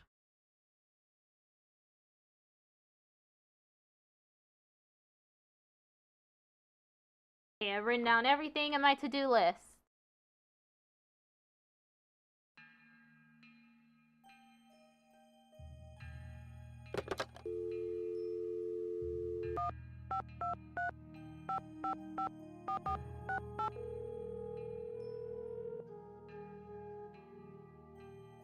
Hello? Hey, Bess, it's me, Nancy. What's new? It's pouring rain. George and I are in the middle of a heated game of Go Fish, and I'm winning. Don't believe a word she says, Nancy. Last hand, I made mincemeat out of her. Anyway, we don't want to make you homesick. How's the internship going? Everything was going great until someone broke into a display case and stole one of the museum's most valuable artifacts. A jade carving of King Pakal. You miss George and Beth? Pakal. But George He's more? considered one of the great Maya rulers. He reigned at the height of the Maya civilization. So what happened? Well, apparently the civilization was never quite the same after he died. No, silly, with the theft. What happened with the theft? Who are your suspects? Do you have any clues? Easy, ladies. Let's just say that so far, I have more questions than I do answers. But don't worry, I'm on the case. There goes your low-key internship. Honestly, Nancy, it never will cease to amaze me how one girl can cross paths with so much trouble. Here's Nancy about to say something with a bunch of white privilege behind it. I don't know what to make of Alejandro Del Rio, the attaché to the Mexican consulate. What's his connection to Beach Hill? Right now, he's negotiating the monolith loan agreement between Mexico and the museum. And what's your confusion? Something to do with dashing good looks, I hope. Well, he is a little bit handsome, but he also seems very angry about all the Mexican antiquities his country has lost over the years. How have they been lost? They've been taken by explorers and archaeologists and smugglers. I guess the laws have only recently changed to protect Mexico's rights to its own antiquities. Well, it sounds like he has a legitimate gripe. Yes, but I got the feeling he would do just about anything to get an artifact returned to Mexico. Oh, come on. He's not a thief. That's what I'm not sure of. Well, let's hope he's just a big talker and not a bona fide vigilante.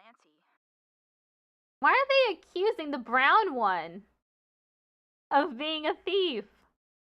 Have you seen anything in the papers about Beach Hill getting the deal with Mexico to display the Palenque monolith? The who? The monolith. It's a giant block of stone recently excavated from a cave near Palenque in Mexico. Apparently it's a very big deal. They think it's 1,500 years old. So, have you seen it? This, monolith? Yeah, it's humongous. Must weigh a ton. Like how big? As big as Because Nancy and her friends are very judgmental. Bigfoot's refrigerator. Sorry, Nancy, but how would a person tell this monolith apart from, say, some other big rock? Well, for one thing, it has Maya glyphs carved into it. Glyphs? Pictures that represent words or ideas, also known as logographs. Joanna says the glyphs might be a message from King Pakal. What kind of message?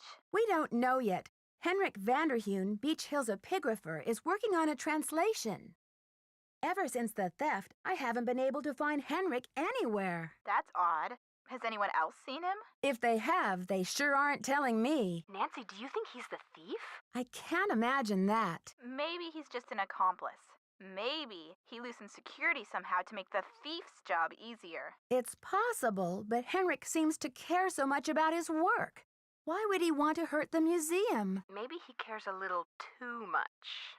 She's right, Nancy. I'd give him the 3rd degree if I were you. Whenever he shows up again, that is. Somehow, Joanna has gotten the museum into some financial hot water. How'd she do that? Yeah, and how hot's the water? It's all very vague. I want to give her the benefit of the doubt. I mean, maybe she just overextended the budget a little in her effort to acquire the best artifacts for the museum, but even if her intentions were good, she may be feeling a little desperate to make some money back quickly. Desperate enough to steal the Pakal carving, sell it on the black market, and collect the insurance on it too? I know she loves the museum. Who knows what she'd do if she were afraid of losing her job. She's a suspect. Definitely a suspect. Detective Drew, requesting hint, please. That logograph numbering exhibit still needs reordering, doesn't it? It's in the main exhibition hall. Detective Drew, requesting hint, please. That logo graph numbering. I know they're just playing who done and planting evidence, but you literally have planting suspects, but you literally have no evidence. Yeah, absolutely no evidence whatsoever. I'll talk to you later, just ladies. this handprint. Bye. See ya.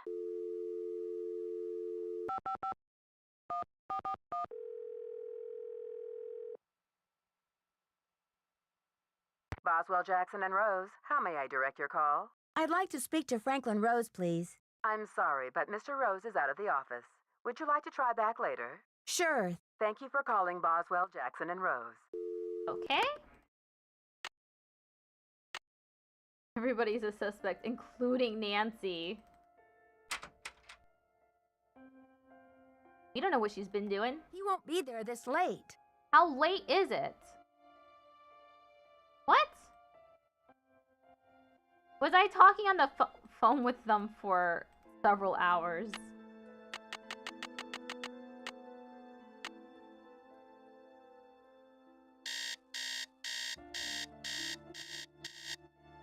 Or maybe I set it for 9 p.m. instead. By accident.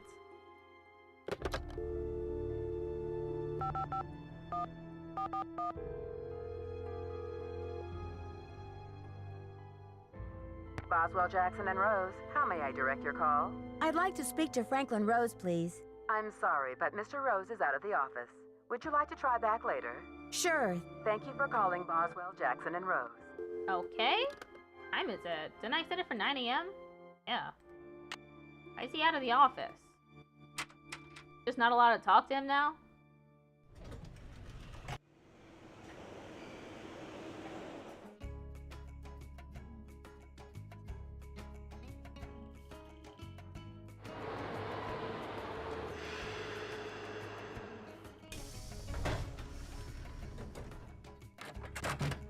It's a fiasco, just as I feared. Oh, I'm sick about the whole thing. Yes, your fears seem to have been quite visionary. I was in the museum when it happened. Have you spoken to the police? I told them everything I know. I mean, I coughed up my brains right there on the table. So, do you think this is linked to the thefts in Topeka and New Mexico? That awful red hand was left on Prudence Rutherford's jewelry box in Topeka, and on the display case in the museum in New Mexico. What's the chance they're not connected? Do you know Prudence Rutherford personally? Oh, we saw each other at functions now and then. Poor Prudence. She adored that necklace. What's the name of the museum in New Mexico? The Chaco Canyon Cultural Center. They had a beautiful collection up there, worth a bundle, too. I appraised some pieces for them a few years back. Topeka mentioned in a Nancy game is wild. Why do you think the thief is leaving this red handprint? To be a gruesome scoundrel?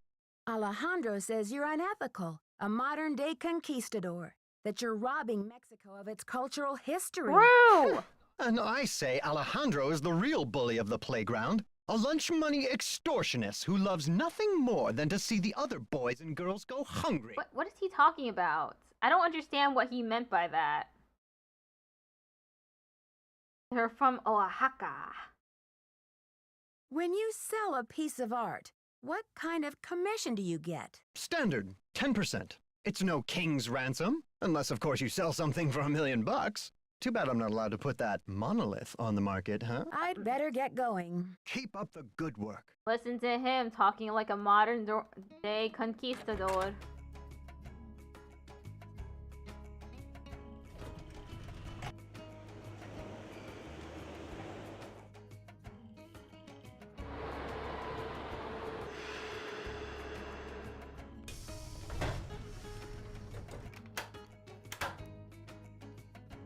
Hello, Nancy. Why did Mexico choose to lend the monolith to Beach Hill and not some other museum? Johanna Riggs outbid everyone. I had no idea a small museum like Beach Hill could afford such an expensive arrangement. Do you know much about Maya glyphs? You've got me there. I know Spanish, English, Portuguese, several indigenous languages, including Quiche and Nahuatl, but I have yet to learn the language of glyphs. Nahuatl.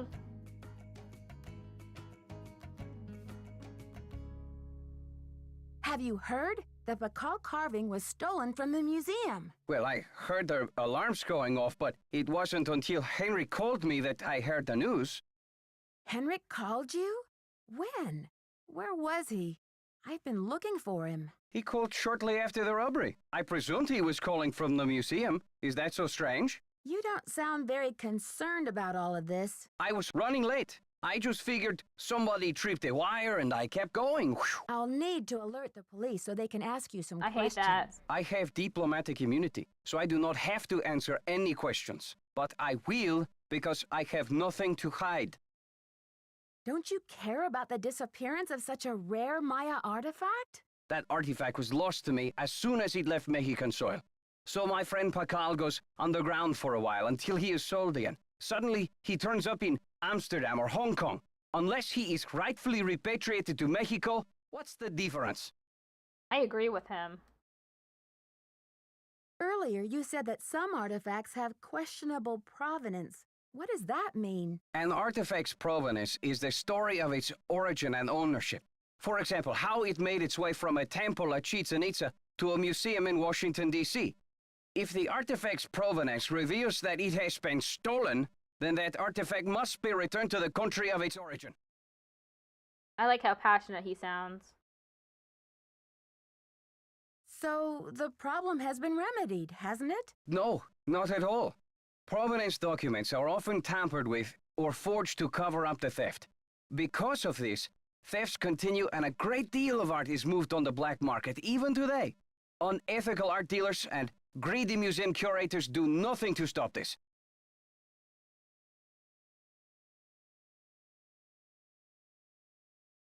And to you, these people are no better than pirates, is that right? If Joanna Riggs or that overstuffed pillowhead Sinclair had any decency, they would take measures to see that all Maya artifacts were returned to Mexico at once where they belong. And what if these measures are not taken? My country will have its due, Nancy, even if I have to begin reclaiming its artifacts with my own two hands. Do you consider Henrik a conquistador, along with Joanna Riggs and Sinclair? Henrik is a student of my culture and my heritage, not trying to buy and sell it. We don't agree on everything, especially not baseball, but I have nothing against him. I should get back to the museum. Yes, you should. Get the fuck out of here, gringa.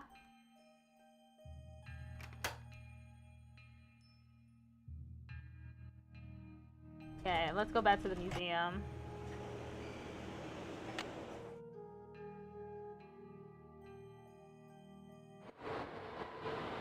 Talk to Joanna.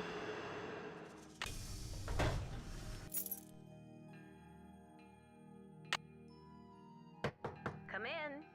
Whoops. Need something? Have you seen Henrik? I found a piece of paper inside the Pakal display case. It had some glyphs on it and a print of a red hand. I'm hoping he can give me a translation. What am I, fish food? Henrik's not the only one around here who can read a glyph, you know. Sorry, Joanna. I thought I was supposed to go to Henrik with all my glyph questions. The police showed me the note. It said, "The magician suffers yellow death," whatever that means. Apparently, the thief just couldn't come up with the glyphs for "the curator suffers flaming purple disgrace." I'm curious about the red handprint the thief left. Does it have any significance in Maya culture? Afraid I can't help you there. What I want to know is what the hand was printed with. It's obviously not finger paint. Why don't you do a little analysis on it in the lab? I haven't seen Henrik since the theft.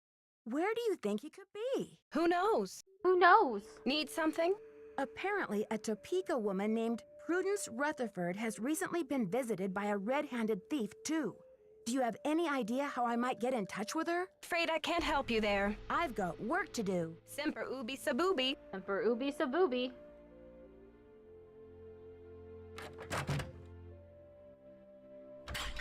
Oh shoot, I didn't mean to do that.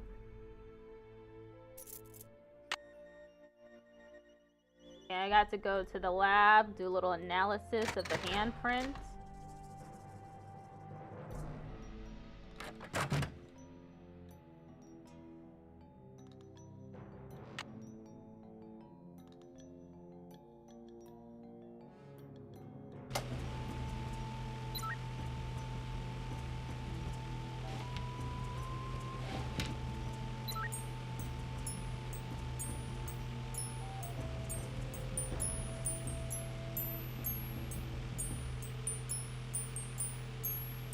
Okay, I've got a graph of the chemical used for the handprint.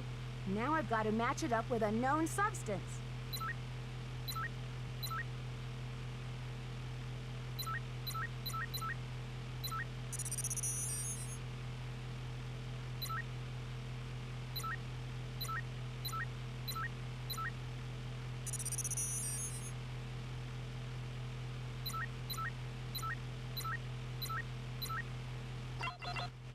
That's it! HGS.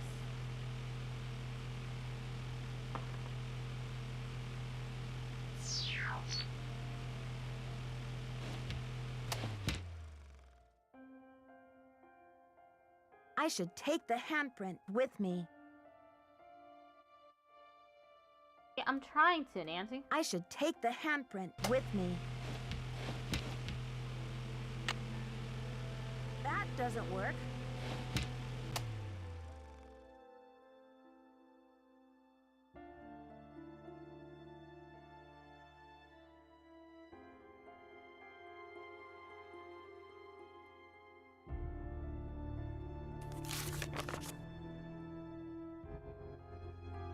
Oh, this is the ham radio.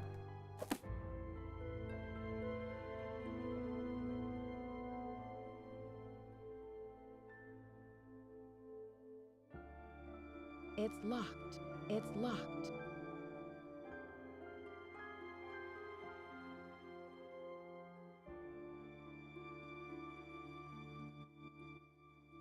Was I meant to hear her say something? Let me check.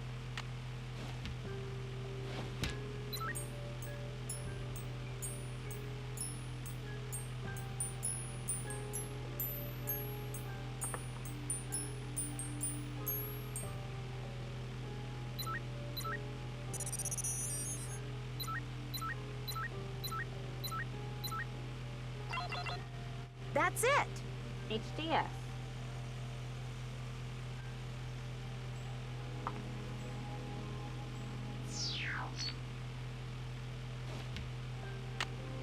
That doesn't work.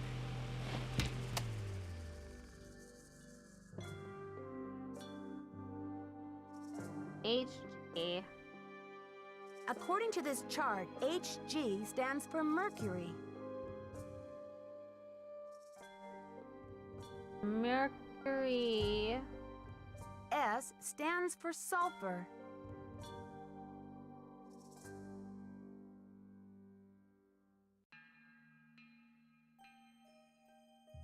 So the handprint was made from mercury and sulfur.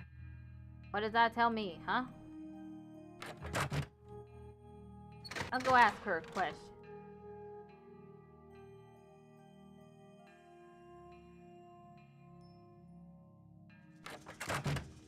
Need something? I did the chemical analysis you suggested.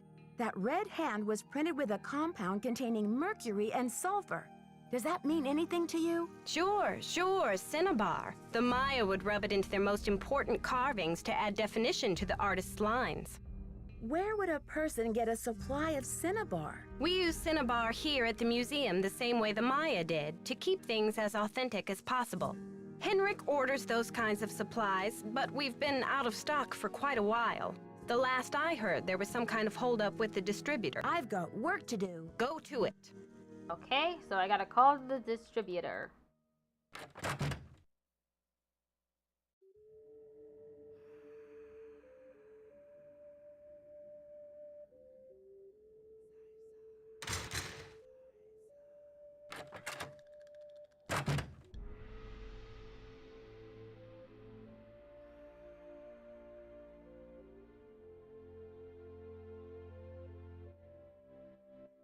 Mercuric sulfide. 5556766. Whoops.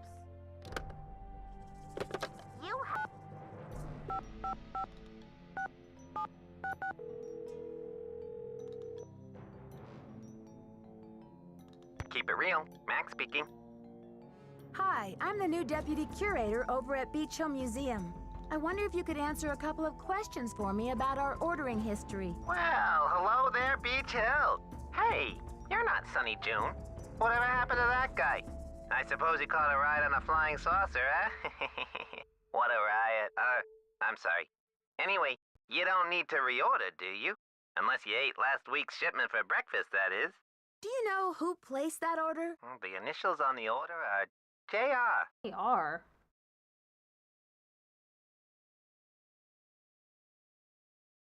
You're sure it was last week? Oh, that's what it says here. Was the package shipped to the museum? Oh? Oops, I guess we didn't ship it at all. It looks like the package was picked up here at the warehouse. So there hasn't been a hold-up at the distributor or anything like that? Hold up. Oh, I don't know where you heard that. We've got enough mercuric sulfide in-house to sink a ship. Can you remember anything about the person who picked up the package? I sure can't. Guess I must have been at lunch or something. Well, thanks for your help. Sure thing. I hope there wasn't any problem with the stuff, was there? We only used the top-grade mercuric sulfide. Problem? Not that I could hold you responsible for. Well, you sound a little green in the chemicals department, if you don't mind my saying so. I hope you know that mercuric sulfide is highly toxic. Makes you crazy. Well, I have heard that mercury poisoning can cause hallucinations and other symptoms of psychosis. Oh, looks like I've got another call coming in here. You give us a call in about 4 months or so when you start to run out, okie doke? And don't forget to keep it real. Keep it real. I'm gonna call the Chaco Canyon Cultural Center.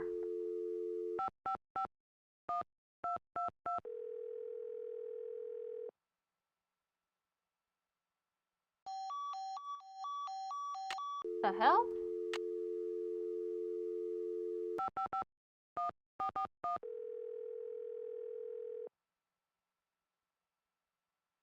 Boswell, Jackson, and Rose, how may I direct your call? I'd like to speak to Franklin Rose, please. I'm sorry, but Mr. Rose is out of the office.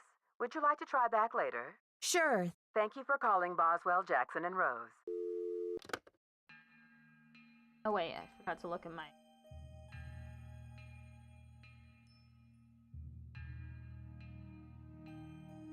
I'd better check to see if I'm done with that. I need... E.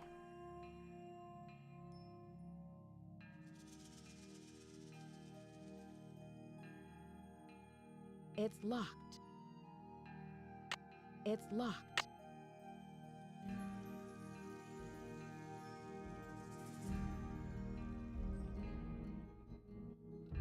And let me look at Sunny's desk.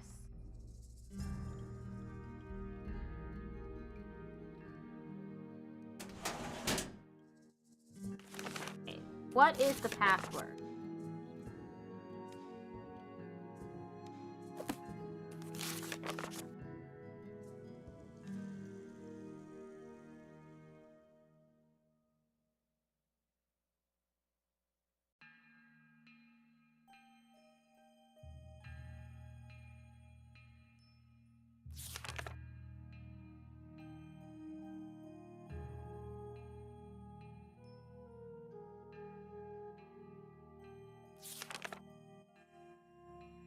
So much work.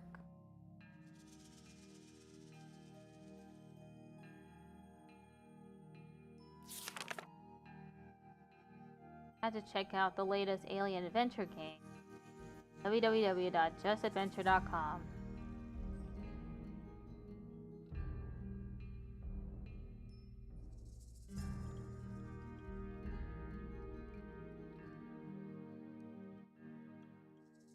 Huh. I don't know what the password could be.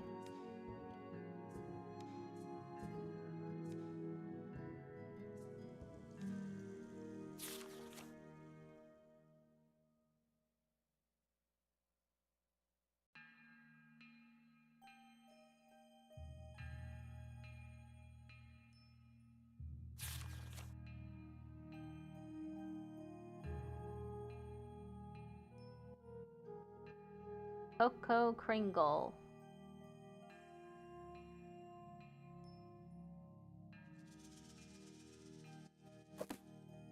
Property of Sunny June.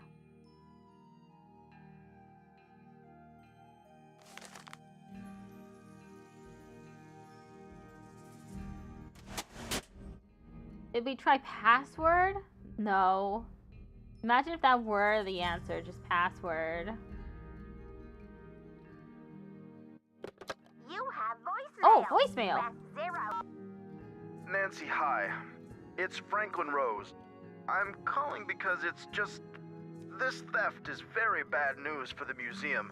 You can't imagine the limb we went out on to acquire that Pakal carving. It's been one of the museum's main attractions.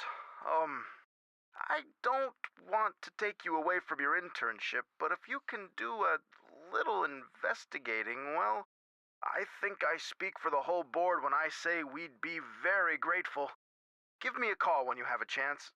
And Nancy, thanks. Okay, finally. To replay messages, press 6. Now I can call him. Boswell, Jackson, and Rose, how may I direct your call? This is Nancy Drew, calling for Franklin Rose, please. Just a minute, please. Nancy, hello. Do you have any news? I need to contact a woman named Prudence Rutherford. I noticed she's on the board of the Topeka Commission for the Arts, and that they've donated money to Beach Hill. Any idea how I might track her down? Well, you're in luck. It so happens that Prudence and I sat on the panel of judges for the Kansas Speak No Evil Mime competition for 3 years in a row, back when I lived in Wichita. How's that for a small world? You judged a mime competition? Indeed I did. I haven't talked to Prudence in about 10 years. But let's see if I still have her in this old dinosaur of a Rolodex. Ah, yes, here we go. Got a pen? It's area code 785-555-7279. What's this all about?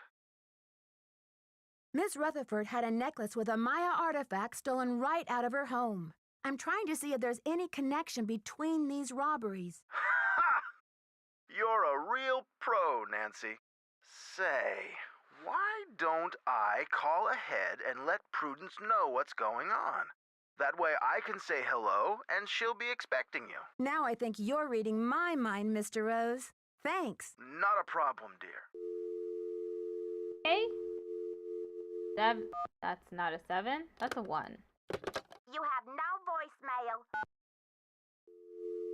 785-555. 7.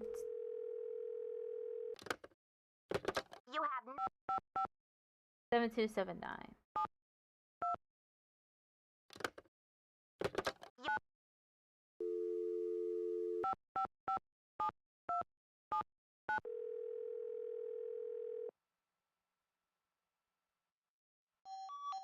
Well, yeah, the area code's wrong.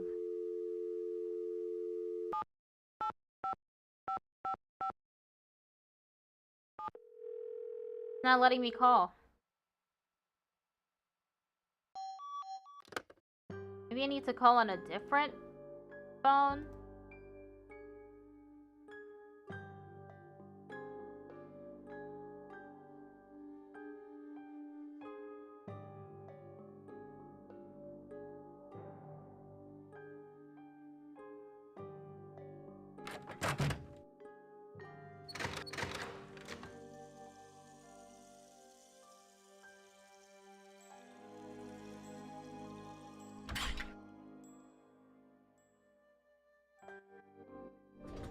Go to the hotel, see if I can call there.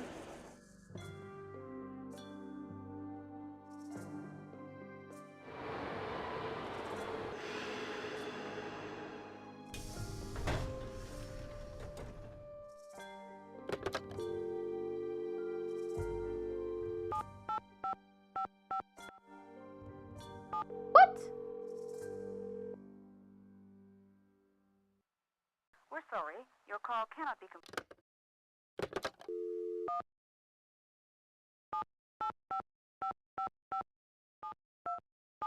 Okay, I needed the 1. Yes, hello? Hi, this is Nancy Drew, calling from Washington, D.C. I'm trying to reach Prudence Rutherford, please. Oh, yes. Franklin told me you'd be calling. Such dreadful news about Beach Hill. I will do everything in my power to help you catch those rapscallions. To think how they violated the sanctity of my domicile. Good heavens! Did Mr. Rose fill you in on the museum theft? He just told me that you're young and brilliant, and that you might be able to get my fire ruby necklace back. I'll certainly do my best. Tell me, did the necklace have a lot of sentimental value to you? Yes, I'm afraid it did. I had the necklace restrung to include an exquisite jade carving as the centerpiece, a genuine artifact of the ancient Maya. The carving is not only one of a kind, but a Rutherford family heirloom given to me by my great-grandfather when I was just a little girl. Does the carving have any meaning that you know of? It features a rare glyph. No one's been able to give me a precise translation, but most epigraphers have agreed that it has something to do with a snake, the color green, and the direction south. It's terribly fascinating. Do you think the thief or thieves had any idea of what they were stealing? Oh, they must have known. The rest of my valuables were left untouched. Frankly, I don't know whether to be grateful or insulted. What about evidence? The first thing I saw when I opened my eyes was this positively ghoulish red handprint on the wall. I nearly jumped out of my skin. A red handprint was left at the scene of the crime at Beach Hill, too. Ms. Rutherford, I'm almost certain that these robberies were committed by the same person. But why? What is so special about these carvings? Miss Rutherford, I'd like you to meet Beach Hill's epigrapher, Henrik Vanderheun. Is there any chance you could fly out to Washington for a couple of days? I'm afraid that's out of the question. The annual Corn Growers Ball is just 3 weeks away, and I'm the head of the steering committee. Besides, this whole thing has left me so out of sorts. I'm in no condition to travel. I understand, Miss Rutherford. Is there any other way you could get me some more detailed information about the jade carving? I can do better than a photo. The insurance company made this dreadful replica of the necklace with the idea that I would wear such a thing to public functions. Please. But I could send that to you if you'd like. Perfect. Let me give you the address. My secretary will have the address of the museum. Now, if that is all you would require, young lady, I will need to attend to other pressing matters. Thanks a million, Miss Rutherford. I won't let you down. Call me Prudence. Oh, and Nancy, when you find the villains who did this to me, do me a favor and give them a sound thrashing. You're coming through loud and clear. Bye. Okay, now let's try the cultural center.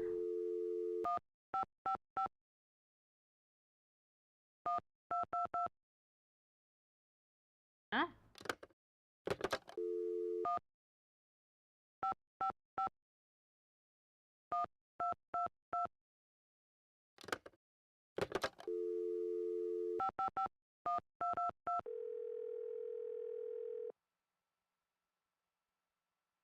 We're sorry, your call cannot be completed as dialed.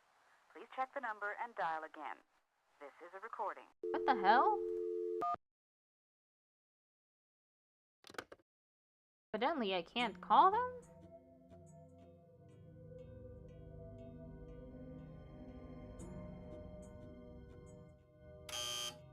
Damn. Oh. Oh, that was the password. Okay. Easy peasy. Convo-matic narrations. JR is hounding me to get this done, but I can't keep all of them straight. The headphones will help me figure out what is playing in the display, and the convo-matic machine in the storage room will let me change what plays in an exhibit. So where am I going wrong? I definitely know that the following match. Oh, you even gave me a cheat sheet. I can't figure out the answer to the level 2 quiz question about the matchmaker, and Henrik isn't speaking to me right now. He's way... Oh. I have his system login and password.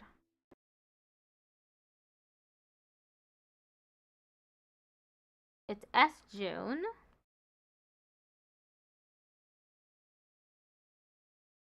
Space baby. All lowercase. So either I'm blind as a bat and can't find the exhibit that has the answer, or we just never put it in. Ah, details. Joanna has no help on this, so I'll just have to wait for a horde of visitors getting very frustrated with this question once we open the museum. I'll let Henrique deal with the trauma. Came up with a great question for level 3, but Henrique hates it. Once I get some time, I'll make an exhibit for this. Just don't know where I can get my hands on one. I wonder if Joanna will spring a trip for me to go to Guatemala? Tough to remember. The Maya number system.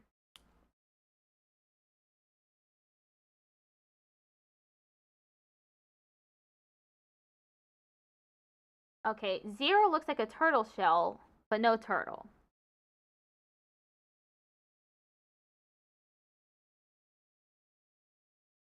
One bar equals 1. I mean, 1 dot equals 1. 1 bar equals 5. Each dot is an individual fingerprint, and the bar represents the whole hand like a set of 5 fingers. A bar with a dot next to it equals 5 plus 1 equals 6. So 3 bars and a dot equals 16. Bars are usually vertical. Dots should be to the left of the bars.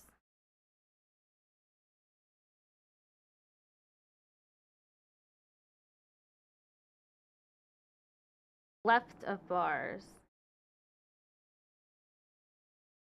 Here's the catch. If it doesn't look exactly like a dot or bar, it doesn't count. Squigglies, ovals, incomplete dots, crooked bars, chocolate bars, mini stars, horseshoes, shamrocks, diamonds, half moons, scribbles, dribbles, none of those count. Also, the Maya often put decorative marks next to their numbers, so just ignore anything that's not a bar and or a dot. I repeat, anything that doesn't look like a plain old dot or bar is out. Easy as sleeping on the job, right? Not quite. Some gods also represent numbers. They're pretty tough to pick out at first, but they'll grow on you, just like mold on cheese. Some good rules of thumb.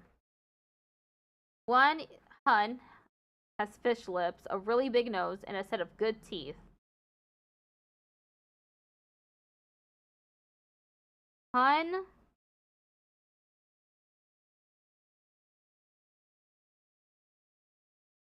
big nose plus teeth. 2. Big hat with 5 fingers.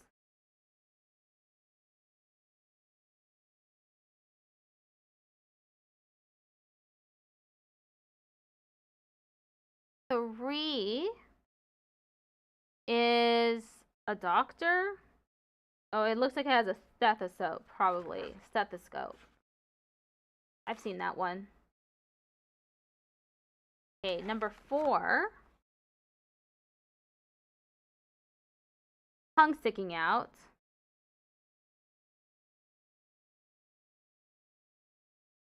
5 wrinkles in a fancy hat.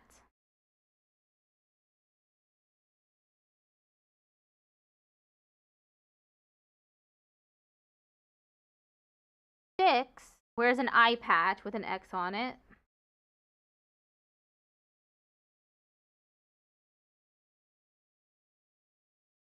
7 wears rectangular glasses.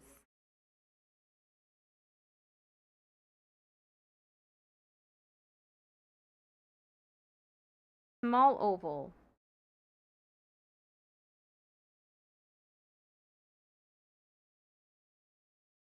8 curly forehead ornament. Peace symbol on cheek.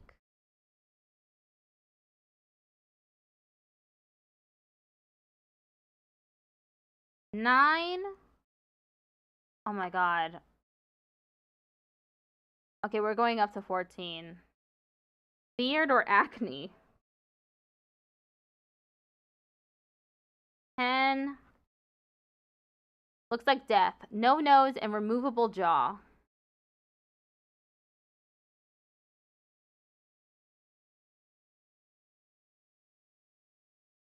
11. is frothing at the mouth, has 3 curly ovals on the head.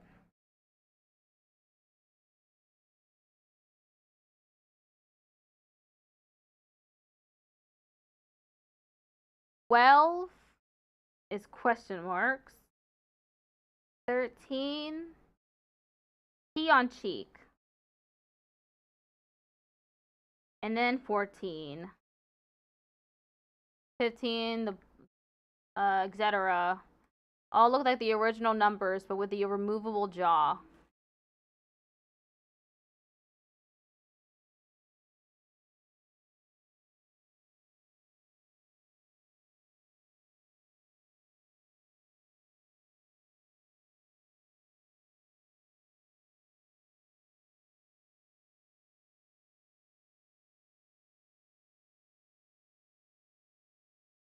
Okay.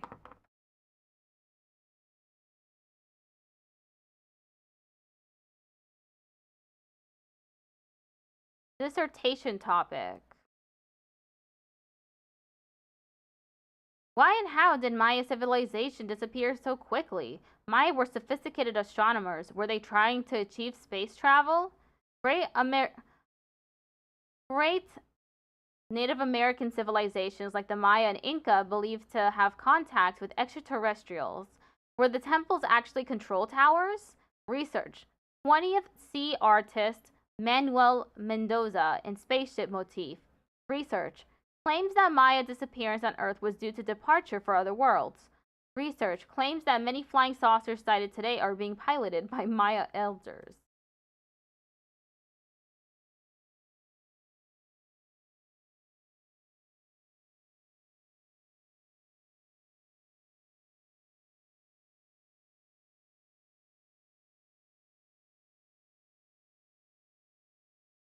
Tough to forget. Funny.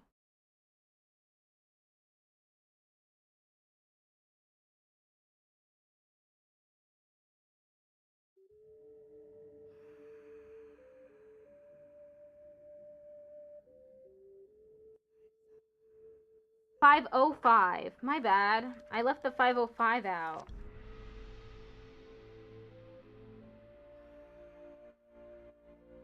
Okay, now I can call them.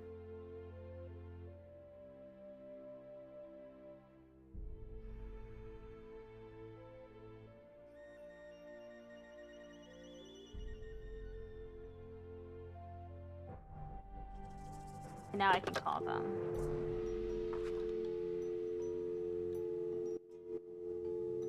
$5:05.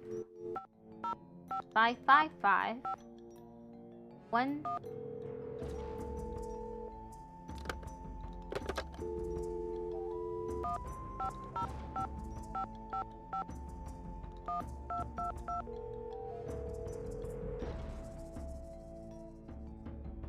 Chaco Canyon Cultural Center. Hi, I'm hoping to speak to someone about the theft that happened there recently. Are you the press? No, I'm a detective investigating a similar crime in Washington, D.C. This is Sheila Schultz, the director. What would you like to know? My name is Nancy Drew. I'm calling from the Beach Hill Museum in Washington, D.C.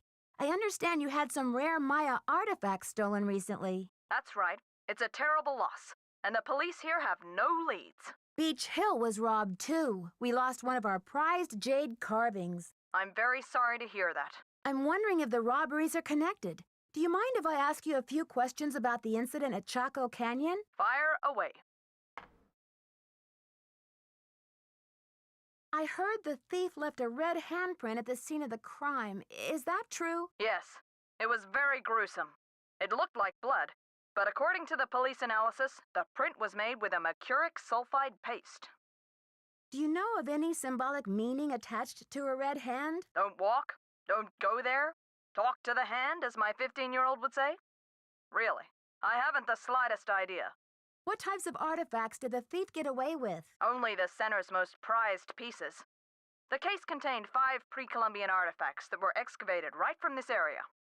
Do you have a list of the stolen pieces? I know those pieces like the back of my hand. There were 3 pottery pieces, a small stone figurine with a snake head, and an ornamental jade carving.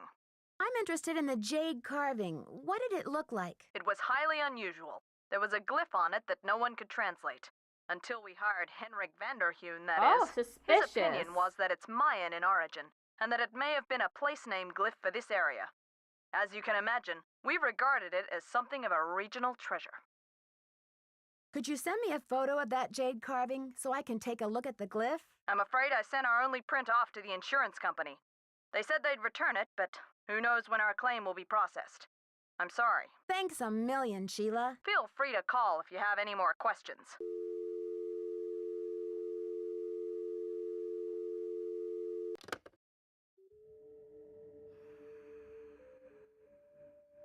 Let's send Nancy off to bed.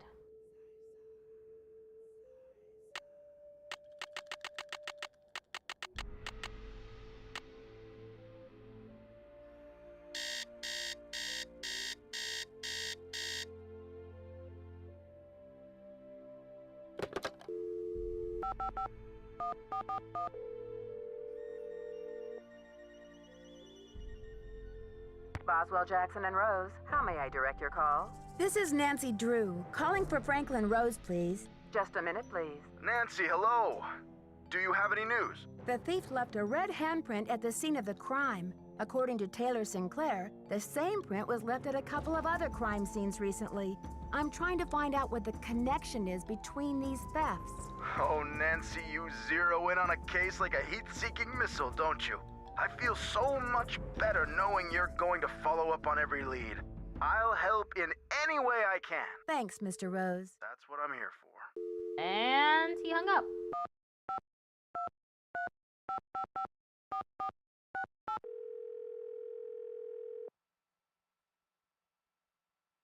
Hello? It's me again. Nancy Drew, you will never guess who the cat just dragged in. Who? Frank and Joe Hardy. You're kidding. I haven't talked to those two in months. Let me tell you, they're as cute as ever. George and I were just telling them about your latest case, and, judging by the way they're hovering around me at the moment, I think they want to say hello. Sure, put them on. Hi, Nancy, it's Frank. Frank Hardy, what in the world are you doing in River Heights? Well, Joe and I just finished up a case out west, and we're taking a few days to drive back to Bayport. So we stopped in River Heights to say hello to our favorite girls. Well, that's awfully sweet of you. We should have known you'd be out there chasing trouble. Joe, is that you? The one and only. How's it going, Nancy? Oh, just knee-deep in another case. You know the feeling. Do we ever? There's one around every corner, isn't there? You can say that again. There's one around every corner, isn't there? All right, Joe. Cheeky as ever, I see. It's the secret of my irresistible charm. Oh, brother. Listen, Nancy, we're taking off again tomorrow, but if you want to talk shop about this case, why don't you give us a call on the car phone? The number is 973-555-3393. Sounds great. I'll do that. Go get him, Nancy. Good luck. I was trying to call Bess and George, not Frank and Joe. Hello? It's me again. Hey, Nancy. What's the latest, Nan? Taylor Sinclair and Alejandro Del Rio have both earned a place on my suspect list. Why? Both admitted to being in the building at the time when the alarm went off. Did they act defensive about it? Not really. They both act as though they have nothing to hide. Do you think they could be working together? Judging by Alejandro's opinion of Taylor, I highly doubt it. But then again, stranger things have happened. Yeah. Like in the 10th grade when Bess turned purple in the middle of her class presentation on greenhouse gases. George, would you kindly put a sock in it? Why would the thief keep leaving that awful red handprint at every crime scene? Talk about a creepy trademark. Oh, I'm just glad I haven't seen it. With my sensitive psyche, that type of thing is like a 10-year warranty for nightmares. Does it have any meaning in Maya culture? Not that I know of. Well, somebody ought to know. You're surrounded by experts in Maya culture, for gosh sakes. But maybe it doesn't mean anything at all. Maybe the thief just thinks it's glamorous. Sure. I mean, who really wants anonymity after all? Thieves have to have style. Something to set them apart, right? It's not just any old villain that gets a book deal these days. I'll talk to you later, ladies. Watch out for stale cookies! What? Watch out for stale cookies.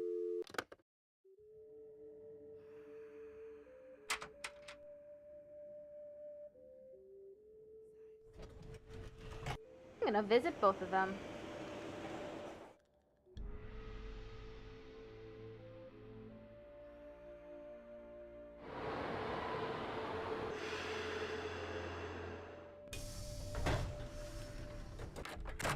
Want a cookie? Thanks, but I'm trying to cut back. Any news? Joanna says you performed an act of wizardry in helping Beach Hill acquire the Pakal carving. Getting those provenance docs together was a pig and a half. Oh, Oh, they're on the up and up, I assure you. But to have been at the height of my career back before the crackdown, those were the days. A pig and a half? Maybe sometime I'll tell you a sad story I call How Mexico Lost Its Sense of Humor. Not today, though, Nancy. The Pakal thief's glyph message translates to, "The magician suffers yellow death." What in the world do you think that means? You've got me there. I'd better get going. Thanks for stopping by. You're welcome. Let's go talk to Alejandro.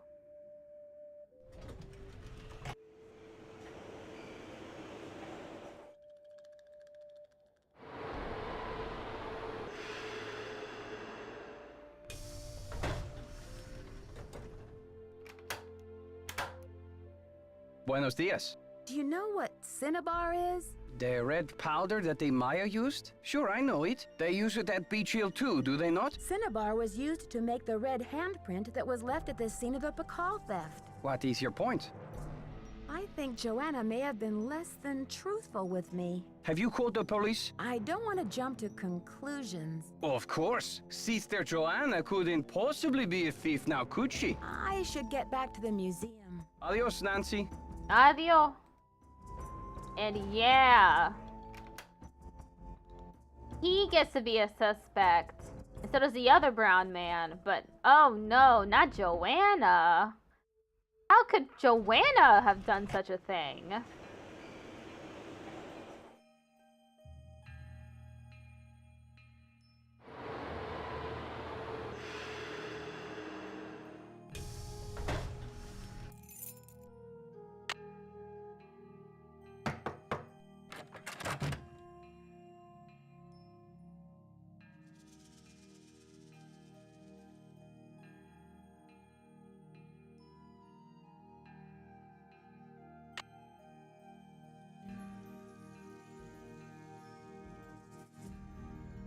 Well, not that.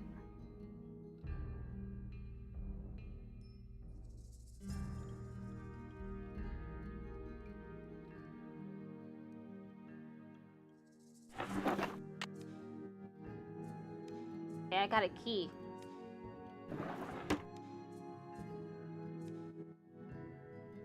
Nothing else?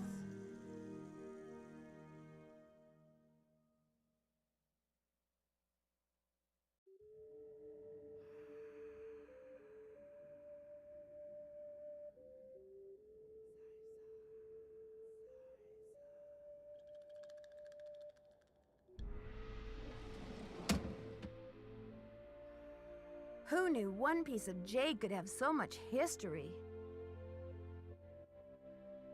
I'm just quickly looking through this because I'm not sure if she's gonna walk in.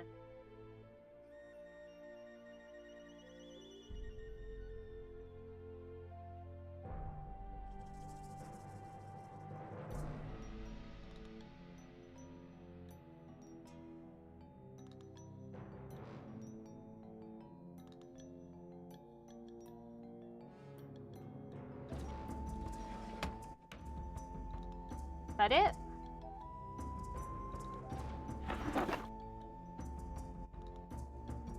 Hey, that's it.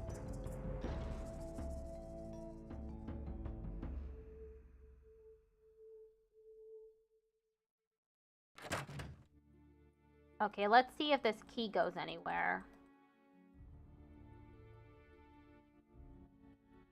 Maybe the display cases? Hopefully. Yep.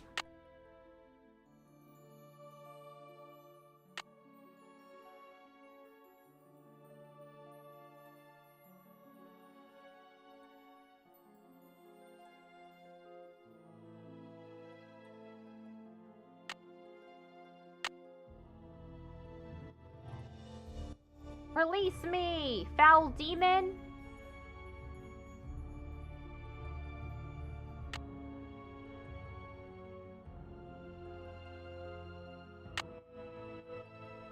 Okay, that's how.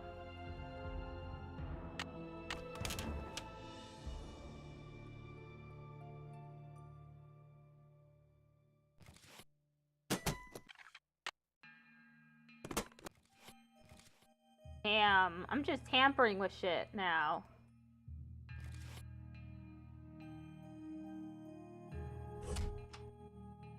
Nancy Drew said this shit is mine now.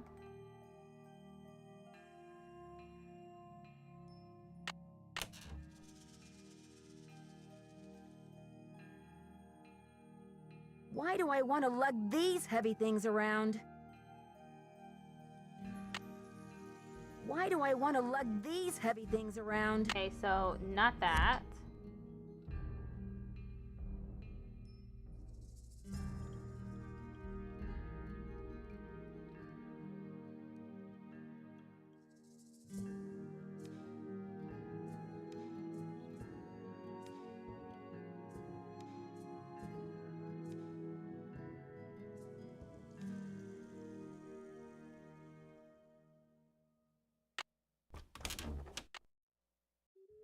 Okay, I'm gonna finish this one puzzle.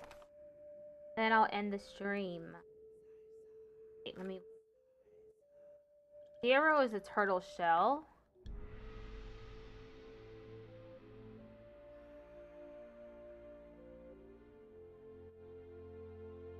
Right here. 0. 1 is a dot.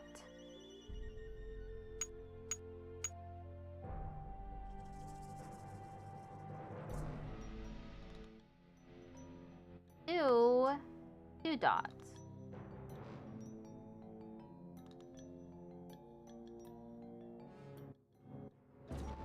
Bar is 5, so this is 7. I mean, this is 10, 12.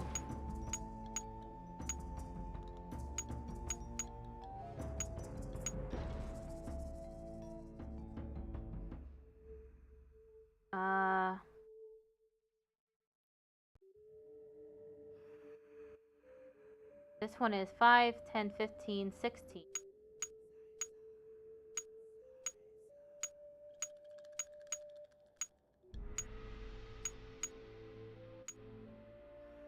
Seven. 16. 5, 10, 14.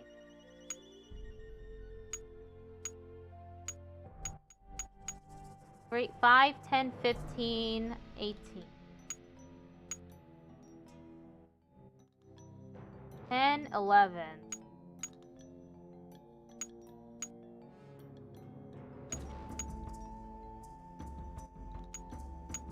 That one's where it needs to be. 10, 12. 10, 14. 5, 10, 15, 18. 10?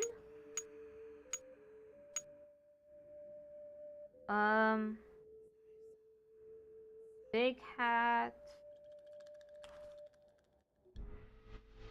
Tongue sticking out. Eye patch with X on it is 6. 0, 1, 2, 4, 5, 6.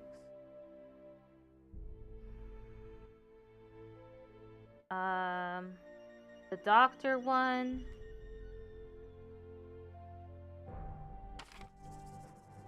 Doctor is 3.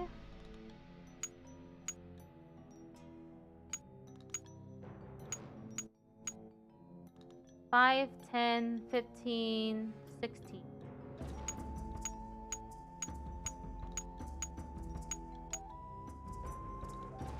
Five, 10.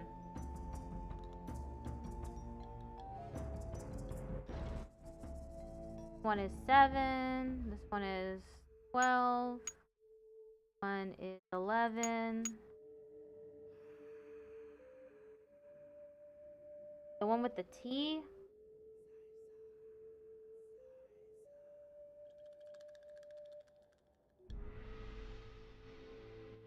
T on cheek is 13.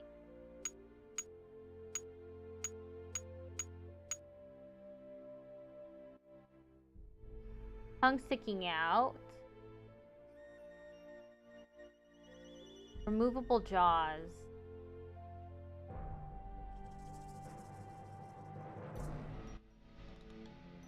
Five, 8. 5, 10, 15, 0, 1, 6, 11, 16, 2.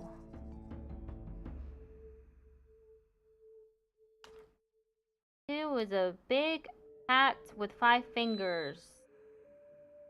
Bars.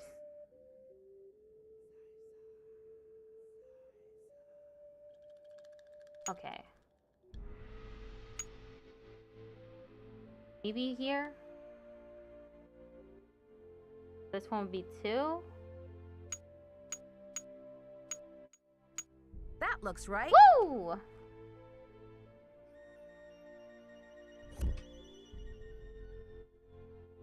I can check that off my list. What? What? Huh? Henrik, what the fuck, dude? Henrik! Henrik!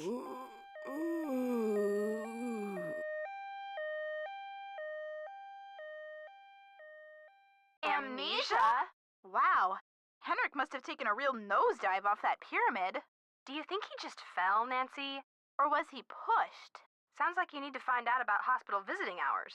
Yeah, but you'd better get the lowdown from Joanna first. George is right. She is your supervisor, after all. Yeah. Okay, I'm gonna end it here.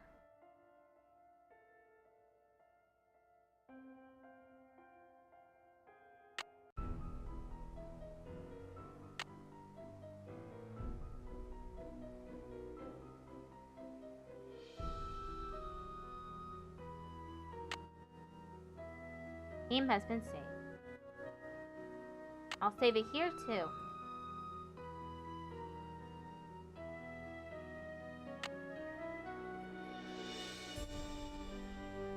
Okay.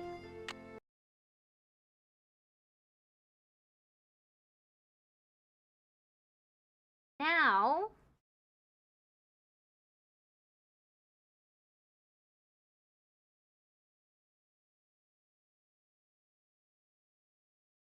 let's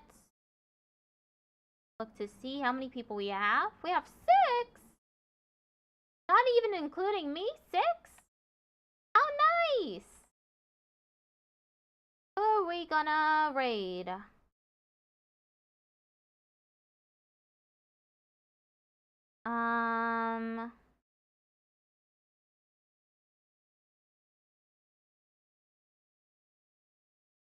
How about we raid Brioche Betch? Currently playing Project Zomboid.